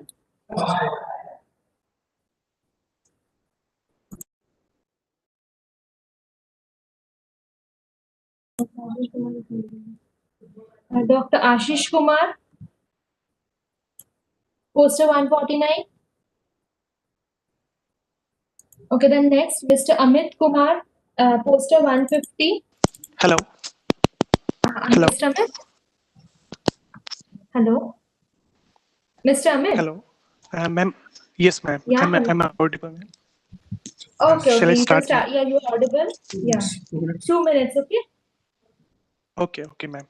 Good afternoon, everyone. My name is Amit, and I'm presenting on the interaction between solvent and perovskite salt in the solution and how they influence the electronic quality of thin films. From figure 1, it is widely seen that stronger be the coordination of lead ion with solvent, stronger be the solubility in the precursor. We can see in these two vials. For example, in figure 1b, we can observe strong coordinating lead ion solvent like DMF or DMS. So one can see could easily dissolve the precursor. And on the other hand, low coordinating solvent like ACN and GBL, first two vials, which we could see the crystal clear undissolved. Now from figure 1c with UV spectroscopy, we found that multiple peak exist with DMF and DMSO, which is strong coordinating. It could produce different plumbates like at 286 nanometer, 325 nanometer. Also in the inside of the figure, the interaction between lead with solvent and iodine, we have shown how these species are readily competing with each other. Now in figure 2a, to understand the influence of these complex plumbate, we fabricated thin film and tuned the solvent system between DMSO, which is a strong coordinating, and NMP, which is relatively less coordinating, by keeping DMF constant in both the solutions. So to understand the effect of partial tuning. So as SEM analysis suggests both thin film with good coverage, some striation with DMSO is there, but predominantly the difference observed in the X-ray spectroscopy, where NMP1 is more crystalline in the nature. Therefore, the crystal quality conclusively demonstrate highly polar solvent strong coordinating strength is required to completely dissolve, but then it should permit the generation of lead to more number of iodine. So a balance between coordinating strength is highly desired to obtain a high quality perovskite film. In the right top corner, we studied why anti-solvent trench require, like most of system are DMF2 DMSO, which introduce various complex plumbate in the system, like we have shown before anti-solvent trench. And once we drench anti-solvent, lead plumbate form with different iodine species. Now these complex species result in low quality of perovskite thin film. In the next figure, we have shown found a new solvent system between DMF and acetonitrile, where 2-methoxyethanol could coordinate in between them. And X-ray spectroscopy suggests that with 2-methoxyethanol could form perovskite at room temperature. So no perovskite active phase we found with DMF or GBL at room temperature. Therefore, in the conclusion, with different coordinating strength, there are different coordinate spaces exist in the precursor, and these plumbate have very strong impact in the.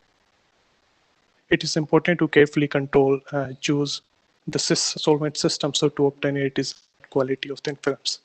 And finally, I like to thank IT Delhi for characterization facility and MHRD for the funding and IC EE. Thank you, ma'am.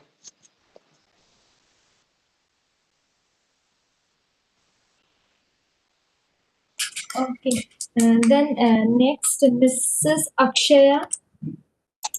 Yes, ma'am, I'm here. Okay. Okay, you can start your presentation.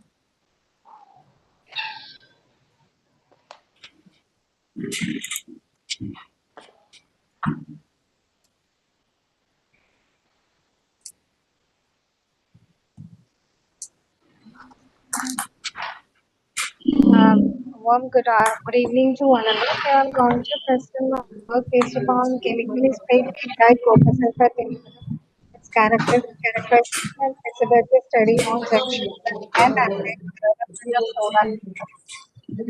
As an introduction, copper sulfate is one of the metal alkanoids which belongs to the group 1P and 4A, and it is a p-type metal with a metallic conductivity, and its band gap ranges from 1.5 to 2.6 electron volt, and its optical absorption is 4 per centimeter, and it is a non-toxic and earth regular material, and it has various application in the field of photovoltaic,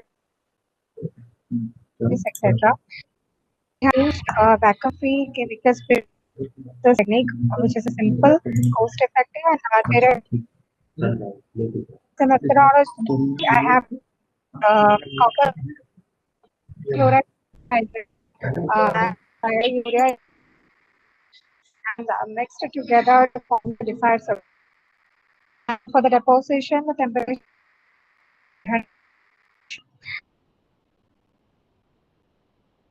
and after cooling to the room temperature, the cell is formed. And figure 1 2 shows the body.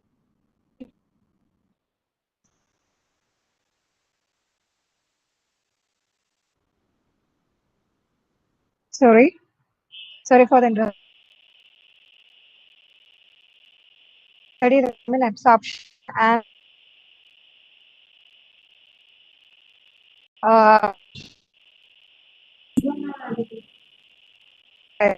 is an hexagonal like structure of copper sulfide.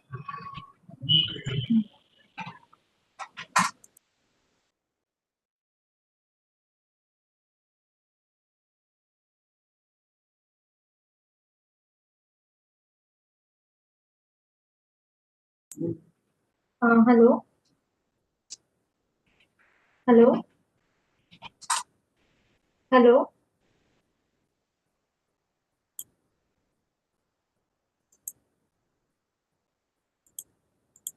Hello. Next, Mr. Santosh V. Patil. Are you there? 152.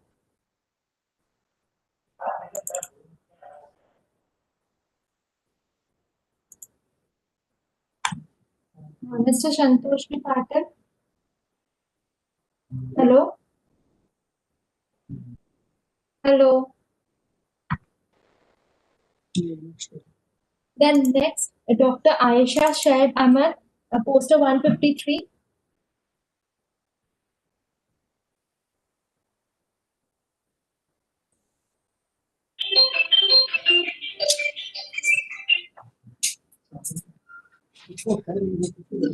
Hello. Dr. Ayesha Shaib Ahmed, are you there? Poster 154. Poster 154.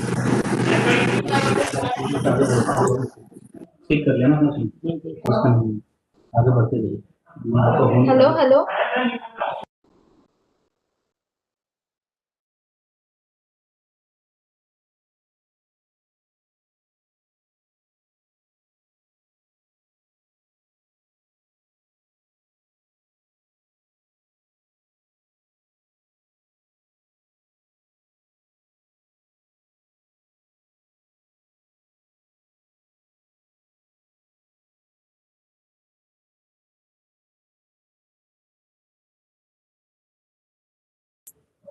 Hello, doctor. Hello. Yeah, hello. Who is it? Mohammed Faraz. Okay, okay. Start your presentation. Just okay.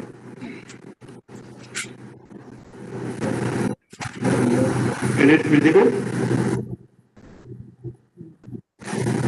Hello? Visible? Yes, yes, you are visible. Good evening to all of you. Myself, Mohammed Faraz, and today's my poster topic is designing of flexible PVD of MOS2 RGO nanogenerator. Actually, as we know that photoelectric material can be used as by means of conforming vibration energy, into electrical energy that can be used to other powerful devices. With the recent advancement in the powerful devices, so we have fabricated the PVDF MO to Arduino generator actually in the solution method. In the solution method. Hello? Hello? Hello? Hello? I'm audible? Yes, sir, you are audible. Please continue. Okay, sorry. So in this study, we have fabricated flexible PVDF MO to Arduino chain film. We have been synthesized and its application in piezoelectric generator as we explored. Actually, in this study, we have synthesized the MOS2 by hydrothermal method, and where the PVDF MOS2 and PVDF Arduino and the other prepared assembly by solution casting method. In order to understand the effect of addition of nanoflow and to Arduino in PVDF, actually, as we know that the PVDF is a piezoelectric polymer. After addition with the MOS2 and the Arduino, the enhancement is the piezoelectric effect. A maximum output circuit voltage is around 2.4 in case of PVDF Arduino MOS2 nano composite, whereas in PVDF only is 0.5 volt open circuit voltage. And in the same way, in PVDF and MOS to Arduino, the current around is 0.374 microampere in PVDF and MOS to film. This interaction is lead to the change in the molecular conformation of PVDF, which enhance the beta phase enhancement in the PVDF. Actually, the PVDF is alpha phase and is changed into beta phase, which is polar active side. The intrinsic piezoelectric property may help improve the overall performance in the PVDF and Arduino nano generator. Hello? Hello?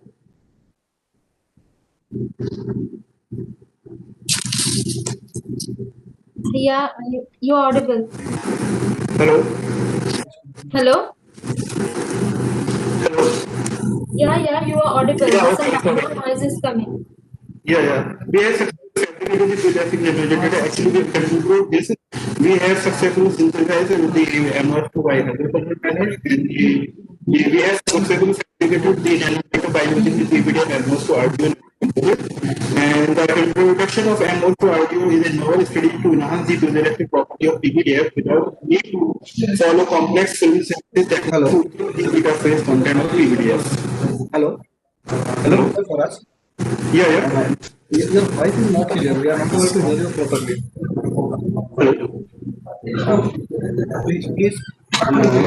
Please see your background. Just we have to. So we have concluded that we have successfully fabricated generator by using the PVDF and most Arduino and component film. The open voltage of 2.4 volt and 1.5 volt and 0.5 volt was PVDF and MOS Arduino, and the PVDF only. The introduction of MOS to Arduino is a novel strategy to enhance the PVDF without the need of complex film structure and the beta phase content of PVDF. Thank you.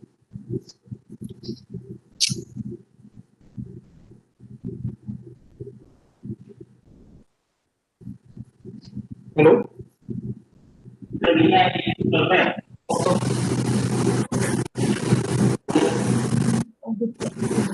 Hello? Hello?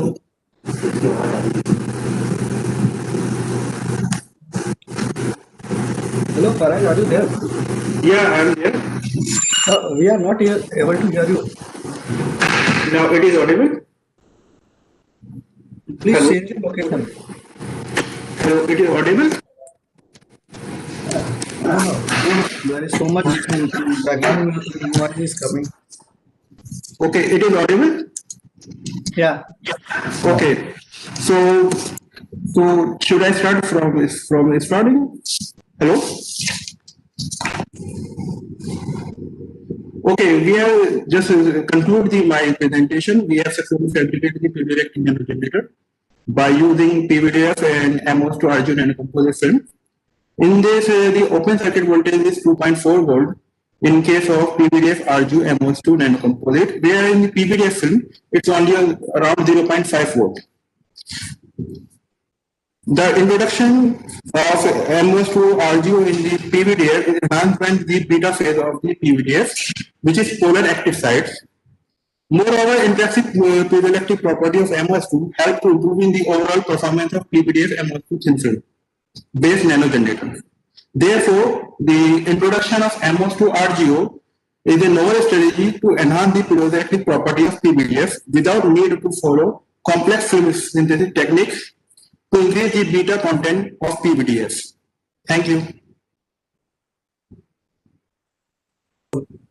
Then next, Dr. Aditya and Rai Chaudhary, poster Hello, number yes. 155. Yeah. Am I You audible? can start it. Yeah, Am you I- are. Thank you so much.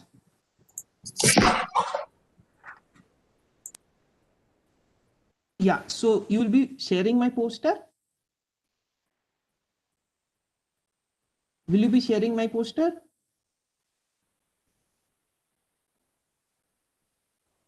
Okay, as you share my poster, let me continue because I think I'm audible. As you said, I'm audible. So in very brief, let me tell you what I have done. I have calculated explicit algebraic equations for knee voltage of a PIN diode or a solar cell. Okay, so in brief, that's what I have done. Okay, so let me go into it in slight details.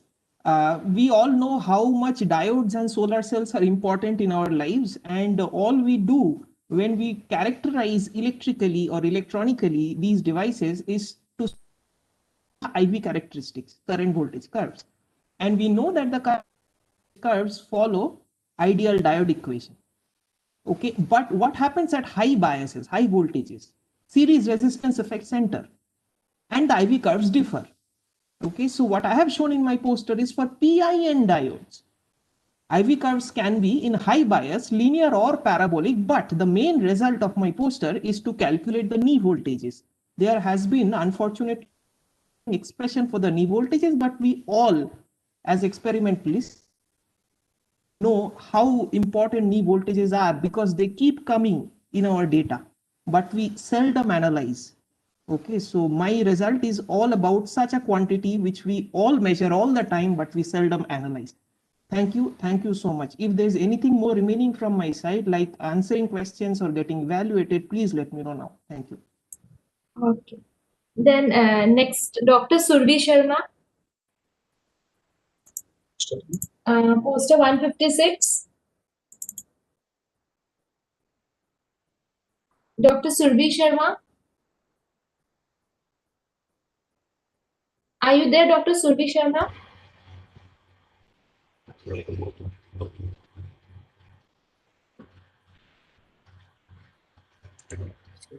Dr. Surbi Sharma, are you there? कैसे करूं? Hello. हाँ ma'am हो गया ma'am. Hello. Am I audible? Hello. Yeah, you are audible. Yeah. Good afternoon, all. Hello. Yeah, you are audible. Please continue. Yeah, good afternoon, everyone. Today I'm going to present my poster titled Three-Dimensional Hierarchical Pani BS2 Nanocomposite as Efficient Photoanode for Visible Light-Induced PC Water Splitting. So as you all know that the rapid rise in population and industrialization has led to the global energy consumption, so which has increased the use of the fossil fuels. So there is a need of the development of some alternative fuel which can reduce the dependency of the fossil fuels. So according to this BP statistical report, there is a dependency of the BP statistical report World Energy 2015. The consumption of the fossil fuel is around 86%. So there is a need of development of some green fuel, and for that, PC water splitting is a very powerful technology for splitting of the water into H2 and O2 and H2, and H2 is regarded as the clean and the sustainable fuel for the future.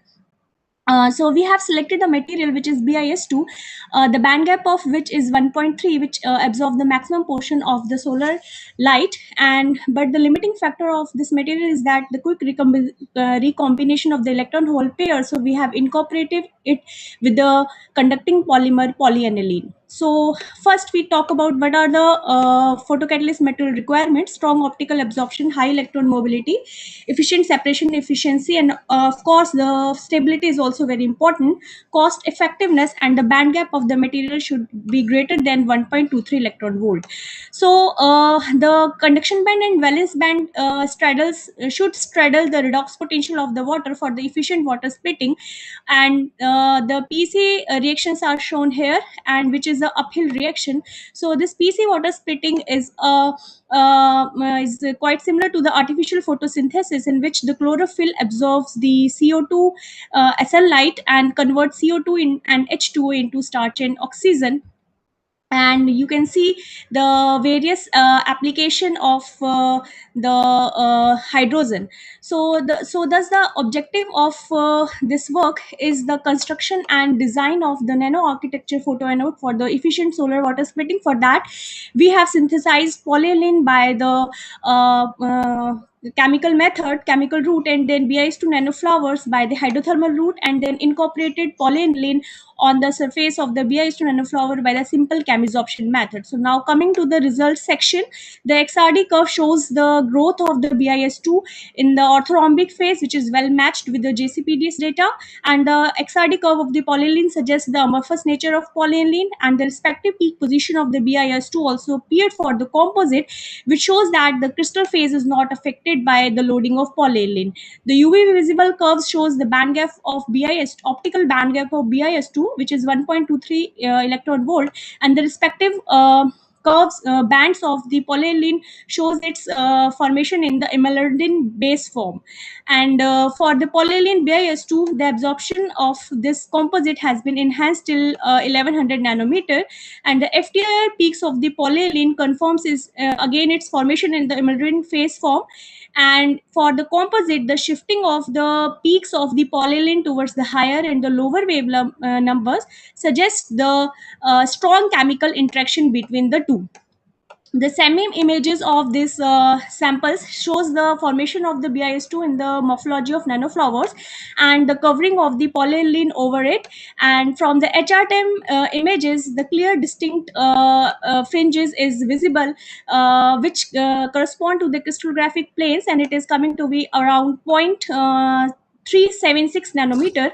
The thickness of the film is around 6 and 7 micron, and the EDEX from the EDEX mapping images, it the appearance of the various elements like bismuth, sulfur, carbon, and nitrogen shows the formation of the polyaniline BIS2 sample, and the various distinct peaks of the various elements is also observed.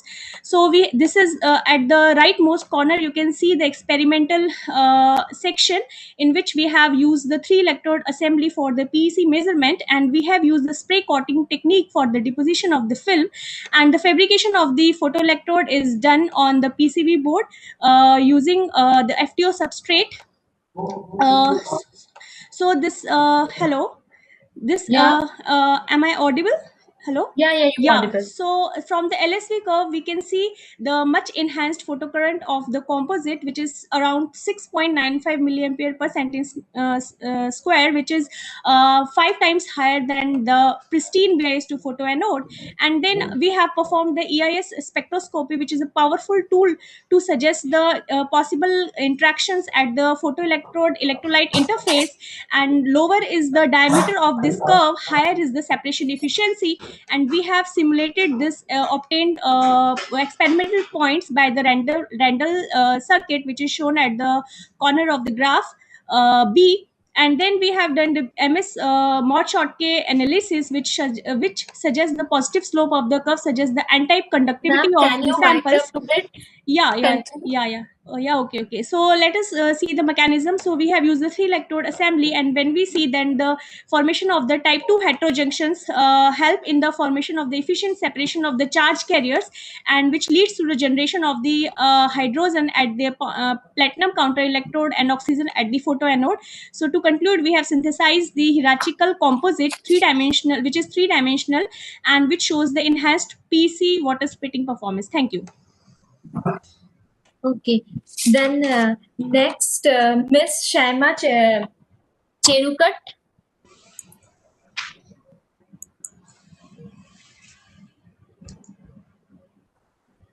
Poster 157. Are you there? Hello, Miss Shaima Cherukat. Are you there? Okay. So next, poster 158, Dr. Bajendra S. Sengar. Are you there?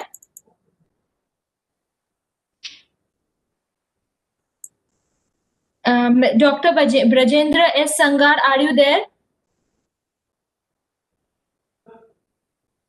Poster 159, Vivek De. Are you there? I'm here. Vivek De, are you there? Yes, I am here. Okay, start your presentation. Okay, thank you. So, I'm Vivek. I'm here to present the poster entitled Stability of All Inorganic CSPBI3 Lead Halide Perovskites by Partial Substitution of Lead. As it is already mentioned by a few speakers that the perovskite is an emerging material for photovoltaic applications, which can lead to efficient photovoltaic devices. So the problem with CSPBI3, that is the all inorganic lead halide perovskites, is that it is, although it is stable at high temperatures, but at low temperatures in the presence of moistures, the structure is not stable. So the main objective of our work was to stabilize the structure in presence of moisture. So for that, we synthesized the CSPBI3 films, and to increase the structure stability, we have taken the technique of increasing the Goldsmith tolerance factor. So to increase the Goldsmith tolerance factor, we have used indium in place of lead. So we did partial substitution of lead by indium, and we synthesized the pure CSPBI3 and indium dope films by Sol-Gel method, and spin coated the films followed by annealing. So we have optimized the annealing temperatures, and after that we have taken the films at 80 degrees centigrade to be the one to perform the further characterizations. So from the XRD analysis, we have found that the films at 80 degrees centigrade annealing temperature have shown the presence of alpha phase, which is the black alpha phase, and it is photoactive. So, and also it has shown that there is some slight in the intense peak towards the lower 2 theta value, implying that there is an expansion in the lattice. So it also implies that the indium might be going into the interstitial sites rather than going substituting the lead. And also from this microstrain analysis, we have found that the lattice strain increases with the concentration of indium.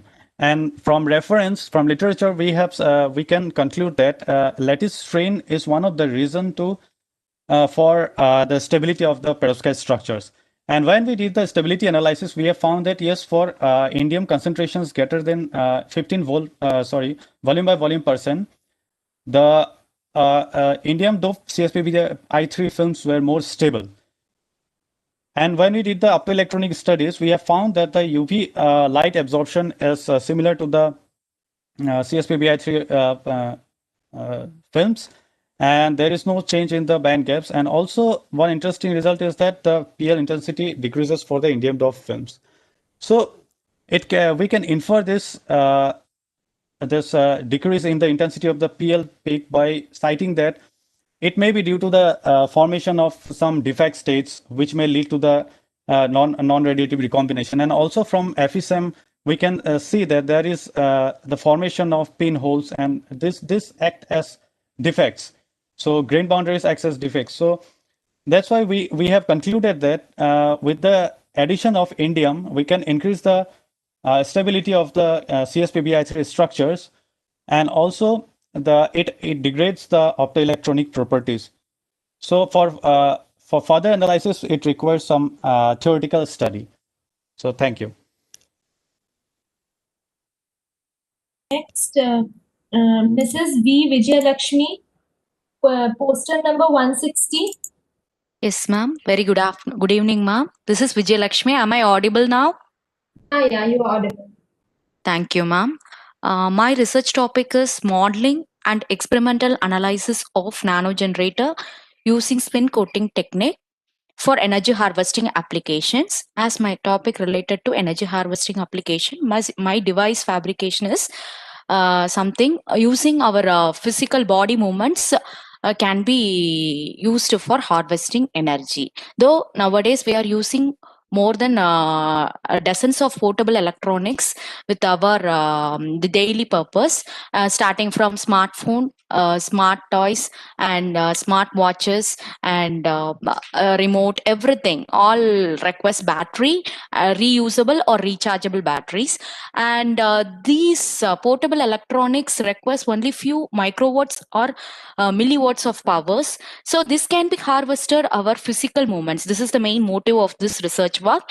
And using organic polymer materials, we are fabricating the devices. And the novelty of this work is, though it cannot generate macro or trillion watts of power, it can generates few micro or nano watts of power to use normal portable devices which we are using in our daily life. So start with the methodology. Step 1 is substrate processing. And substrate what we are using in our thing is PMMA.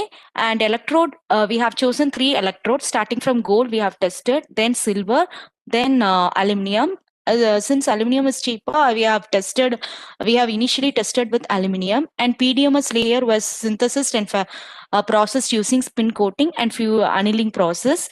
Then finally the device is stacked using stacking and bonding mechanism is done after fabrication, and testing also done using bridge rectifier.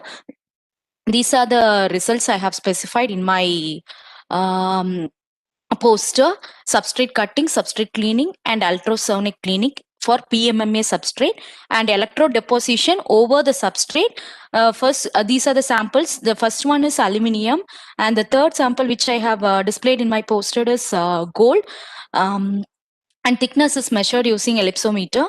And PDMS layer processing has been done from the step 1. That is what over the PMMA layer aluminum or gold is coated, and over that PDMS has been deposited using spin coating, and it is optimized at a rate of, that is 4 minutes. We have spin coated at speed of 2500 RPM. And after that curing is done. Then we have stacked the device, top substrate and bottom substrate, with full bridge rectifier circuit. And initially we have started with hand force, and almost 2 volt has been 4 volt has been noticed. And later we are working on with the foot force. This is the future work we have planned. Hello, ma'am. Hello. Yeah. Yes, ma'am. That is what. Any questions I can answer? No. That's all, because we will have a next session from 5 p.m. and rest posters will be entertained after 7 p.m. Okay? Okay, ma'am. Thank you. Thank you.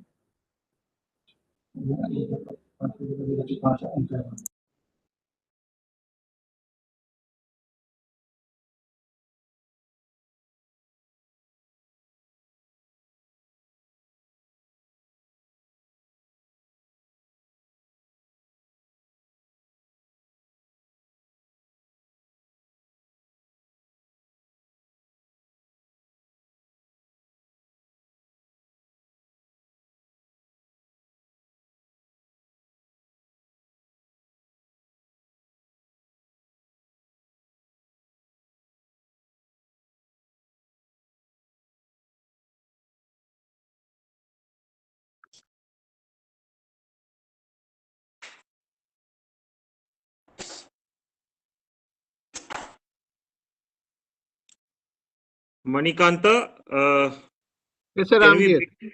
can we begin the evening session now? Yes, of course, we can begin the evening session now. Okay.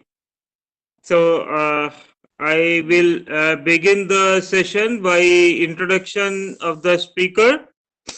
Good evening to everybody. I am Ashok Kapoor. So the speaker, the first invited talk in this session is by Professor Ying Hao Eddie Chu. He is from NTU Taiwan, NCTU Taiwan. Professor Chu is a prolific researcher.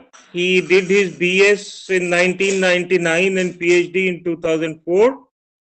And presently he is distinguished professor in the Department of Material Science and Engineering in NCTU. Before that, he was with NCTU with various positions of like adjunct professor, associate professor, and so on. His research interest includes complex oxide heterostructure, nanostructure, and interfaces for next generation devices, fabrication and characterization of oxide mesocrystals, exploration of topological defect in strongly correlated electron systems, and so on. He is a highly decorated person and has received many honors and awards. He is highly cited researcher for 2014, 16, 18, and 19. He got Outstanding Research Award of Ministry of Science and Technology of Taiwan. He got Futuristic Breakthrough Technology Award in 2017 to name a few. So we are delighted to have Professor Chu with us today, and his talk is on van der Waals oxide heteroepitaxy for transparent soft technology. Over to Professor Chu.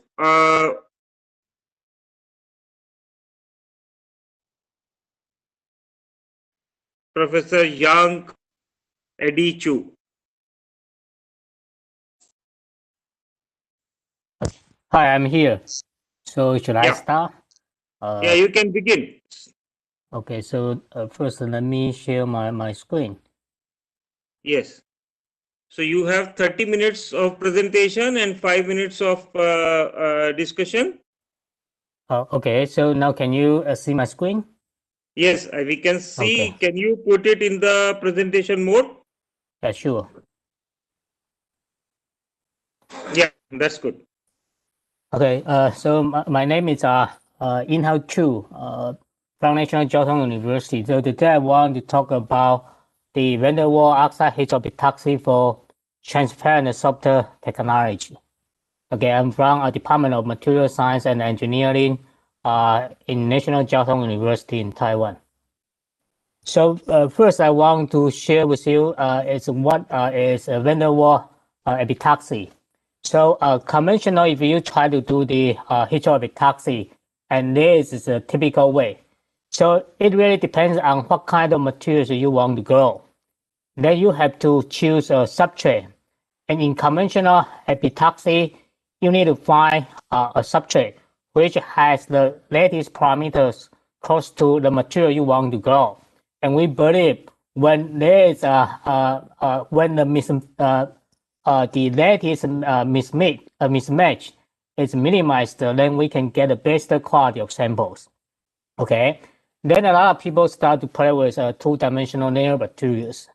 So some people also try to put two-dimensional layer materials on a two-dimensional layer materials, and because the interaction between these layers is very weak, so the bonding is very close to the van der Waals bonds.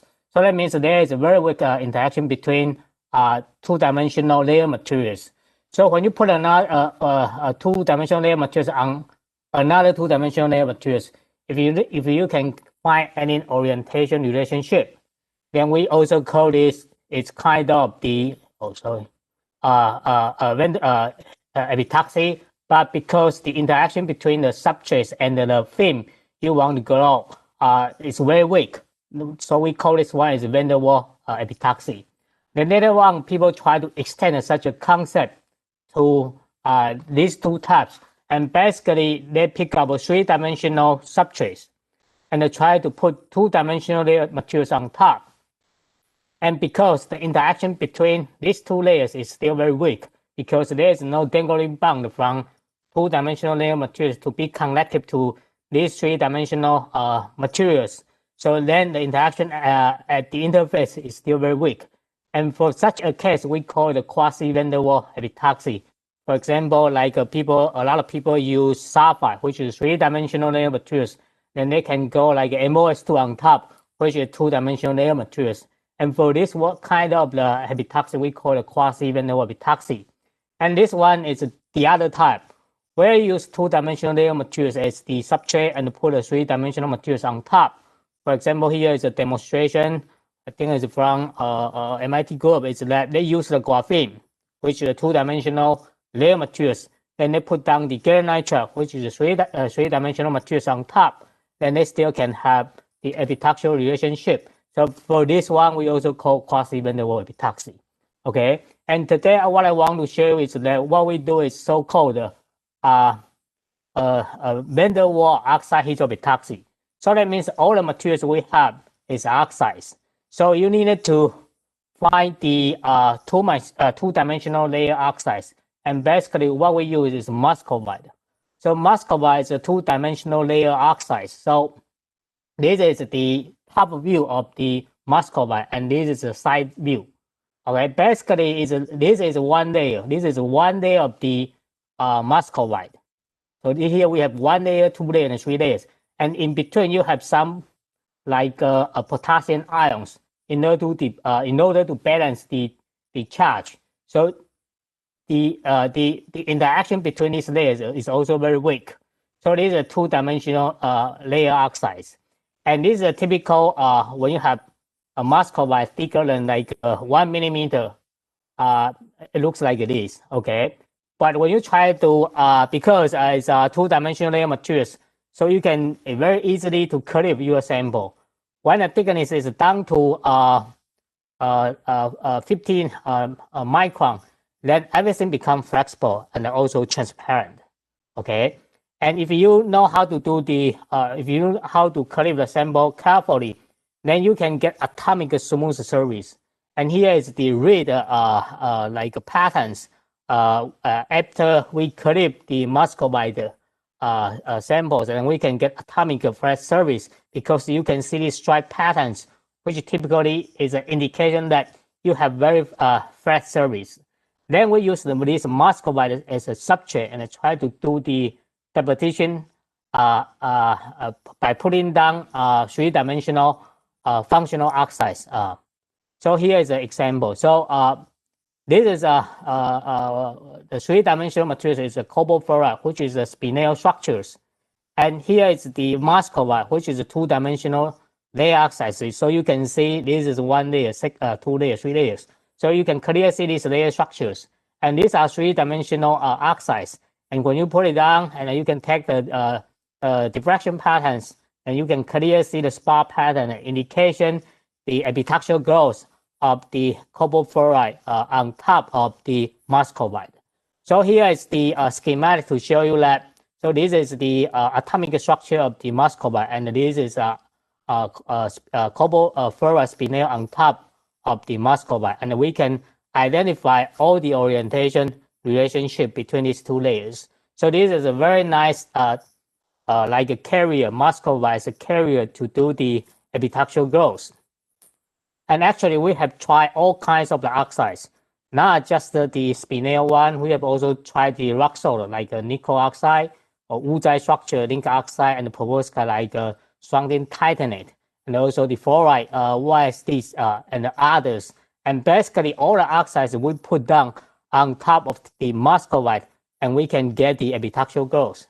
And one key advantage we can have is that when we do the deposition of muscovite is that when muscovite is very thin, right, then everything becomes transparent, and now everything is also flexible. So here is an example that no matter what kind of film we deposit on muscovite, now everything becomes flexible. And not just the work for oxides. Later on, I will show you some examples. You can also do the epitaxial deposition for metals You can also do that for like silicon, germanium, or 3-5 semiconductors.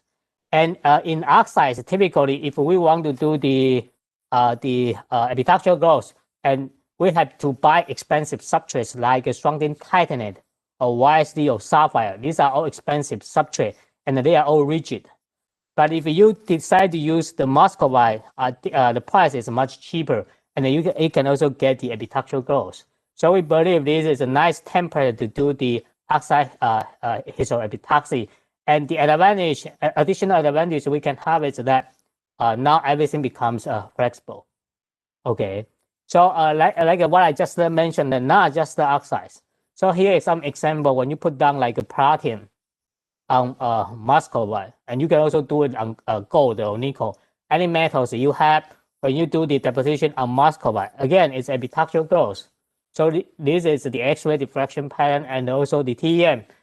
All these evidence is trying to convince you that we can do the epitaxial growth of metals on muscovite. And not just the oxide or metals. You can also do semiconductors. For example, this is germanium. We did a deposition on muscovite. Again, everything is epitaxial growth. And the mobility, when you do the measurement, it can easily larger than like 100, and you can use this as a flexible template to build up flexible like electronics based on conventional semiconductors. Not just germanium, like 3-5 semiconductor, for example, like gallium nitride. Basically, we can also do that on muscovite. Although the quality is not like good, we still try to optimize the growth condition, and we believe we can improve the quality of the gallium nitride on muscovite. And again, when you try to put down these semiconductors on top of muscovite, and the advantage we can have is that now everything becomes flexible. Okay, so this is one a very important advantage we can have.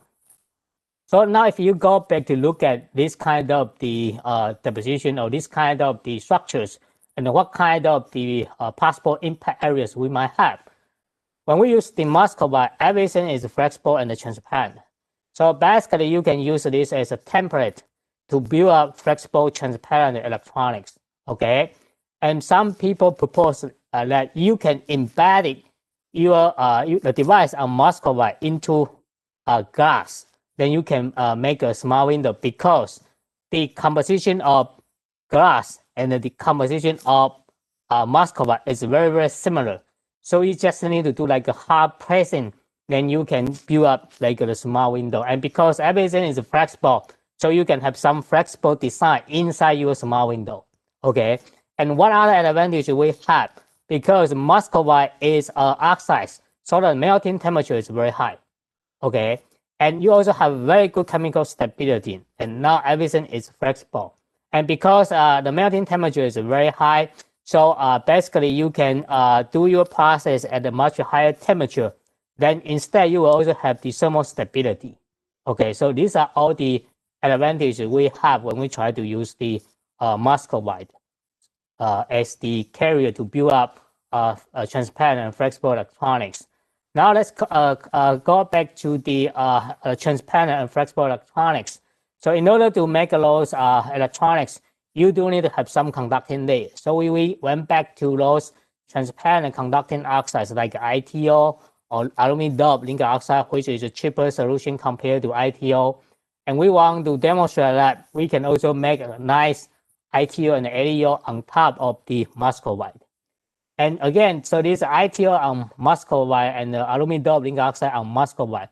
If you look at this X-ray diffraction patterns, for the ITO, you only see like a 222 and a 444. So just suggesting you have 111 orientation along the out plane. And for ADO, you also have the 001 orientation along out plane. Then we check the 5 scan. You can clearly see these diffraction peaks. If it is a polycrystallized sample or is a texture sample, and basically you cannot see these peaks. Then we also check the quality. And after all these X-ray radiations, we can build up the orientation relationship. So what this means is that when this is a mica, these are mica orientations. And when you put down the ITO, you get the 1-1 orientation. For the ADO, you get the 001 orientation. And these are all the in-plane relationship. So this suggests that we can have the epitaxial growth. Then we have also checked some transmission electron microscope image. And what you can see here, this is a Muscovite, two-dimensional layer oxides, ITO on top, ADO on top, and you can take all these diffraction patterns, and you can see nice epitaxial relationship. And for the ITO case, in order to promote the quality of the ITO, we also use very, very thin YSD as a seeding layer, just in order to promote the quality of the ITO layer. Okay, then we can check the optical transmittance and also the conductivity and also the mobility. Okay, and these are all the data. And currently, no matter it's ITO or LEO, we can all have the optical transmittance higher than 90%. Okay, so currently the standard thickness we have is around 200 nanometers. And these are the conductivity data we have, and we also compare the data we can get from the literature, like epitaxial TCO or polycrystalline TCO or flexible TCO, and these are data on Muscovite. And we cannot say we have the best samples, but at least we have the quality of the samples comparable to the data you can find in the literature. Then, because Muscovite is flexible, so we start to test the mechanical reliability. So what happened here is that, so here is the film and this is the substrate. Then we can bend a sample in two different ways. So for this one, we'll call it the flex in mode. This one is the flex out mode. And we test the resistance change as a function of bending radius. And what we found is that the smallest bending radius we can achieve on this case is about 5 millimeter. Okay. If you go down to smaller than 5 millimeter, and you will see some cracks on Muscovite substrate, indication the limit of applying such kind of thin films. And we have to also check the mechanical bending cycles. And currently, not just the 1,000, we can get more than 10,000 times when we bend a sample, and basically we don't change the resistance. And we have to also test the retention. That means we bend a sample at certain bending radius, like 5 millimeter, and just measure the change of the resistance. And currently, we can get very, very stable quality of those TCO films. Okay, then we come back to do a comparison with the conventionally available flexible substrates. If you want to play the flexible electronics, and basically these are three carriers you can use. One is ultra thin glass, and these are plastic substrate, which is the most popular one, and the ultra thin metal. For this one, it's not transparent. For this one, you don't have a good thermal and chemical stability. And this one, you do have a very large problem on the impact, and the cost is very high. And when we, what we propose here is try to use the Muscovite as a different carrier for the flexible electronics. And here try to show the most important advantage we can have from the application of view. From the growth point of view, we can have a very nice epitaxial growth. Then from the practical application of view, it's that these are conventional available. This one is a conventional available ITO on PM, which is a plastic substrate. Okay, and these are the samples from my lab. And at the room temperature, if you measure resistance or the mechanical bending problem, and basically there is no big difference. Okay, but now if you heat up the sample to 180 degrees Celsius, then this one starts to like melting. You can see liquid on top. And at 450, basically you cannot find any samples.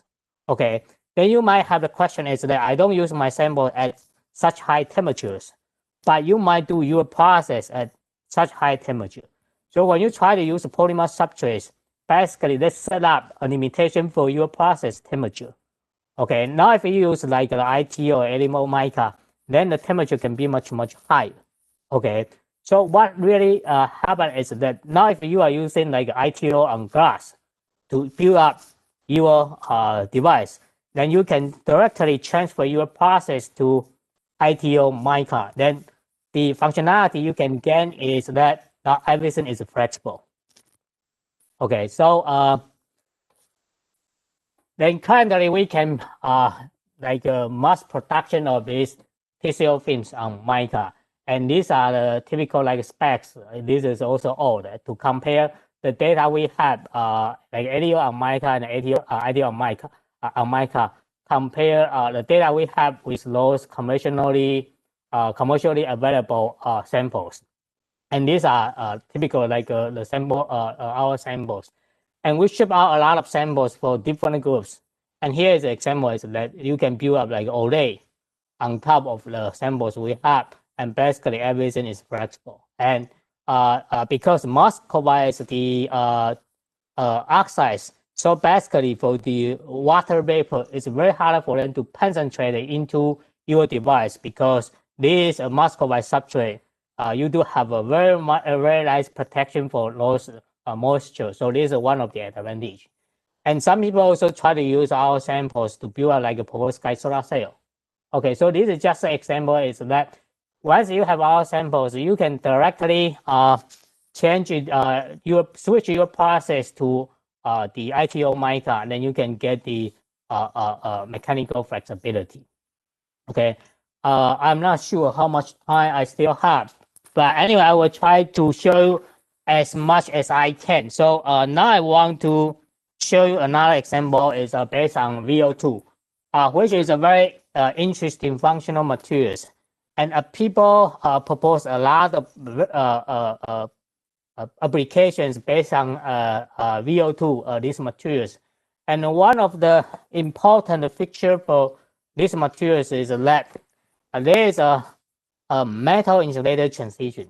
And this transition temperature is around 340 Kelvin. So it's very close to room temperature, but not that close. But when you do the doping, you can tune this temperature to room temperature. Okay. So people want to use this metal insulator transition for various kind of applications. So what we demonstrate here is that we grow the VO2 film on muscovite. Again, you can do the epitaxial growth. So you can have a very nice epitaxial growth, and based on the X-ray diffraction, and we can identify the orientation relationship between the VO2 film and the muscovite. Then we check this metal insulator transition. Okay, so this is a resistance measurement versus temperature, and then you can see a hysteresis. And what happened is that these are the metal insulator transition. So when you have this transition, the resistance change is about 4 orders. Now, if you check the optical absorption in the IR regime, for example, like in this area, and what happened is that in this state, you have a very nice transmittance. But when you switch into this metallic state, then you can see it's about 50% of transmittance. So people propose to use VO2 as a smart window, because when you shine the sunlight to certain temperature, and automatically you can switch from the insulating state to the metallic state, then you can block the IV from the radiation. So basically, IR will not go through your windows. So this is one important application for VO2. Okay, so now if I also measure the optical transmittance as a function of temperature, again, you can clearly see this metal insulator transition. And basically, the behavior is very similar to what you can get from the transport measurement. Okay, and typically, we can have this VO2 on top of muscovite. Now it's flexible and also semi-transparent. Then in order to show the mechanical stability, we also check the resistance as a function of bending radius. Again, the smallest bending radius we can achieve is around 5 millimeter, and we also check the bending cycles. But I guess the most important thing is that people want to know is that now when the structure become mechanical, flexible, mechanically flexible, so you want to know is that can you also change this metal insulator transition? Okay, so then we do the Raman spectroscopy measurement. Okay, as a function of as a function of bending. So when we bend a sample, we can you can see this Raman peaks shift, and based on the shift of the Raman peaks, and we can calculate the strain state. So when we don't bend a sample, right, basically there is no strain. And when we bend a sample in the flex in, we can apply about 0.4%. And for the flex out, again, is about positive 0.4% strength we can apply. Professor Cho, you have 5 more minutes. I'm sorry to interrupt, but you have 5 more minutes. Sure. So then we also try to check that metal insulator transition as a function of strength. And what you can see is that, I think I can give you a summary based on this part, is that when we change it, when we bend assemble, you can impose the strength. Okay, and the strength can slightly modify this metal insulator transition. Okay, and again, you can use this kind of structure for a small window. And whether you do need to mechanical flexibility, I'm not really sure, depending on what kind of applications you might you want to do. Okay, and I only have few minutes, so I don't think I have time to go through this part. So I will go through this part in a very quick way. So we try to build up this kind of flexor sensor. Basically, try to monitor the motion of your fingers. Okay, it's not a pressure sensor; it's a flexor sensor. When you move your fingers, when there is when you flex your fingers, then we want to detect the motion of your fingers. And for this structure, we build up the zinc oxide and muscovite. Again, everything is a bituxinal growth. Okay, and what really happens is that when we bend assemble, we can change the resistance. Depending on the flex out or flex in, you can change the resistance from about minus 90% to around 200%. Okay, and this is very, very stable. No matter you can do a retention test, you can do recycling, and they're all very, very stable. That means it can be operated for very many times. Okay, and we always try to find out the mechanism. And what we found is that when we bend assemble, what we modulate is the carrier concentration. Okay, and this is because zinc oxide is a piezoelectric material. So when you bend assemble, you create a population that is like a self-gating to your systems. That's why you can modulate the carrier concentration. That's how you can modulate your conductivity. That's why when you bend assemble, there is a resistance change. And we have also done the XPS in order to make sure what we propose here is correct. Okay, and when you bend assemble, it really depends on the position of your assembles. Then for the center part, you got the most critical strength. So you will see larger resistance change if you put down your electrode along this direction, and it will become smaller and smaller. So let's suggest that you do have the spatial resolution, or you try to put down the multiple patterns, and you can measure the curvature of the whole object. So this is try to tell you that when we build up this kind of structure, we do have the spatial resolution. And again, it's the same. Everything is transparent. Okay, you can put down 2 patterns, and then you have the channel 1 and channel 2. When you try to create a curvature, then it really depends on the position. Then you can see a resistance change. So these are the transparent flex sensors. And I don't think I have time to go through this part. I just try to tell you we can also build up the transparent ferroelectric memory, which is non-volatile. Now I think my time is almost up. Let me try to summarize my talk. So basically, I propose when you use the muscovite as a substrate to build up flexible electronics, especially used in organic materials, I call this research field is microelectronics. Or basically, it's any kind of electronics on top of muscovite. And in this talk, I try to convince you we can use this template to build a various kind of transparent flexible device. Okay, and I think I don't have time, so let me stop here. I think I can take some questions.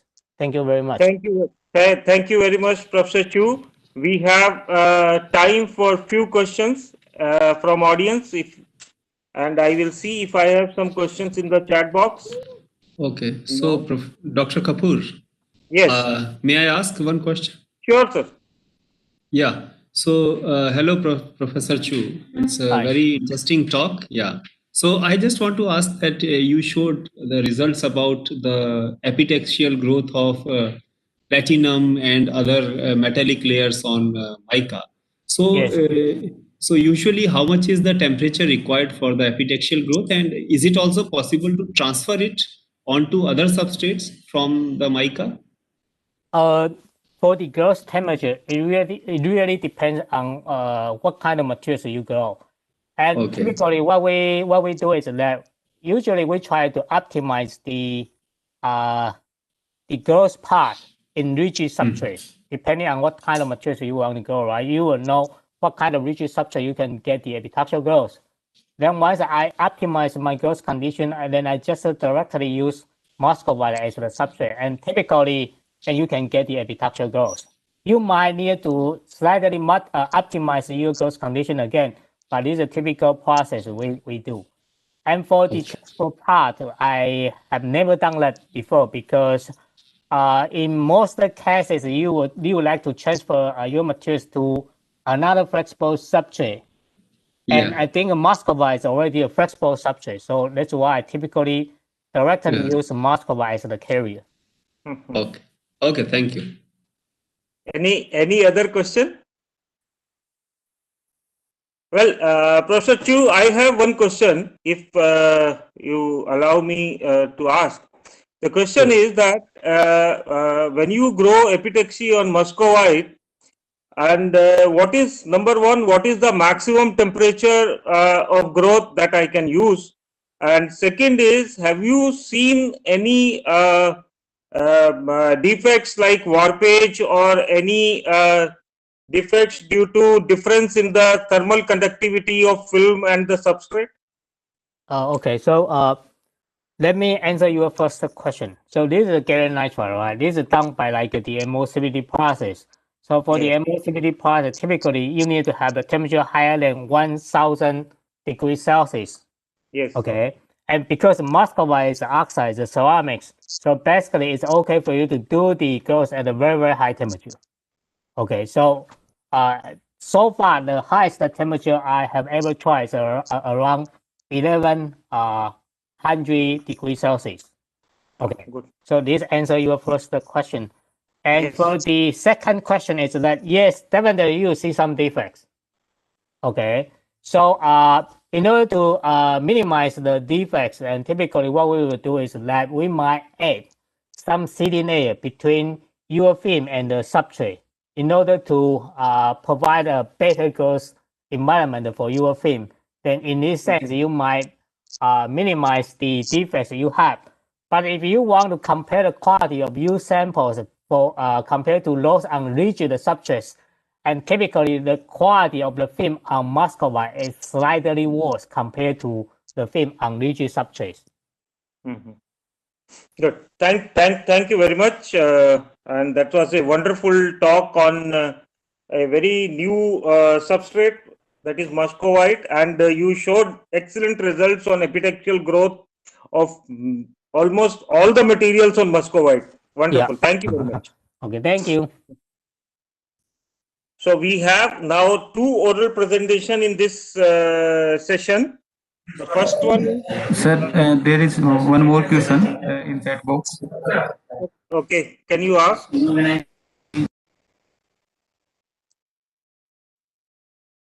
Hardyan?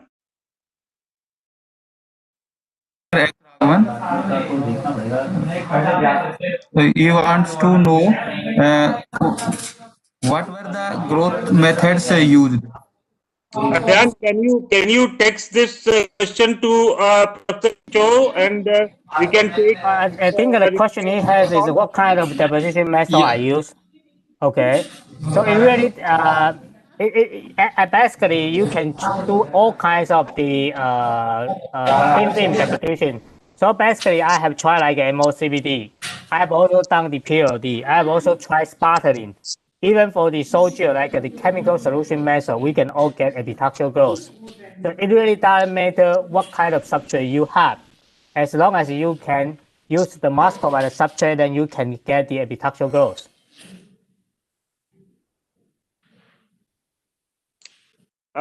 So let me go on with the second speaker of this session.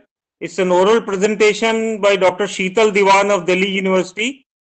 Our title of presentation is UV photo detection studies of zinc oxide based quantum well photodetectors. Sheetal, you have 15 minutes for your presentation, and if there are questions, we can take 1 or 2 questions from the audience. Sheetal Diwan. Sure, sir. So should I start? Yeah. Okay, sir. Thank you so much.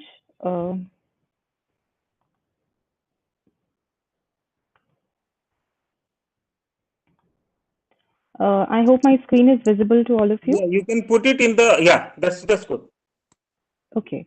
Warm greetings to everyone, and thank you for giving me a chance to speak on the topic UV photo detection studies on zinc oxide-based quantum well photodetectors. So, since we all know that photodetectors form a very important part of the semiconductor industry, the needs of photodetectors lie in various fields, whether it is spectroscopic techniques or its flame detection, or be it any medical hazard. So there are a number of photodetectors that are available on the types of mechanism, or basically the detection mechanism. So they can be photoemissive, polarization based, photochemical, and a good photodetector should have the following important characteristics. It should be highly sensitive towards the emission wavelength. It should have a fast response time. It should be insensitive to the varying ambient conditions, reasonable cost, and obviously good operating time, or basically the shelf life. And if we talk about the structure, then we can design a photodetector in a number of ways. It can be bulk based, it can be Schottky diode based, or it can be PN junction based. So for my present work, I have focused more on oxide semiconductors, because oxides have their own have a own edge as compared to other semiconductors. So for my work, I have chosen zinc oxide and nickel oxide primarily, because both of them are direct bandgap semiconductors with comparable wide bandgap structure. Nickel oxide crystallizes in rock salt structure, whereas zinc oxide crystallizes in woodside structure. Nickel oxide finds application in number of UV photodetectors, sensors, smart windows, whereas zinc oxide is known for its good optical properties and for its structural stability. So it can be employed in a number of applications too. And because of their ease of fabrication, they can be grown with, in a number of ways. You can use sputtering technique, PLD, MOCVD. So both the materials can be tailored to a good extent by a number of deposition techniques. So this makes them a very favorite choice of the researchers. Now, coming on to the homojunctions and the heterojunctions, which are a backbone of the semiconductor industries, a number of structures are based on both of them. However, it depends on the kind of application we are aiming for. So in my work, I have focused on quantum well-based photodetectors, which is a subcategory of the heterojunctions, where we place a barrier layer and an active layer structure to confine the charge carrier transport. So a quantum well is basically used in LEDs to tailor the electronic transport properties, but the same can be utilized in photodetector applications for various uses. So there are a number of layers which are involved in a quantum well structure. Here I have taken the structure of an LED where it is explained how various roles are played by the different layers that are deposited. So this is the current spreading layer, which is on the top. Then we have the confinement layer and the active layer, which forms the quantum well region. That is the main backbone of a quantum well structure, which is responsible for all the confinement. Then we have the active region where all the recombination takes place. And we have the substrate and the contact. And one of the most important things to note here is that the thickness of the active layer is a very critical part here. So it should be less than the de Broglie wavelength. So the well layer should be between 1 to 10 nanometer for perfect confinement. So this is the proposed design of my quantum well detector, where I've used aluminum doped zinc oxide as the bottom conducting layer, and aluminum doped zinc oxide is a doped semiconductor material, which can be grown in situ during the deposition of the detector. We have Ni-ZNO and ZNO active layers and barrier layers. Then I've used Mg-doped zinc oxide as the topmost barrier layer and the undoped nickel oxide as the p-type layer. So this is the complete structure of my quantum well photodetector. The growth technique that I've used is PLD, where a number of parameters can be varied as per the requirement, and it allows tailoring a number of properties of the material simply by changing the growth temperature or pressure or the target to substrate distance and the laser energy. So the laser that we have used here is KrF excimer laser, and we have optimized the zinc oxide films first. So the effect of oxygen pressure and effect of substrate temperature was first studied, and it was observed that all the films exhibited C-axis orientation, and there was a good transmittance in the films. As far as the substrate temperature was concerned, 400 degrees Celsius temperature was found to be the optimum to obtain the desired crystallinity, and the band gap was found to decrease from 3.34 to 3.26 with increase in the oxygen pressure. Then the nickel oxide films were optimized for the p-type layer. Here, the temperature was kept constant, that is 400 degrees Celsius, whereas the pressure was varied to see its effect. And it was observed that at all the pressures that were studied, the conductivity was maintained to be p-type, but the crystallinity was significantly affected with the pressure. And it was observed that 40 millitorr growth pressure was optimum for obtaining A-axis oriented nickel oxide thin films for the p-type layer in the structure. Then the optimization of metal contacts was also carried out for the n-type and the p-type layers, and it was observed that both platinum as well as gold were found to be optimum metal contacts for the p-type and the n-type layer.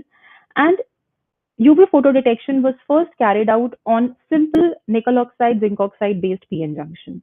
So before the quantum well structures could be included, the photodetection was done on the PN junction diode, and it was observed that the photo response was significantly improved with increase in bias. However,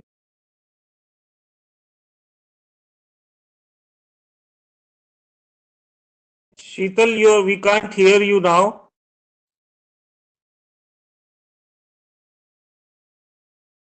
Can you hear me, Sheetal?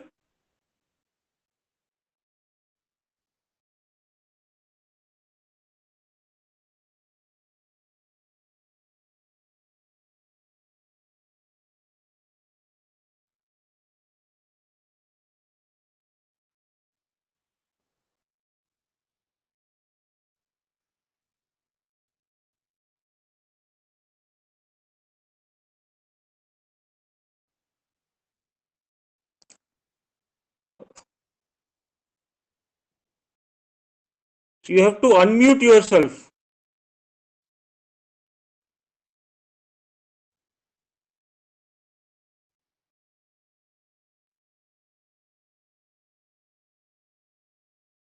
No, still not.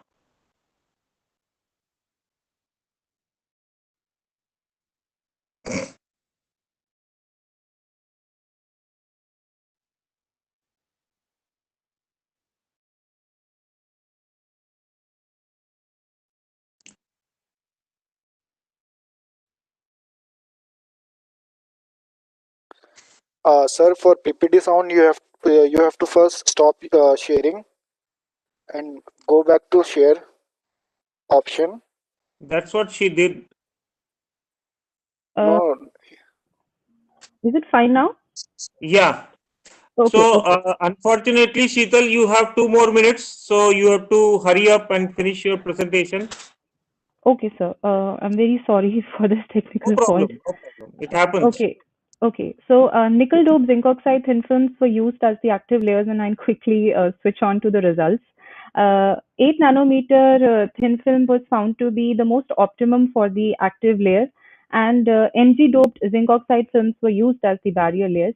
So this was the structure that I had grown, And I had incorporated 2 quantum well, 3, 4, and 5 quantum well layers to see the effect of the number of layers using PLD. Now, although PLD is a good technique for growing a number of layers, but there is a limitation when there is a lot of stacking. So after 4 quantum well structures, one could see that there was a slight degradation in the electrical characteristics, and this was the response that was obtained for the UV photo detection studies. So this shows the UV photo response of 355 nanometer incident wavelength, where perfect photo response was observed with respect to the UV light. As compared to the PN junction structure without any quantum well layers, 3, 4, and 5 quantum well layered photodetectors showed much better response, and these are the basic results on it. The prime reason for having a better response in case of quantum well structures is basically that the charge carriers are confined in a proper manner in a quantum well structure, but only those carriers which cross the barrier and reach the electrode can contribute towards the photocurrent. So although there is a good change in the photosensitivity and the photoresponsivity, but there is an increase in the rise time and the recovery time. So it is a trade-off between the sensitivity and the response time, that although the sensitivity was significantly improved, but the time is obviously a factor which is responsible for slightly lower performance in case of detectors which are having quantum well structures. Sheetal, can you I'll conclude now? Yeah. yeah, so this is my conclusion, that zinc oxide thin films and quantum well structures could be successfully realized. XPS yielded type 2 band alignment. A quantum well width of 8 nanometer was found to be optimum for the active layer, and the multiple quantum well with 4 quantum well layers showed the maximum photoresponsivity, and it could be achieved at a low applied bias of 2 volts. I want to acknowledge Department of Physics, University of Delhi, the Characterization Division of SSPL DRDO, and MIT Government of India for giving the financial support for carrying out this work. Thank you. Thank you, Sheetal, for accepting our request for finishing in time. It was a wonderful lecture. We will now go to the second speaker of the contributory talk of this evening. It's by Dr. Tejas R. Naik from IIT Bombay. The title of presentation is Amorphous Indium Gallium Zinc Oxide Thin Film Transistor as an Oxygen Gas Sensor with In Situ Electrical Characterization. Dr. Naik.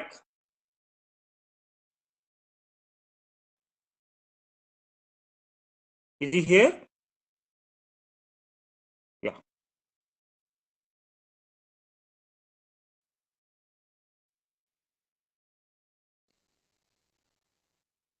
Dr. Naik,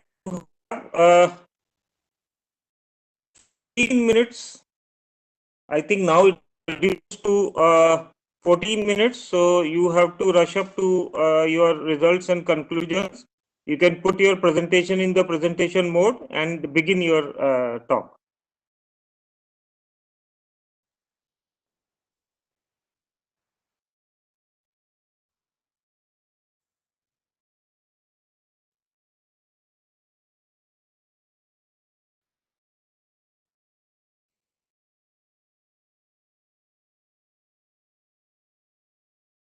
Dr. Tejas, are you able to hear? We are not able to hear from you.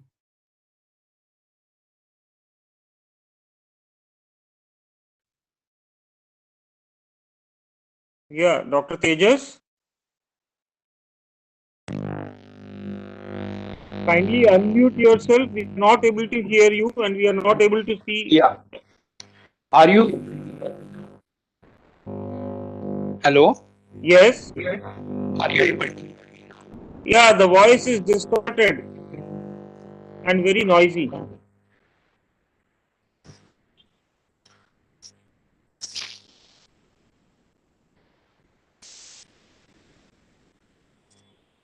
Please begin.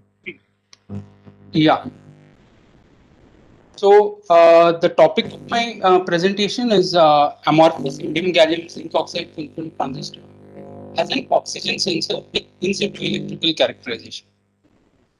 So the outline of my talk will be as the production of the gas sensors with semiconductor vision. Dr. Tejas, your voice is not clear.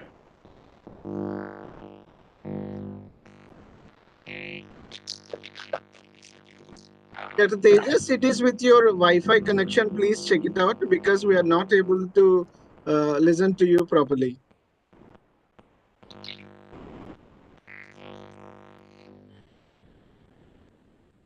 And one more thing, please go for the full screen mode. Control L is the shortcut.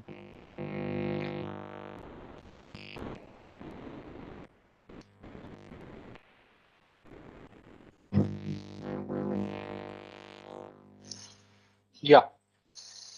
So the outline of my talk will be gas sensors, followed by which semiconductor we could use effectively for a gas sensor. Then the defining the sensor device fabrication process, and then discussing the results that we got. So coming to gas sensors can be widely required these days. Industries, chemical industries, monitoring,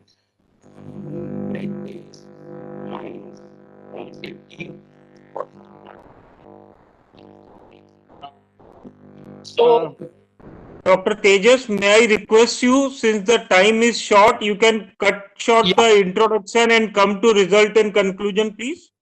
Yeah. So,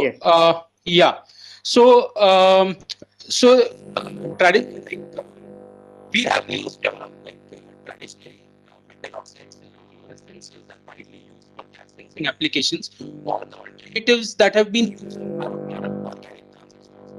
So, the metal oxides provide a large band gap for the sensors, whereas organic transistors provide chemical selectivity and sensitivity for sensors. So the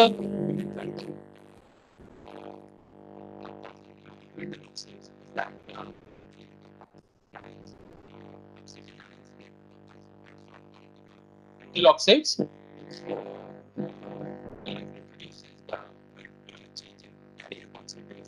Excuse me, Dr. Tejas.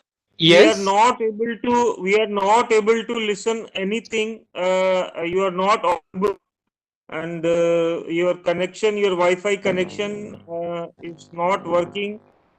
So I do not know. Maybe Hardyan or Mani, can you tell me? Because it's only 7 minutes there for the evening lectures, I don't know what to Yes. do. So can I request you to come to the conclusion? I'm sorry to say that, but yeah. Sorry. So I'll just give an overview. These were the precursors that I used zero solution. Indium hydrate, and we filtered it for 24 hours room temperature for proper uniform solution. Then basically steps of a simple thin film transistor, silicon oxide as the dielectric layer, and chrome gold as the source drain electrodes. We spin coated the Ig0 solution for as the semiconducting layer as well as the sensing layer. So these kind of ID structures we fabricated, having a high W by L ratio for our sensing purposes. So this is the schematic of our sensor, where we pass the oxygen gas in different concentration with nitrogen as a carrier gas, and measured it with three source measuring units with a probe station inside the gas chamber. So these are the IV characteristics. You see that with the increase in concentration of oxygen, we could see that there was an increment in the current, and also in the threshold voltages. So yeah, that's those were the that was the summary of it. We are currently looking at the XPS results, and this was the crude setup that we in-house prepared. We are currently looking at the XPS analysis of these, because the oxygen metal vacancies also are detectable to be effective in the sensing operations. Yeah. So, any questions? Thank you. Thank you very much, Dr. Tejas. And we have a few minutes if there is any question from the audience. Although we apologize for poor connection, so we could hear the talk properly. But still, if there are any questions, Tejas will be ready to answer.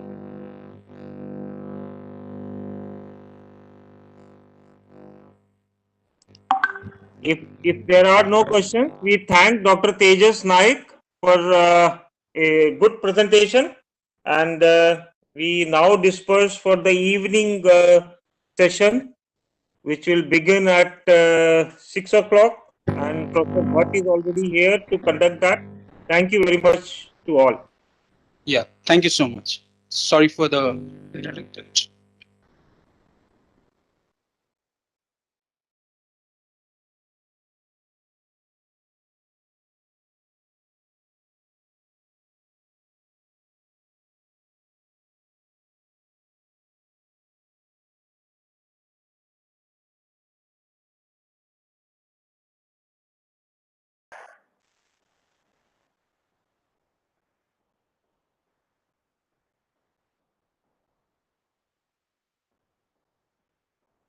Is there anyone present for the poster presentation?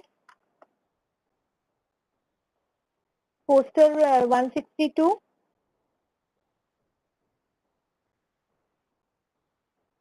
Poster 161? Are you there? Poster 163, Miss Sobia Wahid, are you there?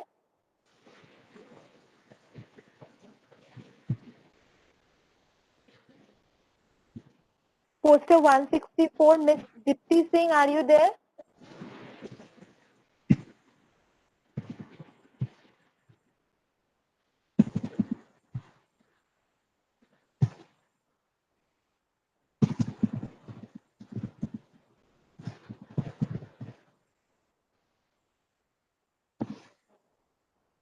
Miss Dipti Singh, do you like to present?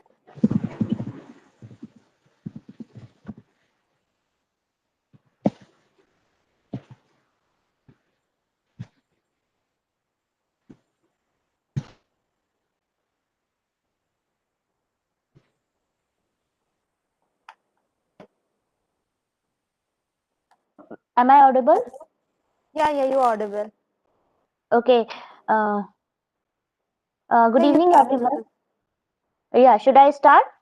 Yeah. But you have Okay, 2 minutes, okay? Okay, thank you, ma'am.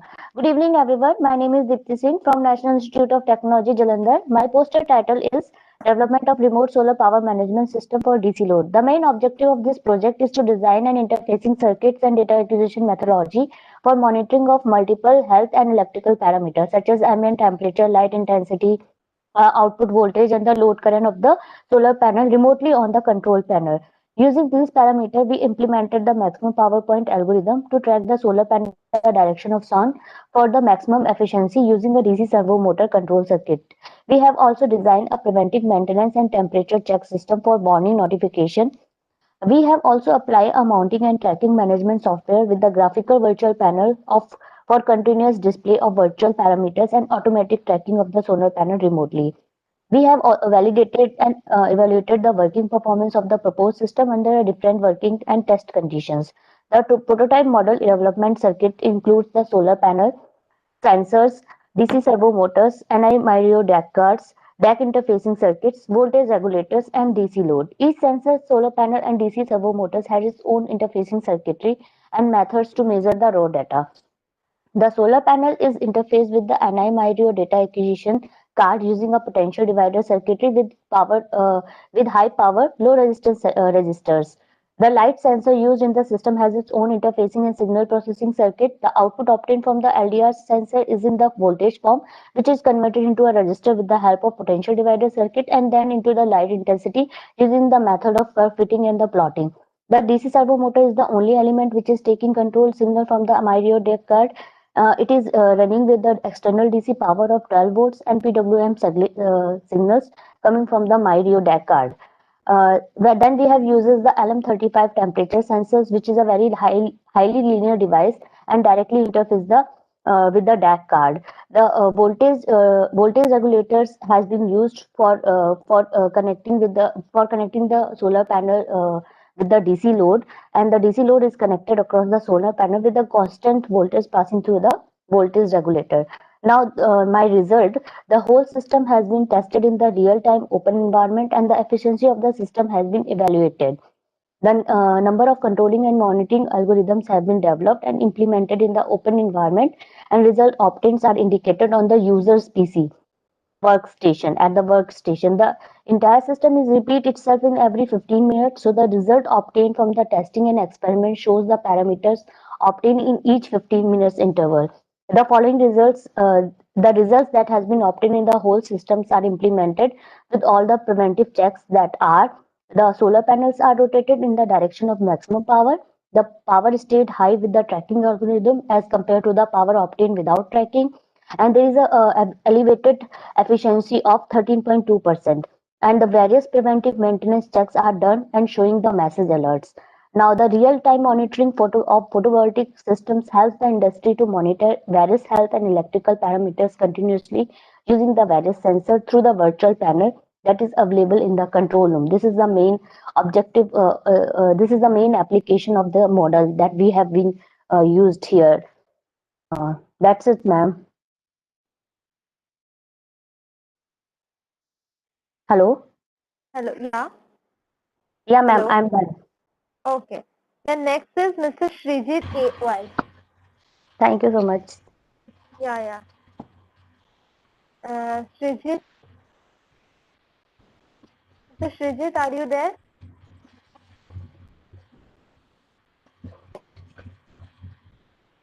Okay, then next is Santosh V. Patil. Yes, ma'am. Is it? Am I audible? Yeah, you're audible. But wait a minute. Okay.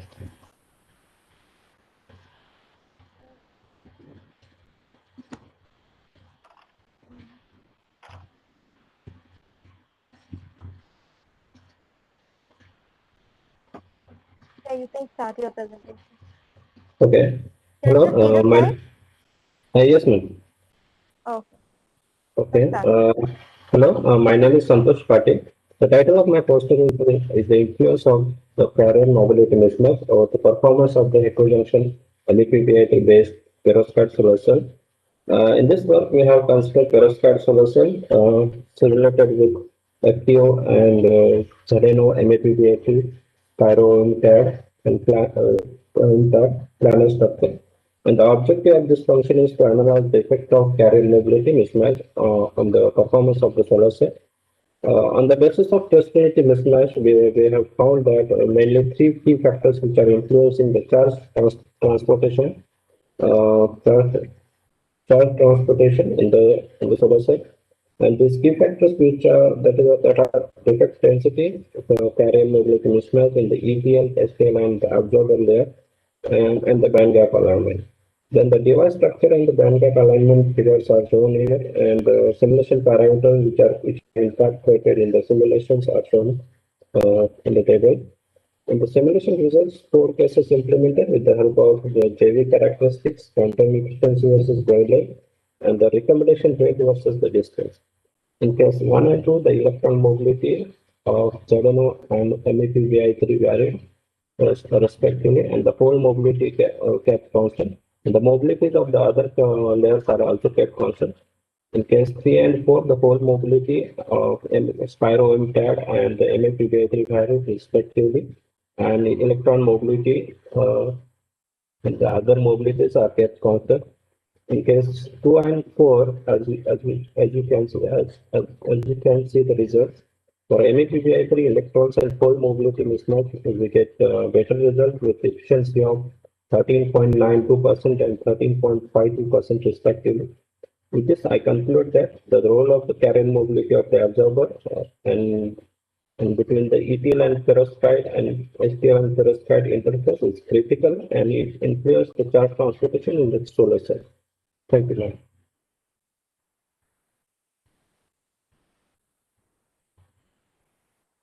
Then next is Mr. Lal Singh Google. Yes. Mr. Lal Singh. Hello. Mr. Lal Singh. Yeah, you start presenting.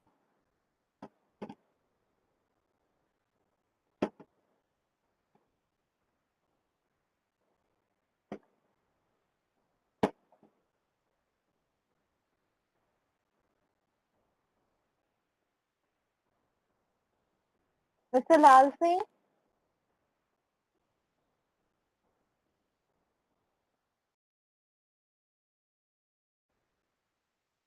Hello, Mr. Lal Singh Willard.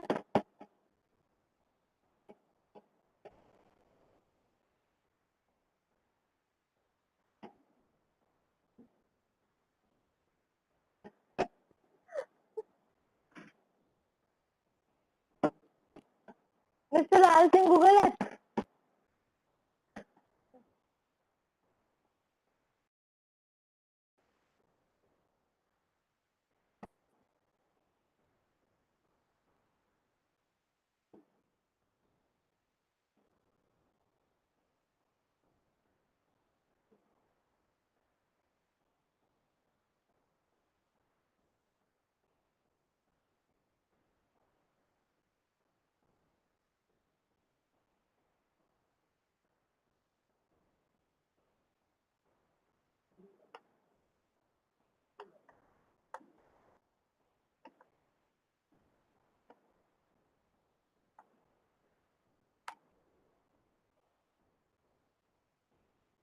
Mr. Lal Singh Google it.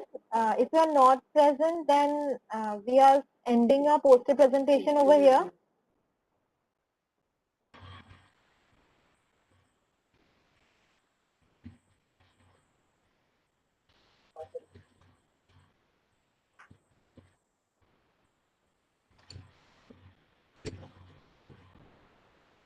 ये इधर मुझे message किए जा रहा है और इधर ये बोल नहीं रहा है तो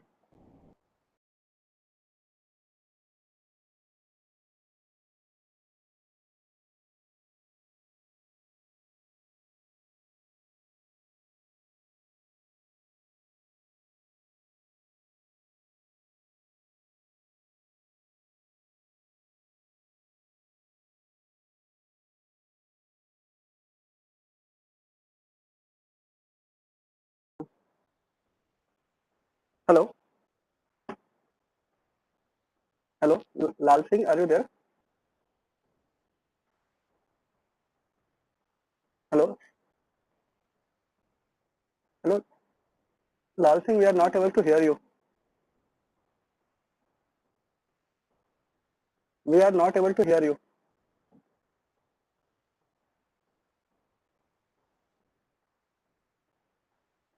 Hello, Lal Singh, we are not able to hear you. Just check your mic. Please check your mic.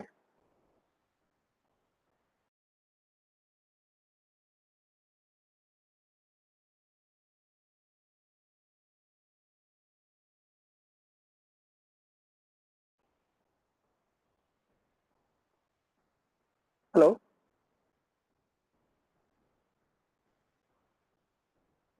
Hello.